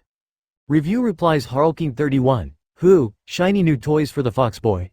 And now it's time for the training camp arc. I can't wait for the confrontation with AFO. Dragon Emperor0. It's definitely something we've been planning for a good long while, all things considered. Thermal Sniper N7. You'll see what kind of plans when we get there. Super Shattuck 2002. Okay, so, I've got only a couple things. First off, love it, you guys did great. Second off, is the energy kitsune based off of Yuki Terumi's Black Susano from BlazBlue? Was meaning to ask that during the USJ and just didn't think about it. It's what it reminds me of, anyway. As for your question, a magician never reveals his secrets. Dragon Emperor0. Yeah, we know. Also it's actually loosely based on Naruto's Nine Tails cloak too, but that's neither here nor there. Oma Flame. This was quite the undertaking, you two did good. Dragon Emperor0. Yeah, next time we're gonna work on it one section at a time. We learned our lesson, trust us. Thermal Sniper N7. I had to do that on a phone, so it was quite the chore for me. Kakarifers. And there it is. Proving my point exactly. You're making a personal attack at me for honest criticism of the story. Yes, it is a fanfic, but fanfics that do well are not character dialogues back to back to back. Every story, even a fanfic, has world building in it. Characters talking back and forth to one another with essentially nothing between the dialogue is just draining on the page. Take Green Tea Rescue or Viridescent for example. There's flow to the story and something to break up the character dialogue. Unique world building, great scenic descriptions, character development, etc.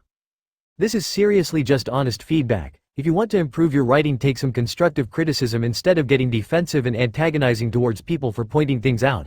Frankly, it feels like you see no fault in your writing style and that anyone who indicates otherwise is automatically wrong, out to get you, or personally attacking you. If you're happy with your writing, by all means continue writing as such. Just don't rage towards reviewers when they're genuinely trying to offer advice. Honestly, I'd recommend giving the 2 stories above a short read in places to see what I'm talking about. Dragon Emperor0. I already went into my rebuttals of this review with you at length in PMs, so I'll only say this here. Given that we haven't had anyone make any other such points on our other MHA stories, I'd say we've worked things out already. Korog the Oversoul. If Izuku has Ban's pre-purgatory powers. As Ban gave Elaine his immortality that he got from the Fountain of Youth, granted he gained incredible power and durability from the experience and likely could be argued to have some sort of enhanced survivability. Healing and slowed aging, he can die, but it takes a hell of a lot more than most can ever hope to dish out. And OFA, when used with a quirk, burns life force, and is comparable to Escanor's Sunshine. Does that mean that Izuku won't have to worry about how he'd only get like 15 years of life after getting OFA? I'm just imagining if somehow Ban had Sunshine while immortal, he could go into the ultimate form without killing himself. I'm glad I found this story. I live for this kind of stuff. Thermal Sniper N7. Interesting arguments there, indeed. Dragon Emperor0. I like to think that pre-purgatory Izuku would be burned out if he gave his immortality away, but I don't think post-purgatory Izuku would, due to the simple fact that everything about him, including life force, would be pushed to beyond human levels, thus stopping the burnout altogether. Korog the Oversoul. I forgot that unlike AO3 only allows 1 review per chapter, so this is partly a continuation of my review of the first chapter. I think that Ban, or Lancelot, maybe Volpes or something like that, or Zorro, which is Spanish for fox, something like that would work for a hero name. He doesn't have a lot of a reason to use Deku, and if he gets a vision of the 7 deadly sins, and sees Katsuki as Meliodas, he is Ban and maybe also Escanor, Ochako is Elaine and others to be determined at a later time. And on another note, Ochako didn't actually die, did she? How did that get kept from her brother Harlequin, King? Seriously, I think that if OFA had a Sunshine feature, Izuku could take out all the Nomu, and as I say that I realize that is exactly why it shouldn't happen. I also love Jonathan Young, he rocks Dragon Emperor0. See above post for an explanation on my view on it. Also, thank you. Thermal Sniper N7. What he said. Korog the Oversoul. WT AIDS. So 3 other PPL got over 110 points? Dragon Emperor0. I have no bloody idea what you're talking about. Thermal Sniper N7. Ditto. I'm sure they meant that Izuku's score in the practical exam was a combined total of 110, and he was ranked as 4th, and 3 other people getting that kind of score is a little alarming. Especially if Katsuki still only got 77 combat points. Also, I don't know why everyone is bitching about the opening, but then again I have only seen it as chapter 2. Dragon Emperor0. It was a thing from the story's infancy, you won't see it here. Also, your explanation is exactly what we should have said, in hindsight. Guest. This needs work. Remember, you are not writing an anime or manga. On this site, you are writing a book. Guest. This story isn't bad, but instead of just giving Izuku Ban's powers, what you have done is pretty much make Izuku Ban, and that ruins the story. Dragon Emperor0. To both reviews. Yeah, well, that's like your opinion, man. Korog the Oversoul. Melascula, Euryale, she got scared of Escanor in canon. But Izuku is going to first put the fear of God into her, and then make that seem insignificant when compared to the fear of Izuku if she tries to do anything to Ochako. Like if it's possible, Izuku might have a second awakening and be able to snatch souls if Euryale threatens Ochako. Dragon Emperor0. Exactly. Thermal Sniper N7. Soul snatching, Korog the Oversoul. Hey, hold up.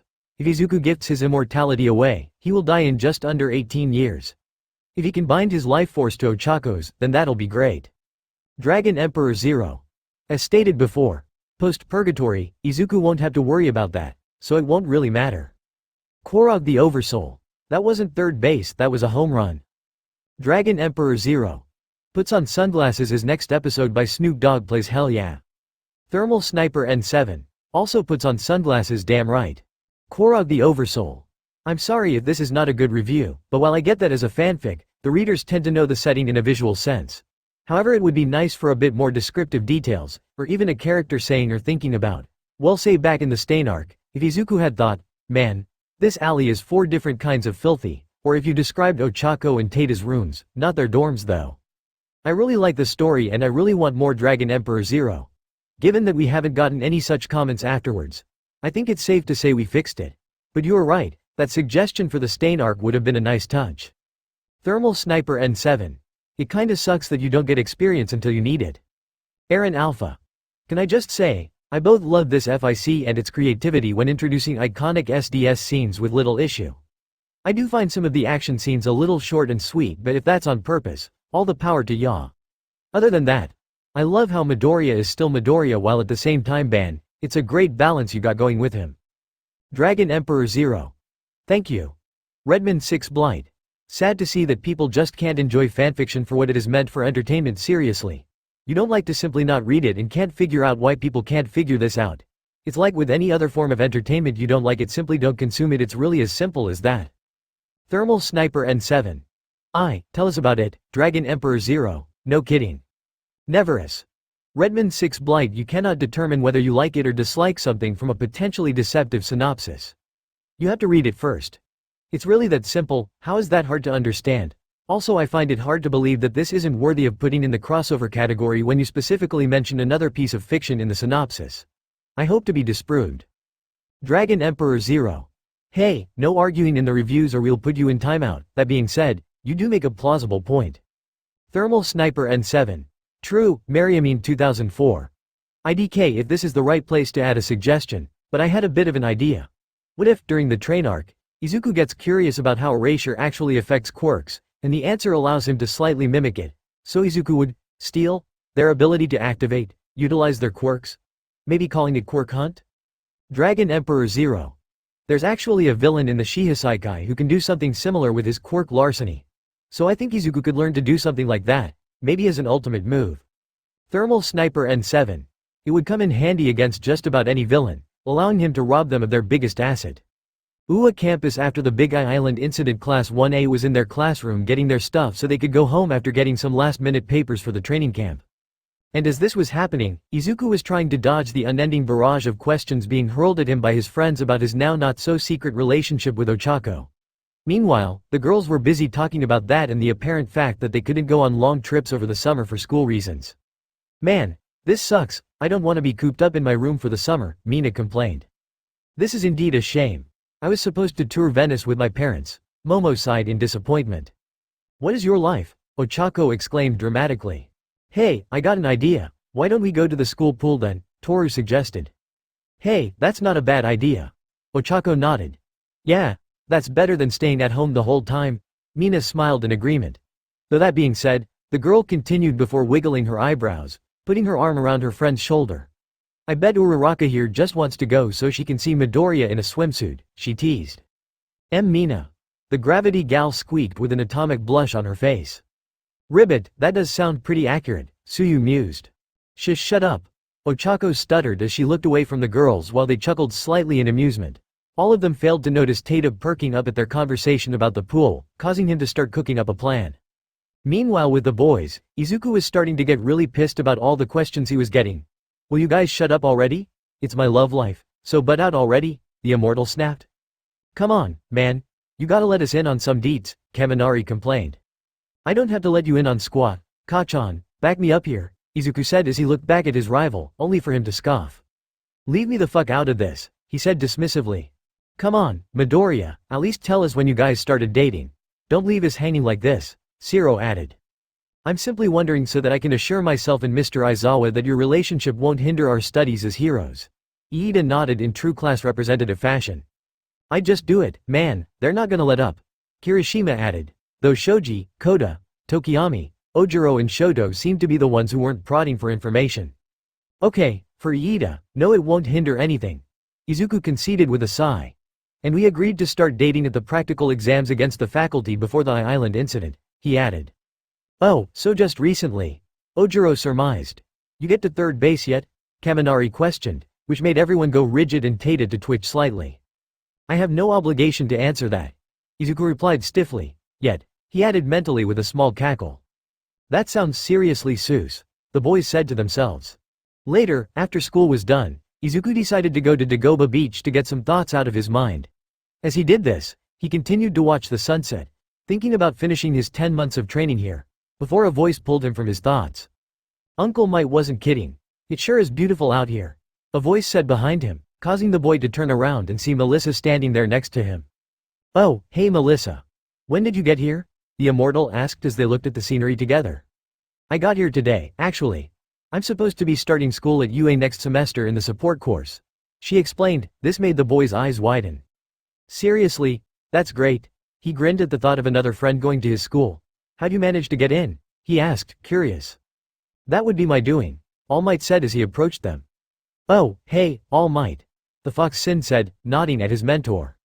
What brings you out here, young Midoriya? The man asked as the immortal teen looked out at the ocean. Just remembering. This beach is where my journey began, Izuku said, remembering the absurd amount of garbage he worked with as he got his body in shape to inherit One for All. Ah, it is important to remember your beginnings. All Might nodded, joining them in their sunset watching. On that note, I have something for you, Deku.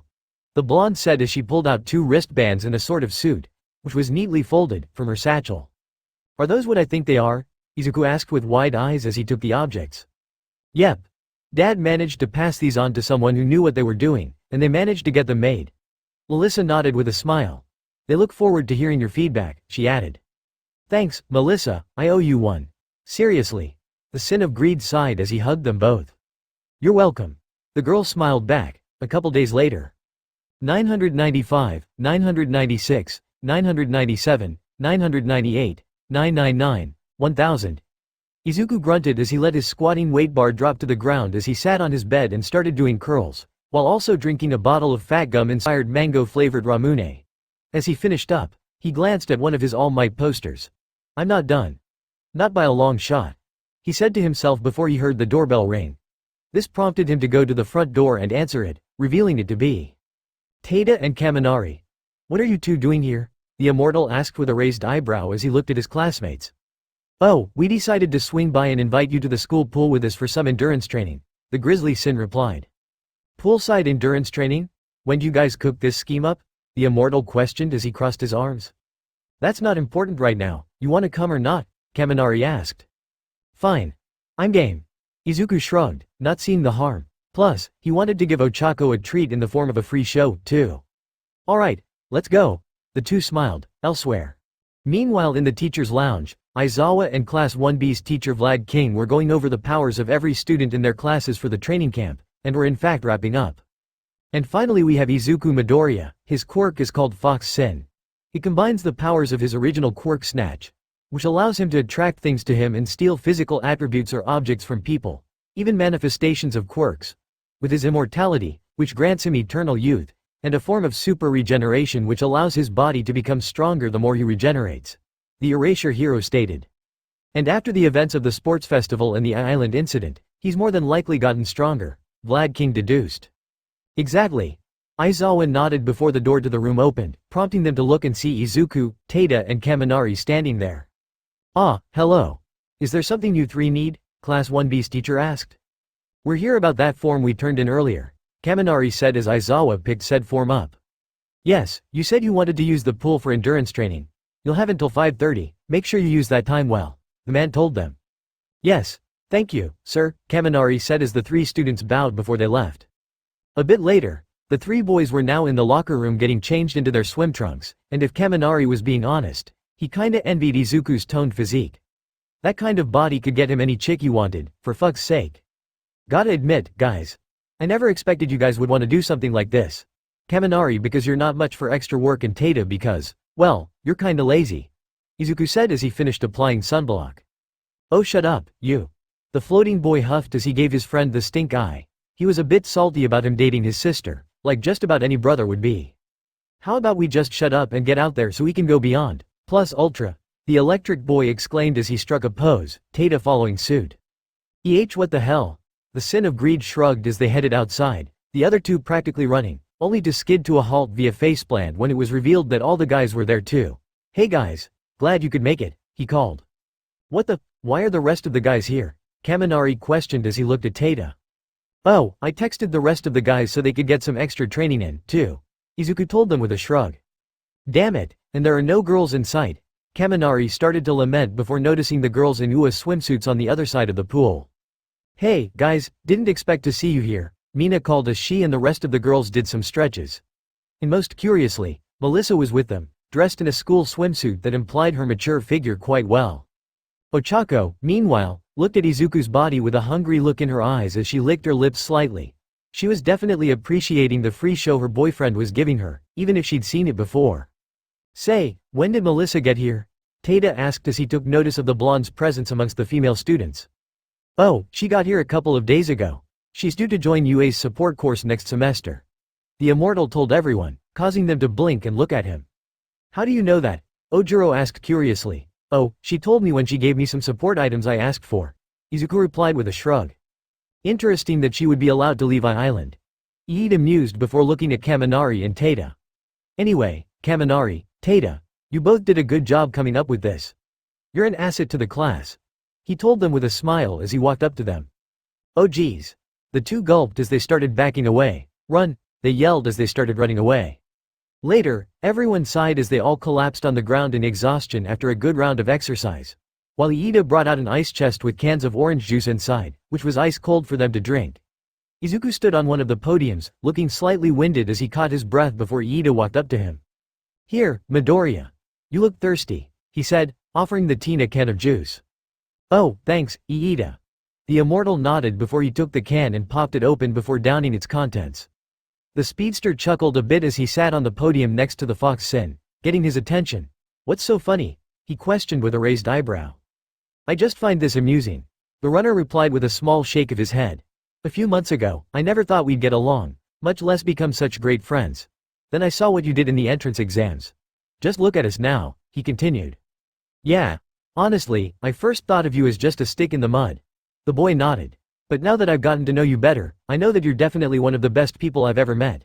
And I mean it, I never had an easy time making friends, he added. Glad to hear it, Midoriya. Iida nodded as they clasped hands with smirks on their faces. The bromance moment was ruined, however, when Ochako came out of nowhere and bit down on Izuku's left pec. This caused him to tense as he looked down at her and Iida to look at her in shock along with the rest of the guys. Katsuki in particular trying to stifle a laugh. Then her teeth fully sunk into her boyfriend's skin, causing him to scream in comical pain. Ah! He yelled as his entire body turned red. With the girls, they had gaping looks of shock on their faces while Mina took pictures with a grin on her face. A few minutes later, SpongeBob style, as everyone was relaxing, whether they were sitting on the side or swimming a bit to cool off, Izuku hugged his girlfriend from behind as he kissed her, causing her to giggle as she enjoyed his embrace. Ah, what's all this cuddling, huh? She asked with a smile. Just shut up and let me cuddle you, Ochako. I need to recharge my battery for this pool race the guys are having. The sin of greed told her as he continued to hold her close, kissing her neck. Well, you're being suspiciously sweet. What's gotten into you? The gravity gal wondered with a smile as she enjoyed her boyfriend's kisses, right before she suddenly found herself in a hold, causing her eyes to widen in alarm as Izuku had a mischievous look on his face. Wait, this grip is, she thought as her boyfriend chuckled before lifting her out of the water. A German suplex, she yelled internally. Incoming, Izuku yelled as he suplexed his beloved mochi junkie into the pool with a loud crash, causing everyone to look at them in surprise as they resurfaced. Ha! There, let that be a lesson so you don't bite my pecs in front of everyone, he laughed. Ah, Ochako got out as she floated in the water. Hey, you don't see me biting your boobs in front of everyone, huh? Do ya? The immortal jeered. No fair, she pouted as she floated in the water with an adorably grumpy look on her face. Fucking hell, she's cute when she's angry, I love it. The Fox Sin thought as he poked her cheeks. Don't you get snippy with me, cheeks for weeks, you had it coming, he added. What even is this? Tada questioned as he watched his sister and childhood friend act that way. Ribbit, I dunno. But it certainly looks like what most couples would do together, I guess, Suyu shrugged. Later, after that fiasco, the boys all gathered around the pool to try and do a series of races to see who would win, with quirks being completely allowed. Some of the first people up were Katsuki, Kirishima and Shiro just to name a few. Needless to say there wasn't much swimming going on, as Katsuki and Shiro went above the water with their quirks. This of course ticked off a few of the guys. Hey, you're supposed to go in the water, the redhead exclaimed indignantly. It's called freestyle swimming, Katsuki retorted as mini explosions went off in his hands. A few more races went by with Shoto using his ice to just go over the water, much to everyone's indignation, and it eventually reached a race with Izuku and Iida competing against each other. Alright, go. Momo exclaimed as she blew her whistle, prompting them to start racing. Iida just used his quirk to skid along a lane marker while Izuku used Snatch to pull himself to the other side faster than the speedster could move.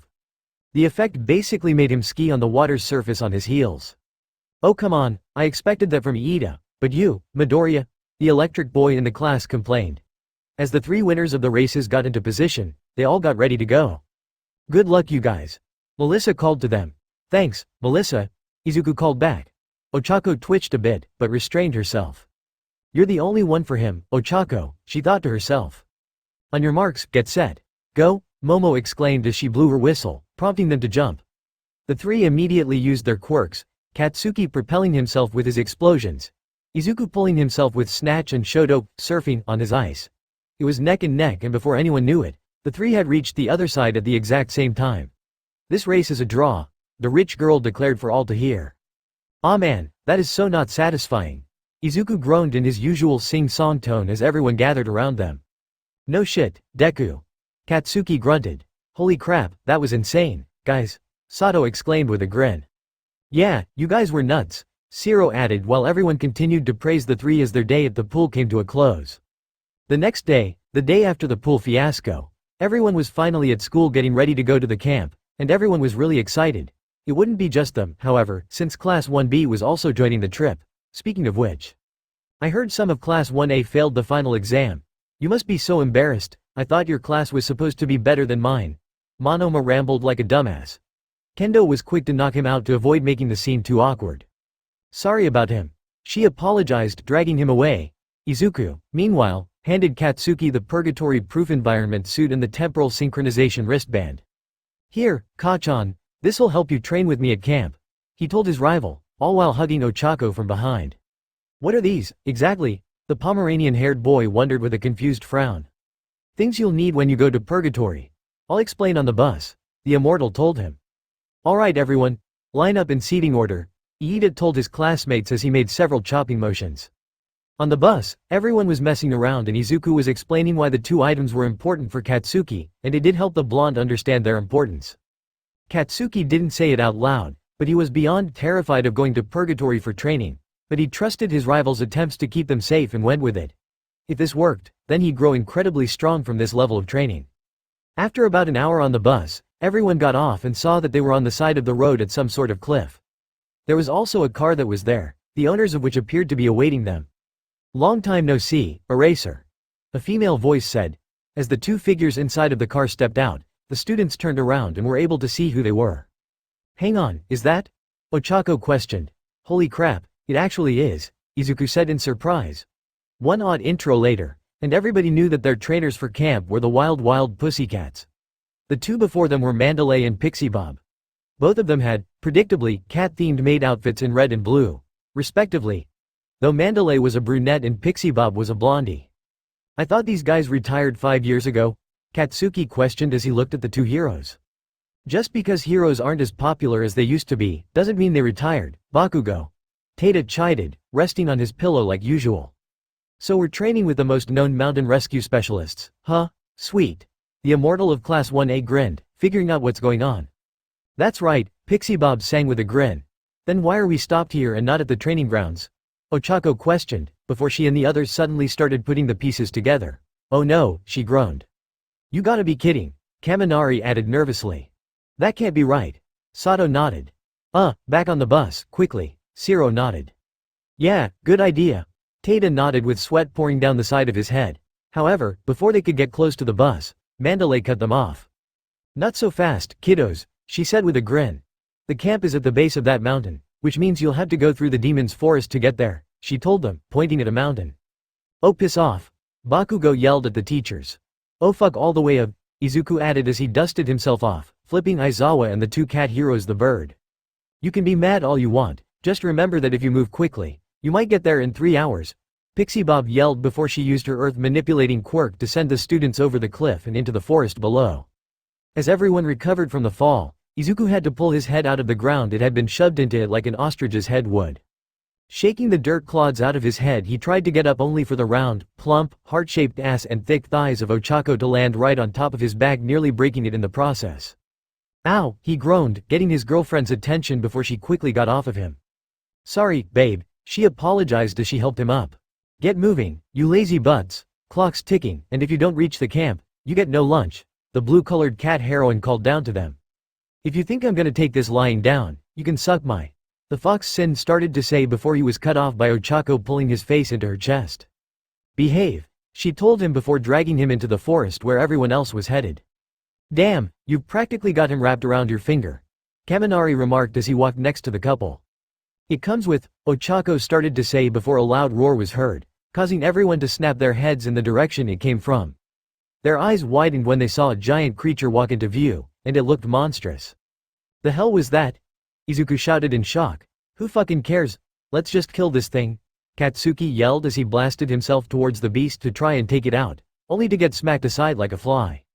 Everyone, work together, Momo exclaimed as she made a cannon and took aim with it. Right. The rest of the class chorused as they started fighting through the beasts. Hear me and restore peace to this land, Koda exclaimed, only for his quirk to have no effect. Strange. One would think that would work, Tokiyami remarked. Unless they aren't living creatures, Shoto added with narrowed eyes. So we're dealing with golems. Great, Kirishima sighed as he hardened his arms. It at least made things easier. Shoto was quick to freeze a golem in its tracks and leave it open for Katsuki to destroy the upper half while Izuku destroyed what was left. Elsewhere, Ochako and Tsuyu worked together to get another of the mindless constructs high into the air before letting gravity take care of the rest. Mina, Toru and Momo did a distract and destroy strategy on one golem and it went off without a hitch.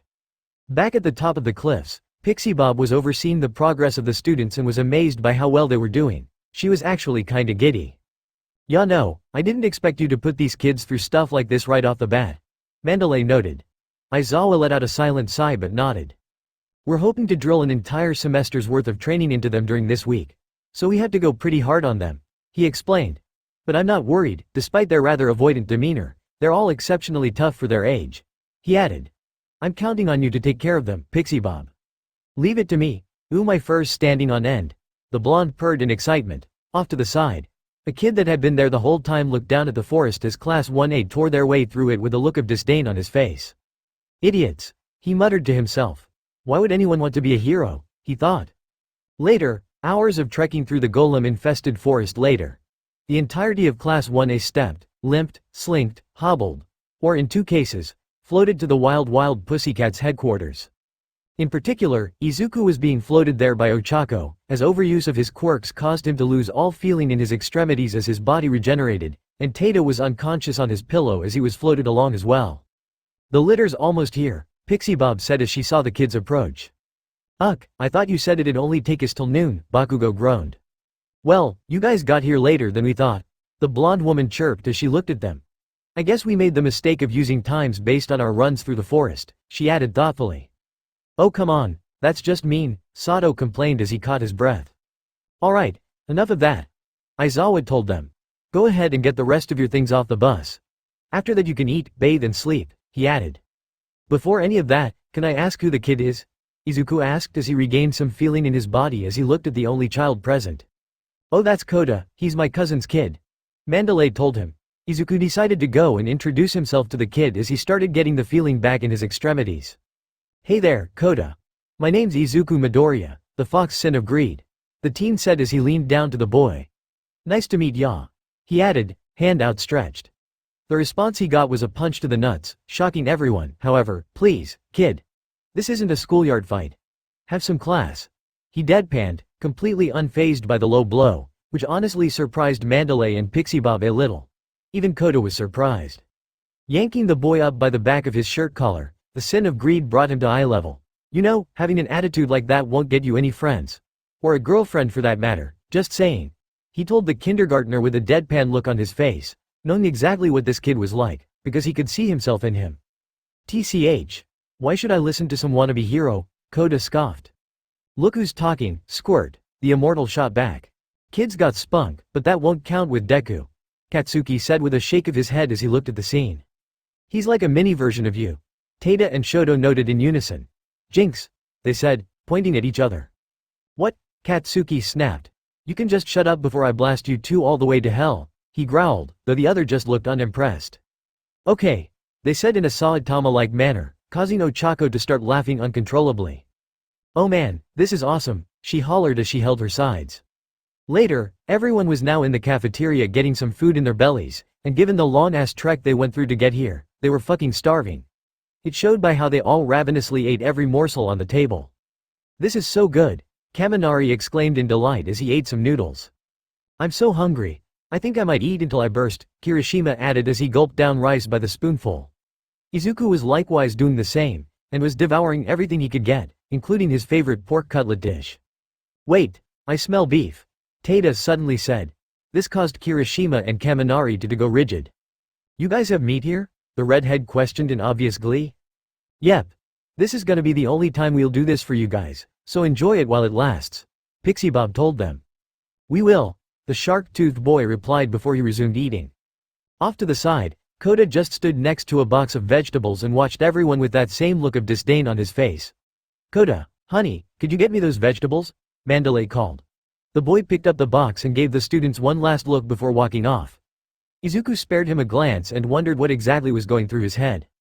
Later, after the food was thoroughly devoured by the 20 students, they then decided to go to the mountain base's natural onsen or hot springs and were now relaxing.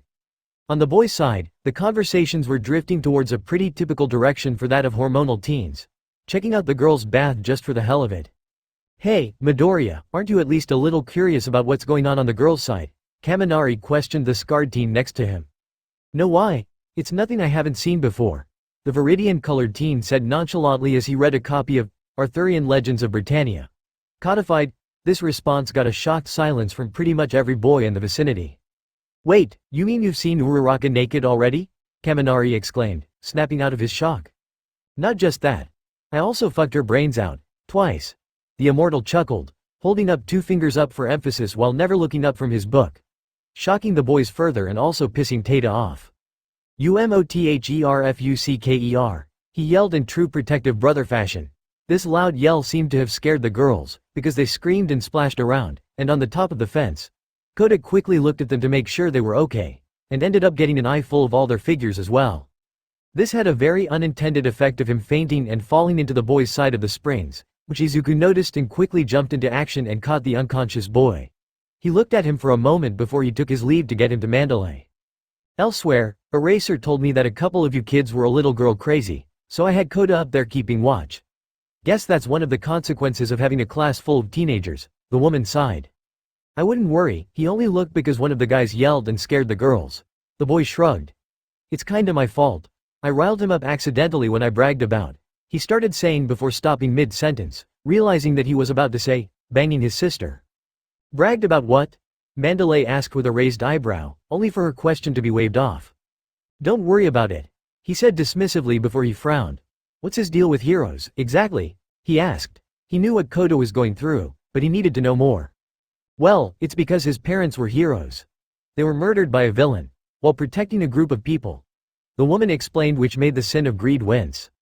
"I can already tell that he didn't take it well, and mixed with how young he was, he took it as his parents leaving him behind," he noted, deducing that Koda's young mind wouldn't be able to understand what had happened. "Exactly." The brunette sighed sadly. "How do you begin to explain to a child that his parents died honorably?" she continued with a few tears rolling down her cheeks. Izuku's mind suddenly started to recall the memories of the USJ when he and Ochako saved each other during the fight with the Nomu, nearly losing her in the process.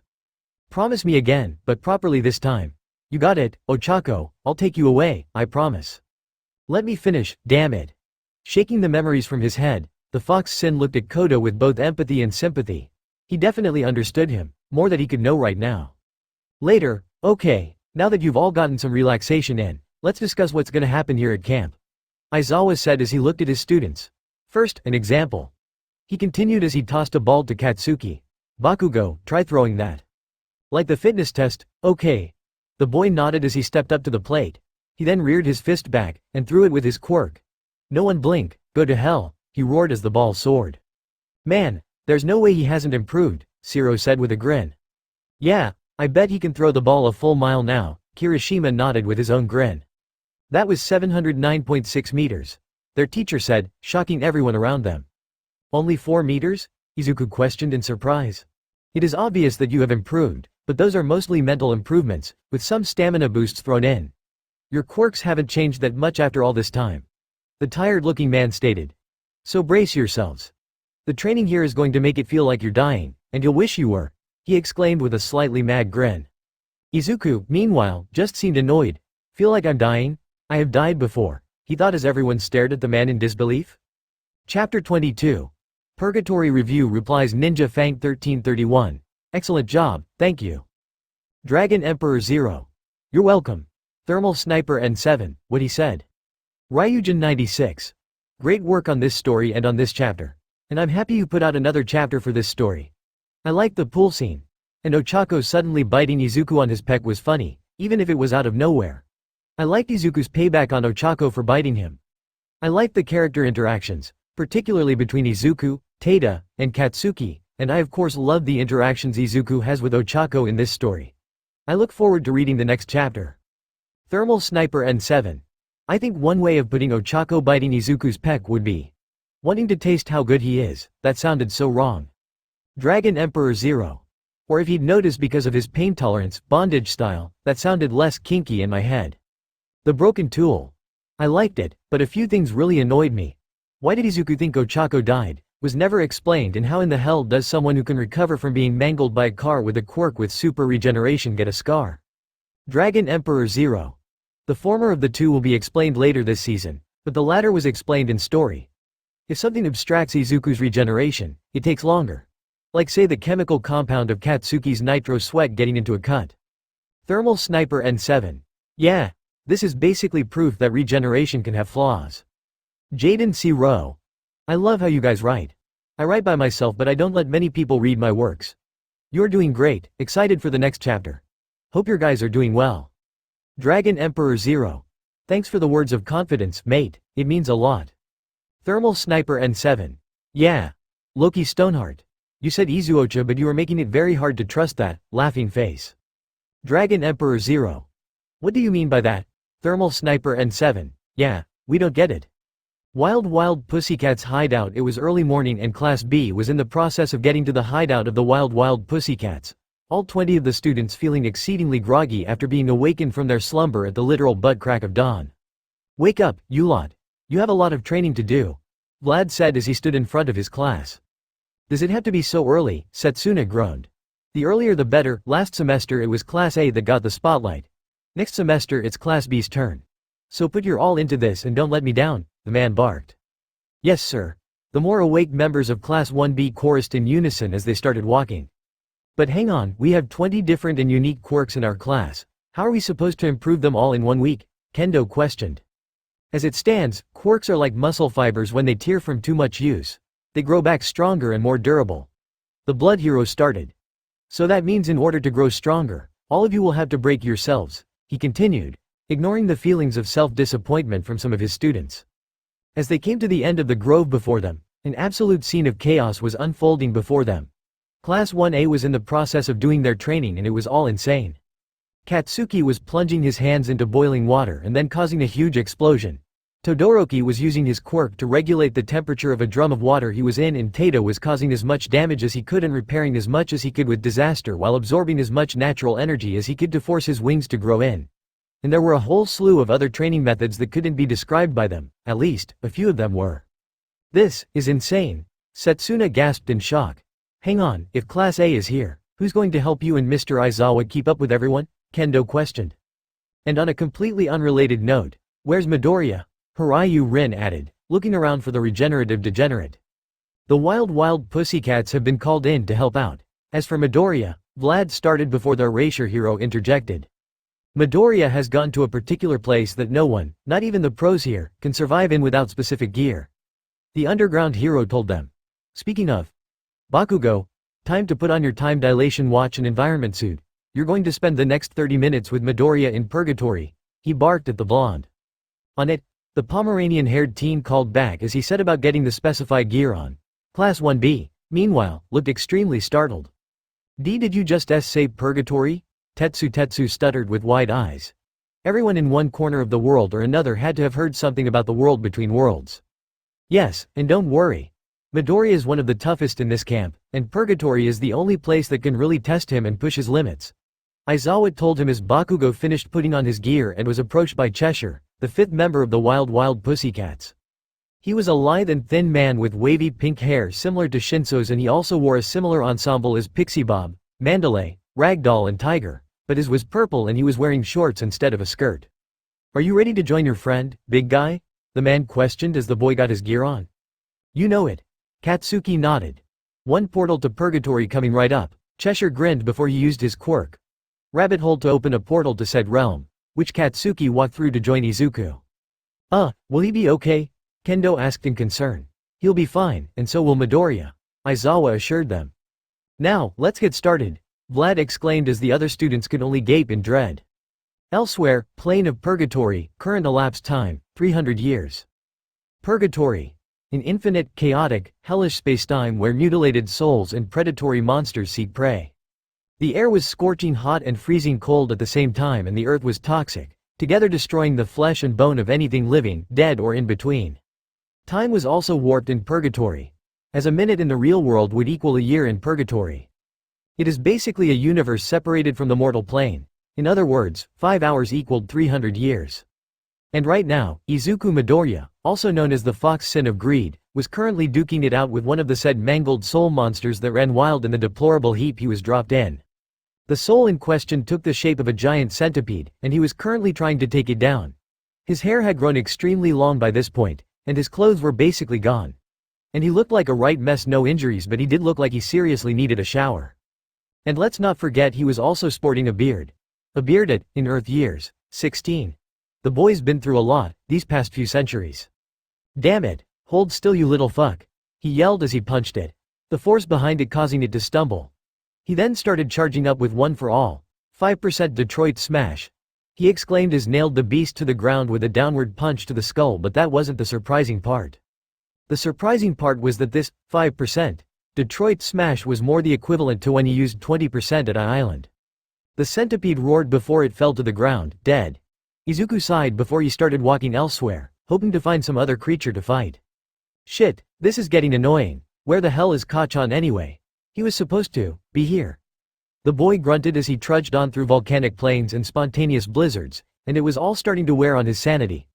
"Kachan, where the hell are you? Answer me, goddammit," he roared to the heavens as another century passed before him. As if somebody decided to cut him a break. "I'm fucking here, nerd," Katsuki said as he dropped down from a cliff. However, instead of a warm welcome, he was greeted by a sudden sock to the face that sent him flying into a cliff wall. "About time you got here, you jackass," the immortal roared furiously. "I've been waiting for centuries for you to show up, and you droppin' now?" he continued roaring. "Screw you, I've been shoving my hands in boiling water for the past 5 Katsuki started to retort before his environmental suit began acclimating him to Purgatory's exact conditions, causing him to feel what his friend had been feeling for the past 4 centuries all at once. The blonde writhed in pain as his body swelled and contorted as the suit got him acclimated until he was finally able to relax. His lungs were inflamed and entire body was screaming in pain. "Hoo boy, that is the most intense thing I think I'll ever feel." He breathed as his time dilation watch kept him from aging, coughing up a bit of blood. "God, and you've been in this for centuries?" he grunted. "Damn right I have." The Fox Sin replied with a grunt. "Come on. Let's go and find a place to hunker down." He beckoned. "Another storm is brewing," he added, pointing at clouds that gathered overhead. "Lead the way, I guess." The blonde nodded as the two charged on. Timeskip, Purgatory, elapsed time. 180 years. It had been another 3 hours in the land of the living, and nearly 2 centuries in Purgatory. And now both Katsuki and Izuku had basically gone insane by this point. The two were now currently brawling as a tall humanoid fox demon and a rather adorable-looking 3-horned dragon demon respectively, tearing at each other like wild animals. As the two demons tore at each other's throats constantly, trying to kill one another and just be done with it. Izuku grabbed Katsuki by the midsection and hurled him off of himself, causing him to crash into a mountain. But right as he was about to attack, he stopped when he saw something. It was a rock formation, but it was in the vague shape of a jungle gym. This sight caused something to click in the demon's head as memories came back to him. Flashback. A smaller Izuku smiled happily as he played on the swings with an equally young and small Ochako, the boy pushing the girl on the swings to make her go higher. "Higher, Izuku." The round-faced girl giggled. "Okay, hang on," Izuku laughed as he pushed his friend higher. Ochako laughed as she kept flying higher and higher before Izuku decided to stop her and keep it from getting out of hand. "Haha, that was so fun." The brunette laughed as she and Izuku sat under a tree together. The boy grinned as he laid his head on her lap. "You know what I plan on doing when we get older," he said, getting the girl's attention. "What?" she asked. "I'm going to marry you," the boy replied with a grin. "Yeah, you are." Ochako grinned back. Due to their childhood innocence, they didn't quite understand the full extent of what they were saying. Time skipped to more recent times. Izuku and Ochako were lounging in the former's bedroom one day after school on a weekend, just enjoying one another's company. As they chilled out, the gravity girl decided to voice something that had been on her mind for a while. "Hey, Deku," she started, getting his attention. "If Uriali separates my link to her, what are you gonna do?" she asked with a gulp. She knew full well that if her link to the villain was cut she would die again. The immortal was silent for a moment as he mulled his answer over. After a moment, he spoke. "If I find a way, I'll use all of my immortality to bring you back," he declared, tightening his grip on her waist. "I don't care how useful it is, I'm not spending the rest of my days alone," he added. "You won't be," the girl told him as she placed her hand on his chest, "because I'll always be with you. Alive or dead," she added with a smile.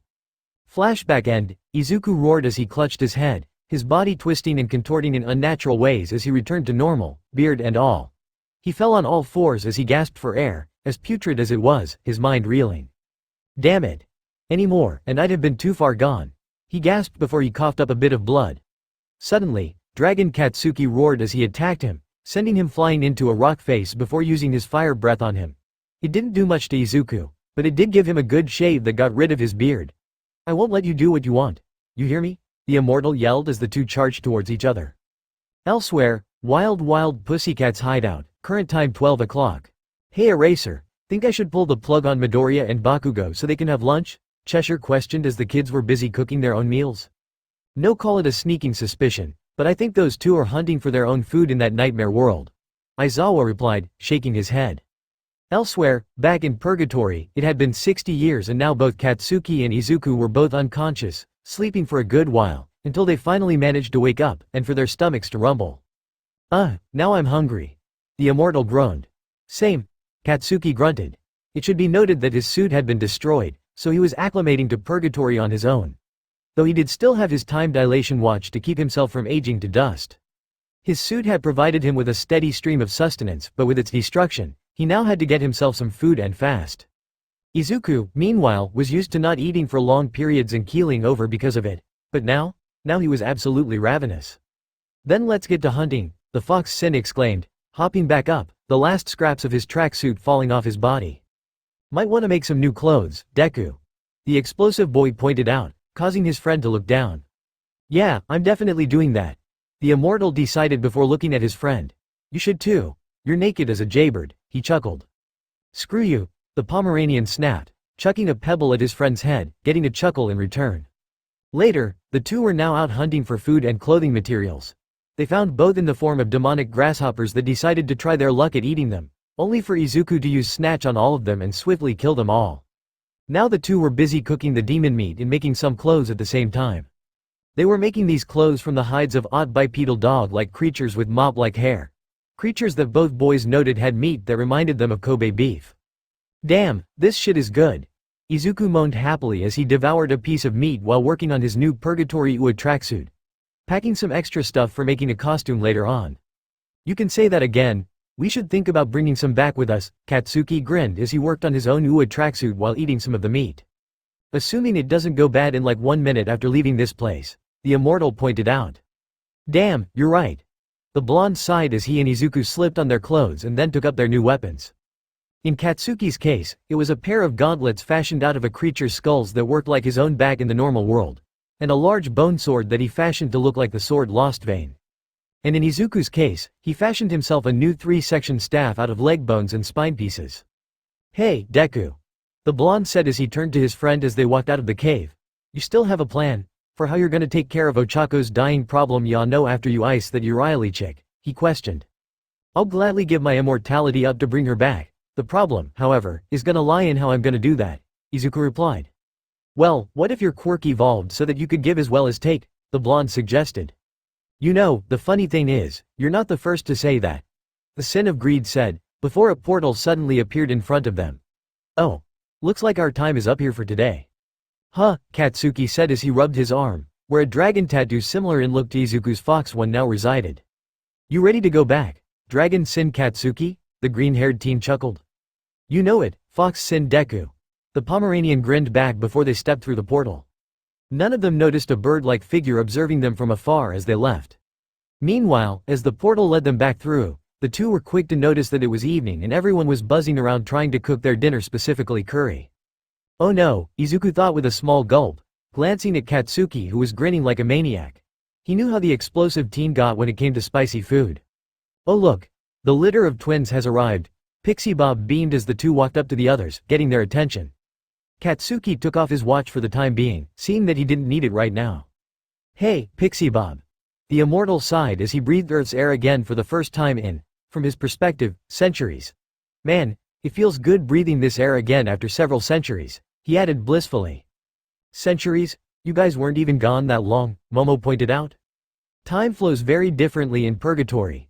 In the time me and Kachan were in there, his environment suit was trashed along with both our tracksuits, so we had to make some new ones. Izuku told her, gesturing to his demon skin tracksuit. Seriously, talk about rotten luck. Sato said as he and Koda carried some firewood. If that's true, then you must have been alone for a really long time before Bakugo came in. Mina gasped in realization before Toru hugged the immortal. That must have been horrible, the invisible girl cried in sympathy. Trust me, it was the definition of hell. Izuku confirmed as he rubbed what he knew was Toru's hair. Yeah, and the two of us actually went insane and became demons for a while because of how that place works. Katsuki added with a sigh as he got to work on his curry. It took us a while to get a grip on ourselves again. He added before letting out a chuckle. Deku's even managed to grow a beard a few times. He added further, still chuckling. Seriously, everyone said in amusement. Yeah, laugh it up, why don't YMMPH? The boy barked before he was silenced by a familiar pair of pillowy globes pressing themselves to his face. I can't even begin to imagine how hard it must have been for you to go through all of that spirit-breaking stuff. Ochako exclaimed. Anime tears pouring from her eyes as she held her boyfriend's head to her bosom. Well, this is certainly making me feel better, Izuku sighed before he suddenly picked her up. But I think I know another thing that could cheer me up. He purred with a smirk as he set her on the table and helped Aoyama move a pot. But before he could pounce on his girlfriend for the first time in quite a while, someone whacked him on the back of the head with a stick, causing him to faceplant. Go to horny jail. Koda told him with a rather comical scowl as he held the offending stick, signifying himself as the culprit. Izuku growled as he gripped the ground and sat up as the little boy walked away. I'm gonna murder that little brat, he snarled. No you're not, Mandalay told him sternly while she tried to hide a smirk at her nephew quoting a centuries-old meme. Later, after the cooking was done, everyone started digging into the curry they just made, and the reactions were mixed. For example, when everyone tried the red curry that was made by Katsuki, which used some of the meat from the beasts of Purgatory for example. Ah! It burns! Mina cried out in comical agony as she held her throat, several others in the same state as her. I tried to warn you guys, Tada sighed as he ate a much milder curry dish, his shirt being taken off to allow his newest features to breathe a pair of small fairy wings. Yeah, Kachan is a great cook and all, but the problem is he somehow makes all his dishes too spicy. Izuku added as he ate some curry of his own with Purgatory meat in it. Turns out demon meat won't go bad after it leaves Purgatory. Not my fault you extras can't handle the heat. Katsuki huffed as he ate his curry, and was completely unaffected by the truly obscene number of Scoville units in it. Yeah, we get it, Katsuki. You're tougher than the rest of us, Ochako said sarcastically with a roll of her eyes, also eating her own curry.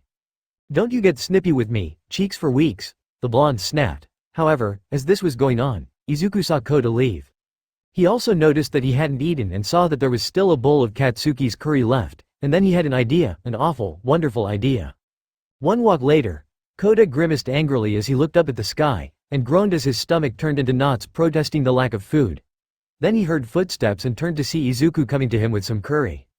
What the, how'd you find me? He demanded. I literally followed you here, pipsqueak. The immortal responded flatly. Look, I could hear your stomach growling all the way down at the bottom of the hill. So I brought you some food. He continued, setting the plate next to the boy. You can take it or leave it for the ants, I honestly don't care either way, he added.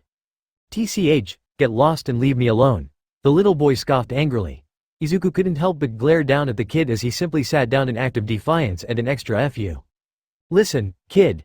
The immortal began. Even if you lost your parents to a villain attack, that still doesn't give you the right to run ramshot over everyone else. He continued. After all, you're not the only one who's suffered, he added. What the heck would you know? You've never lost anyone, Kota shouted, and immediately felt like he made a mistake when Izuku gave him a glare that scared him a bit. Let me tell you something, you little punk. The fox Sin growled. You remember my friend Tada? The kid with the fairy wings? He lost all his friends when they were captured by a villain who kept them alive in captivity so he could remove their fairy wings and sell them on the black market. He stated. The whole ordeal drove one of them hellbrim mad. So much so that he hunted the crew down and killed them. Every last one. Even their families, he added. What? Kota gasped, completely taken aback by what he'd heard. Yeah. And Tada? He was forced to kill Hellbrim to stop his reign of terror. The boy continued. Can you imagine something like that? Having to kill one of your own friends to save them from themselves? He added, getting a no from the kid. Then there's my friend Shoto. He's the son of Endeavor, the number 2 hero? Yeah, Kota nodded. He's the result of a quirk marriage. Handcrafted to satisfy his dad's ego of becoming better than All Might. Izuku stated. And then there's me, he continued, gesturing to himself. What about you? The boy asked hesitantly. He really didn't like what he's been hearing so far. I lost my childhood crush in an accident when we were kids, and felt guilty about it ever since. The fox Sin stated. Then she turned up again over a decade later, alive and well. He trailed off before clenching a fist. Well, I should say reanimated is the better term. Specifically as the puppet of a villain. He finished with a growl. Is that how you got your, Kota asked. Yeah, and honestly, I give it all up if it means I can hold her again. The boy sighed as he looked back at the small child. My point is, kid. Even heroes suffer. So don't go yelling at us for wanting to do our jobs. But you don't get it, it's all so dumb, improving your quirks just to show off. Call each other heroes and villains and killing people because of it. It's all so dumb, Kota snapped. This gave Izuku a better understanding of the context of the boy's anger. It all made sense now. He didn't just hate heroes and villains. He hated the society he was forced to live in because his parents died. Your parents, they were the waterhose duo, right? The immortal asked. How do you know that? Did Mandalay tell you? The boy snapped. Chill, it wasn't that difficult to figure out. The Sin of Greed stated, holding up a hand. Look, you lost your parents. It hurts, I get it, trust me I get it. But do you really think that hating the world and spitting on everything your parents tried to save is doing anything but dishonoring their memory? He added. Just get lost already. The kid snapped at him. Izuku sighed, but knew that it wasn't easy to snap a kid of Kota's age out of his funk. Fine. Be mad, hate everyone and everything, stay alone. See if I care. The immortal sighed as he got up. He didn't want to sound harsh, but he figured that if this was the way the kid wanted things to be, why stop him? That wouldn't stop him from being nice to him though. Keep the curry, I'm already full. The scarred teen said as he walked away, leaving the tyke to his own devices. But as he did, he also left behind a bottle of waterhose sparkling soda with the curry. A gift to the boy who missed his parents. Kota picked up the bottle and felt tears escape his eyes as he looked at the image of his late parents. Sitting down, he opened it up and started eating the curry, and instead of it burning his mouth, the warm meat and rice dish instead hit him with a taste and melody of spices and meaty flavors he couldn't describe. This is the greatest thing ever. Kota yelled in his head as he ate the curry, savoring every single bite. It was so good that hating Izuku even more didn't even register in his head. Time skip. It was 2 days later and everyone was still on their non-stop training regimen. But meanwhile in the land of Purgatory. Purgatory, elapsed time total. 960 years. 3 days at camp. The Dragon and Fox Sin duo had spent in the hellish expanse of Purgatory. 3 days that had translated into over 1260 years in Purgatory overall. And the two boys could feel it. They had become beyond human. Die, you piece of shit! Katsuki roared as he blasted a demon centipede to pieces. Come on, you bastards, come get some! Izuku yelled as he used Snatch to kill some demon grasshoppers. However, as they did this, it attracted the attention of a Purgatory-born dragon. The beast roared at the two as it charged up a fireball. Kachan! Here comes another one! Izuku barked. Not on my watch, eat this! The blonde yelled as he pointed his gauntlet at the beast. Concentrate on a single point, now! He yelled as he fired a compressed explosion beam out of the mouth of his new gauntlets and into the mouth of the dragon. A P shot, he yelled. As the blast hit the dragon, it was sent staggering back from the force. Upon recovering, it roared at him in annoyance before sending another fire blast at the explosive teen, only for him to dodge.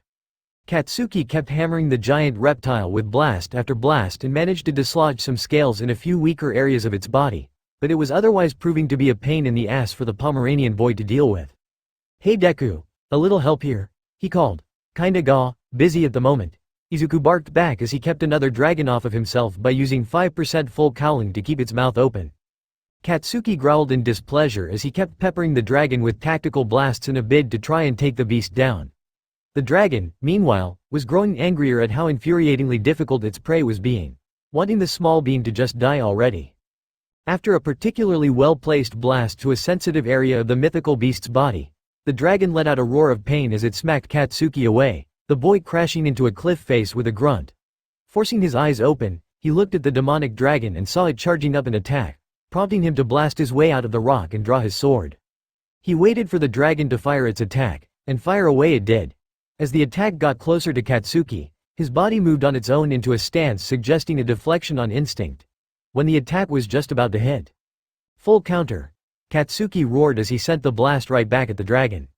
Snatch! Izuku growled as he stole the other dragon's strength and lifted it up, before hurling it over his head and slamming it down onto the dragon Katsuki was fighting, snapping their spines and killing them instantly. Damn it, that was rough. Katsuki sighed as he sheathed his weapon. Woo! Now we can bring these big boys back to cook for the others, Izuku grinned. Yeah, we can. They're gonna flip out about this one, the explosive boy laughed in agreement. As the two made camp and cooked some of the dragon meat, they silently took notice of their spectator. Katsuki managed to get a glance of it and figure out it was avian in nature. Oi, you noticed it too? The red-eyed dragon Sin whispered to his best friend. Yeah. The fox Sin whispered back with a small nod. After a few beats passed, the immortal suddenly appeared in front of the spectator, causing it to yelp. Wait, hold up. I'm harmless, the demon bird exclaimed, causing the two teens to pause. You can talk? Izuku questioned with a raised eyebrow since this was a first for him and Katsuki. Yeah, hi. The bird nodded as he came out of the shadows. The bird seemed to be a talking parrot with a stubby red, white and green colored body and large beak. His body resembles that of a toucan, a tropical bird of paradise. Name's Wandel. Who are you guys? He questioned. Name's Izuku Midoriya. The explosive loudmouth over there is Katsuki Bakugo. The immortal replied, jutting a thumb at his fellow Sin. Up yours, you damn nerd, the explosive boy retorted as he tended to the meat. Yeah, like I said, loudmouth. The boy continued. You a native here? He asked the parrot. Yeah. Saw what you two did to those dragons. Gotta say, for a couple of living souls, I'm impressed. Wandel commented, looking at the two dead dragons. You're telling me, Katsuki said as he looked at his hand. I still don't know where this new power came from. It's definitely not part of my quirk, he added. It's probably something to do with how our bodies have been adapting to this place. Izuku stated, holding out his hand. Gift. He intoned as a tiny fraction of his life force went into his friend. I wasn't able to do that before, he continued. It looks like Purgatory has made you two adapt in a way that helped you absorb some demon energy. Wandel noted. That's not something seen in living souls all that often. It's pretty rare, he added. Demon energy? The two boys questioned in confusion. Jinx, they exclaimed in unison. It's basically the natural energy all demons have. Foreign, native and underworld demons all have it. But the latter two always have more than those who aren't from here or the underworld. The demon parrot explained. It's also like magic power in the aspect that it can grant you the ability to do amazing things. Also, if you're worried about it corrupting you guys since you're still alive, don't be. There have been plenty of other cases like yours and all of them were fine, he continued. The two boys were quiet for a second before they lit up again. Score, they both exclaimed as they high-fived each other. Wandel chuckled at their interaction. Anyway, how much longer do you think you guys are gonna be here? He asked. Whenever the next portal back home opens, Katsuki replied with a shrug. And as if on cue, the portal opened again. Speak of the devil. Izuku grinned before looking at Wandel. Hey Wandel, wanna come with us? He asked. Sure. I've been eager to see some new scenery for a long-ass time. The demon toucan replied with a nod. With that, the three left Purgatory with a ton of dragon meat in tow. Later, WHOA. The guys of classes A and B yelled as both Katsuki and Izuku left Purgatory with their dragon carcasses, which were divided up into primals and wrapped in butcher paper and twine, slumped on their shoulders. Said pile stood well above their heads and likely weighed at least 4 tons. Holy crap, that's the mother of all halls, Kirishima yelled as his eyes bugged out of his skull. We're gonna eat like kings and queens tonight. Setsuna yelled in delight as she looked at the dragon meat as she and everyone else drooled at their future meals. Meanwhile, Aizawa and Vlad regarded Wandel with wary eyes, which was a very rational reaction given where the demon bird came from. Midoriya, Bakugo, Are you sure it was wise to bring a purgatory-based creature here? The underground hero questioned. Ah, relax, Mr. Izawa. Izuku sang, patting the parrot's head. Wandle here's completely harmless, he added. It's true, said Parrot confirmed. Okay, fine. But we'll still be keeping an eye on you for a while, Vlad stated firmly. I'd be kinda disappointed if ya didn't, Wandle nodded in reply. Off to the side. Kota looked at Wandle with genuine surprise since he hadn't seen a bird like him in his whole life, so this was very new to him. He actually didn't know what to think about the new arrival. Alright everyone, let's get to work, Iida called with a clap of his hands. Before they did, though, Izuku let Wandle roost on a tree for a bit as he went up to Izawa. Hey, Izawa, the immortal said. It's already the third day of camp, is All Might going to be joining us here by any chance? He asked. No, due to him standing out so much, him being here would put a target on this place, so he'll be staying away, the erasure hero replied. Dang it, I was hoping I could ask him about something important, the sin of greed sighed as he went back to help the others. As he worked with Shoto to get the fire going, the two-toned boy decided to start a conversation. Any particular reason you asked about All Might? He asked as he handled some firewood. I just wanted to ask him about something that I said to Kota. The scarred teen shrugged before looking at Shoto, who seemed confused. Mandalay's nephew. Ya know, the kid who tried to punch me in the nuts, he added. Oh, him. The dual element user nodded in understanding. What are you hoping to accomplish? He asked. The kid hates heroes, or more accurately he hates quirks and the concept of superhumans. Izuku explained. I was just wondering what All Might would have said. Because, well, I'm not sure if he took my view on it very well, he added. I think you may have gone about it wrong, Shoto commented, getting his friend's attention. If he really despises the concept of superhumans, then I highly doubt words will do anything, especially at his age. And when you cut down to the nerve of a matter, it can hurt. It's also a little annoying, he added, causing the immortal to sigh. Yeah, sorry about that. The fox Sin sighed as he let the boy light the fire. Later, after what both classes declared was the best dinner they've ever eaten, it was time for a night class, and both classes were in front of Pixie Bob, who was going over what they were doing. Some of Class 1A, Mina, Sato, Shiro, Kirishima and Kaminari, were taken aside for remedial lessons, much to their dismay. Alright kittens. It's time for a test of courage. I hope you're ready, Pixie Bob beamed as hopped in place a bit. This should be fun. Izuku chuckled quietly. What we're doing is basically gonna be a scare track.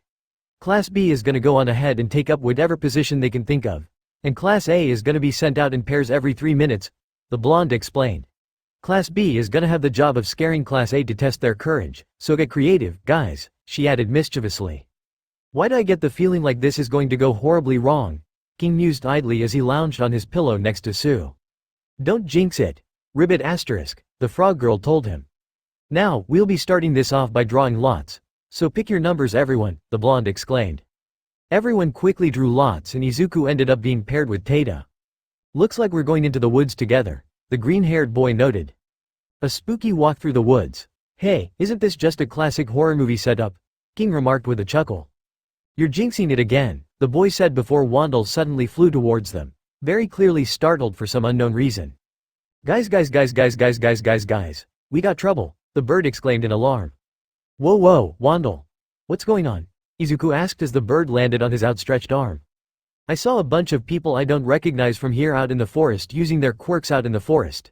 They just set the forest ablaze and knocked out several of the others with some weird gas, he cried, alarming everyone else. This alarm bell wrapped in a red flag immediately caused everyone in the vicinity to go on high alert. Shit, it's the villains. How'd they even find us? One of the other students gulped. Wait, if they found us, damn it all. Urieli must be here and used Ochako to figure out where to go. Izuku growled in his head. Then he noticed something else. Wait, where's Kota? He shouted as he looked around. It was right at this moment that Pixie Bob was suddenly pulled towards something by some sort of magnetic force. Izuku spotted a villain in the tree line and figured out that he was causing it, so the moment Pixie Bob was at his feet, the immortal quickly used Snatch to bring her back to his side. Thanks for that, kitten, the blonde said as she got back to her feet. Don't mention it, he replied as the two villains revealed themselves. One was a fairly decently built man with long red hair and rather large lips. His general appearance reminded the boy of Steven Tyler, an American singer from the band Aerosmith.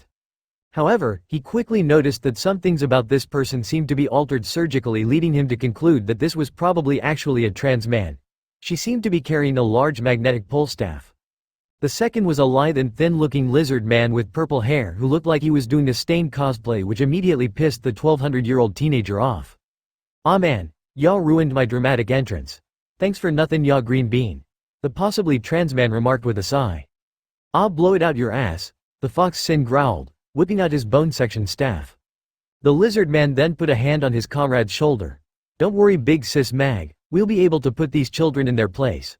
But before doing so, we need to make sure we're abiding by Stain's principles," he stated, and evening the playing field. He added, snapping his fingers and causing several Nomu to jump out of the brush. "Crap, all of you, get out of here now. We'll deal with them," Mandalay told the students, but Izuku just walked in front of everyone. "No, I will," the fox Sin declared before he brought his right arm across his chest and flexed his hand and swiped it to the side, causing all of the Nomus to cough up blood and fall over, their movements ceasing entirely. What the? Mag gasped as they took a step back. "So that's how strong I am at 5%. The boy noted as he crackled with OFA energy. "Well, fuck me sideways, ain't that a hoot?" he chuckled. "Did he just say 5%? The faculty and students gathered thought in shock.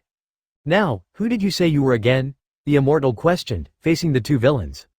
"We're members of the Vanguard Action Squad of the League of Villains, and we're here to complete our objective while taking out as many of you fake heroes in the process," the lizard wannabe Stain exclaimed as he grabbed a wrapped-up sword on his back and shredded the wrapping, revealing a large assortment of blades on it. "That's a big sword." Tata gulped. "Call me Spinner, I'm here to make Stain's dreams a reality," the lizard man exclaimed. Izuku sighed and turned towards Tiger, Pixie Bob and Mandalay. "Think you guys can handle them? I got something I need to take care of," he said. "We got this, go," Tiger urged as he took a stance. "Yeah, we'll deal with these guys," Mandalay added, taking her own stance. "You can count on us, kitten," Pixie Bob grinned, deploying her claws. "I'm the fox Sin of greed, Pixie Bob. If you gotta give me a title like that, at least refer to me as a fox kid," Izuku sighed. "Okay, that's fair," the blonde admitted. Izuku shook his head before he took off in a sprint, heading for Koda's hideout. Elsewhere, meanwhile at said hideout, Koda could only stare in horror as he came face to face with the one person who he wished he'd never see again. The man was a Pomeranian blonde similar to Katsuki's with a large scar on his face and was an absolute behemoth of pure muscle. Rivaling both All Might and Endeavor, but not being nearly as tall. He also had a single brown eye with an artificial eye in the left socket. This was the one who killed Koda's parents, Muscular. "Well, I didn't expect to see you here. I just came to get a good vantage point, and here I find someone not on the list." He mused as his quirk activated, his muscles breaching his skin.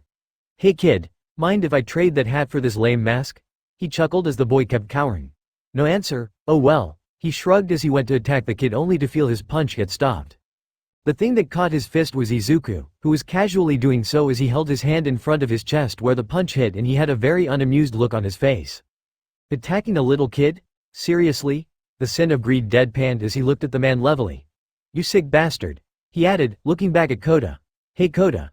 He smiled as he caught a second punch aimed at his head without even looking, and then effortlessly forced the two arms to his sides. "1 sec," he told Koda before facing Muscular again and then slamming his head into the blonde's head. "Gah!" Muscular gasped as he staggered back from the headbutt before shaking his head clear and looking at the immortal. "You I recognize from the list. Shigaraki said we could take initiative and kill you," he grinned. "Ha! That's a good joke." Izuku laughed. "None of you idiots have what it takes to kill me. I'm on a whole other level," he added with his own grin. "Somebody's full of themselves. It's cocky attitudes like that gets people killed," the serial killer yelled as he charged at Izuku with the intent of pummeling him into mush. "Not if you can back it up," the fox Sin remarked before using Snatch to steal Muscular's strength, so when he hit Izuku, it felt like a paper ball hitting him. "What the? Why'd I feel weak?" the villain gasped. "'Cause you are." The immortal shot back before using his stolen strength to punch him into a wall, knocking him into a large crater. Koda was truly stunned. Muscular had killed his parents, and Izuku had folded him like he wasn't even worth his time. However, this moment of celebration was soon short-lived. "Come on, let's get you out of," Izuku started to say before the muscular man suddenly pulled himself from the rubble, seemingly no worse for wear. "Oh, you have got to be kidding me." The boy groaned as he turned around right into a sucker punch from the villain. "That was good, kid, not gonna lie. But it takes a lot more than that to take me down," the blonde man yelled as the immortal got back to his feet, showing no signs of being seriously injured. "Funny, I was just thinking the same thing," he groaned, popping his back. "By the way, You know where I can find a kid named Bakugo around here? Muscular questioned. This made Izuku go rigid at the mention of his friend, but decided to play it cool as he crossed his green Purgatory leather tracksuit-clad arms over his chest. Depends. Is a villain by the name of Urieli with you right now? He questioned, though he had no intention of bartering. She's here, but not with me. She's at another part of the place. Don't know where, though. Now, where's Bakugo? He demanded. Sorry, my memory's foggy. Get back to me on that never. The immortal snarked back. Internally, he was pleased to know that his personal target was here, since it meant he could finally deal with her. You little bastard, Muscular growled before he lunged at the Fox Sin, who grabbed Kota and leapt out of the way of his punch. Man, this guy has a temper. The boy noted. Let's see if I can knock it out of him. He added before charging at Muscular and readying a kick. 5% St. Louis smash. He yelled as he delivered an axe kick to Muscular's neck, which was more the equivalent of a 20% or 30% blow now. You're a real annoyance, you little shit. Just show me your blood and die. The man roared as he grabbed the immortal and threw him into a wall. Izuku grunted as he landed on his knees, before getting kicked back into said wall and still stood back up with a small amount of blood pouring from his head. Huh? There's your blood. Now you can die, he yelled as he went in for another punch. Izuku wiped the side of his head and was a good bit surprised that he was able to hurt him like that. All that for a drop of blood?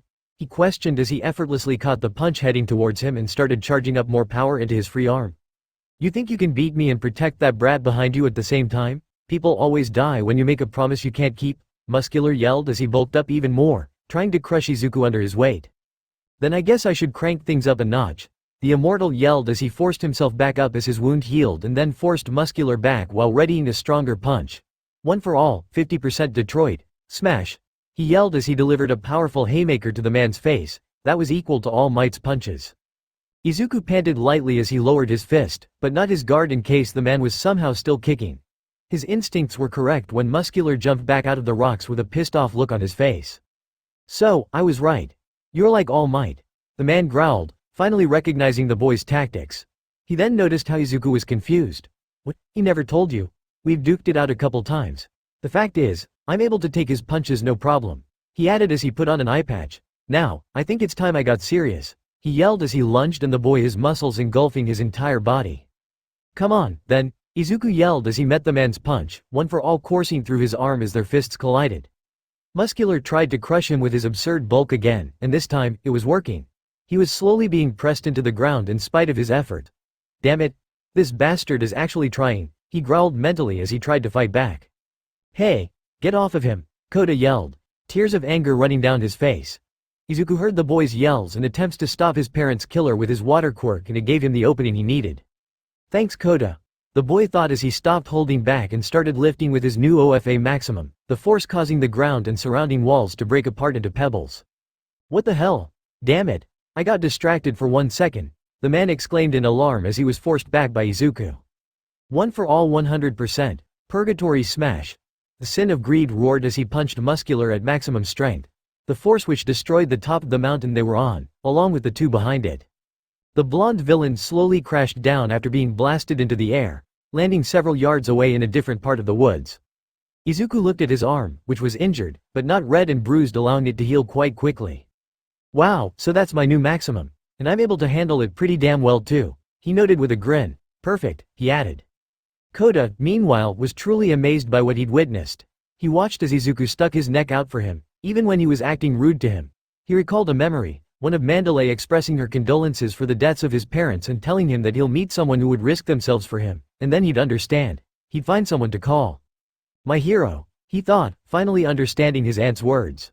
Izuku heard the boy's tearful whimpers and turned back to him, giving him a warm smile as he approached him kneeling to his level. Hey, don't cry, he told the kid as he rubbed his head, wiping away the boy's tears.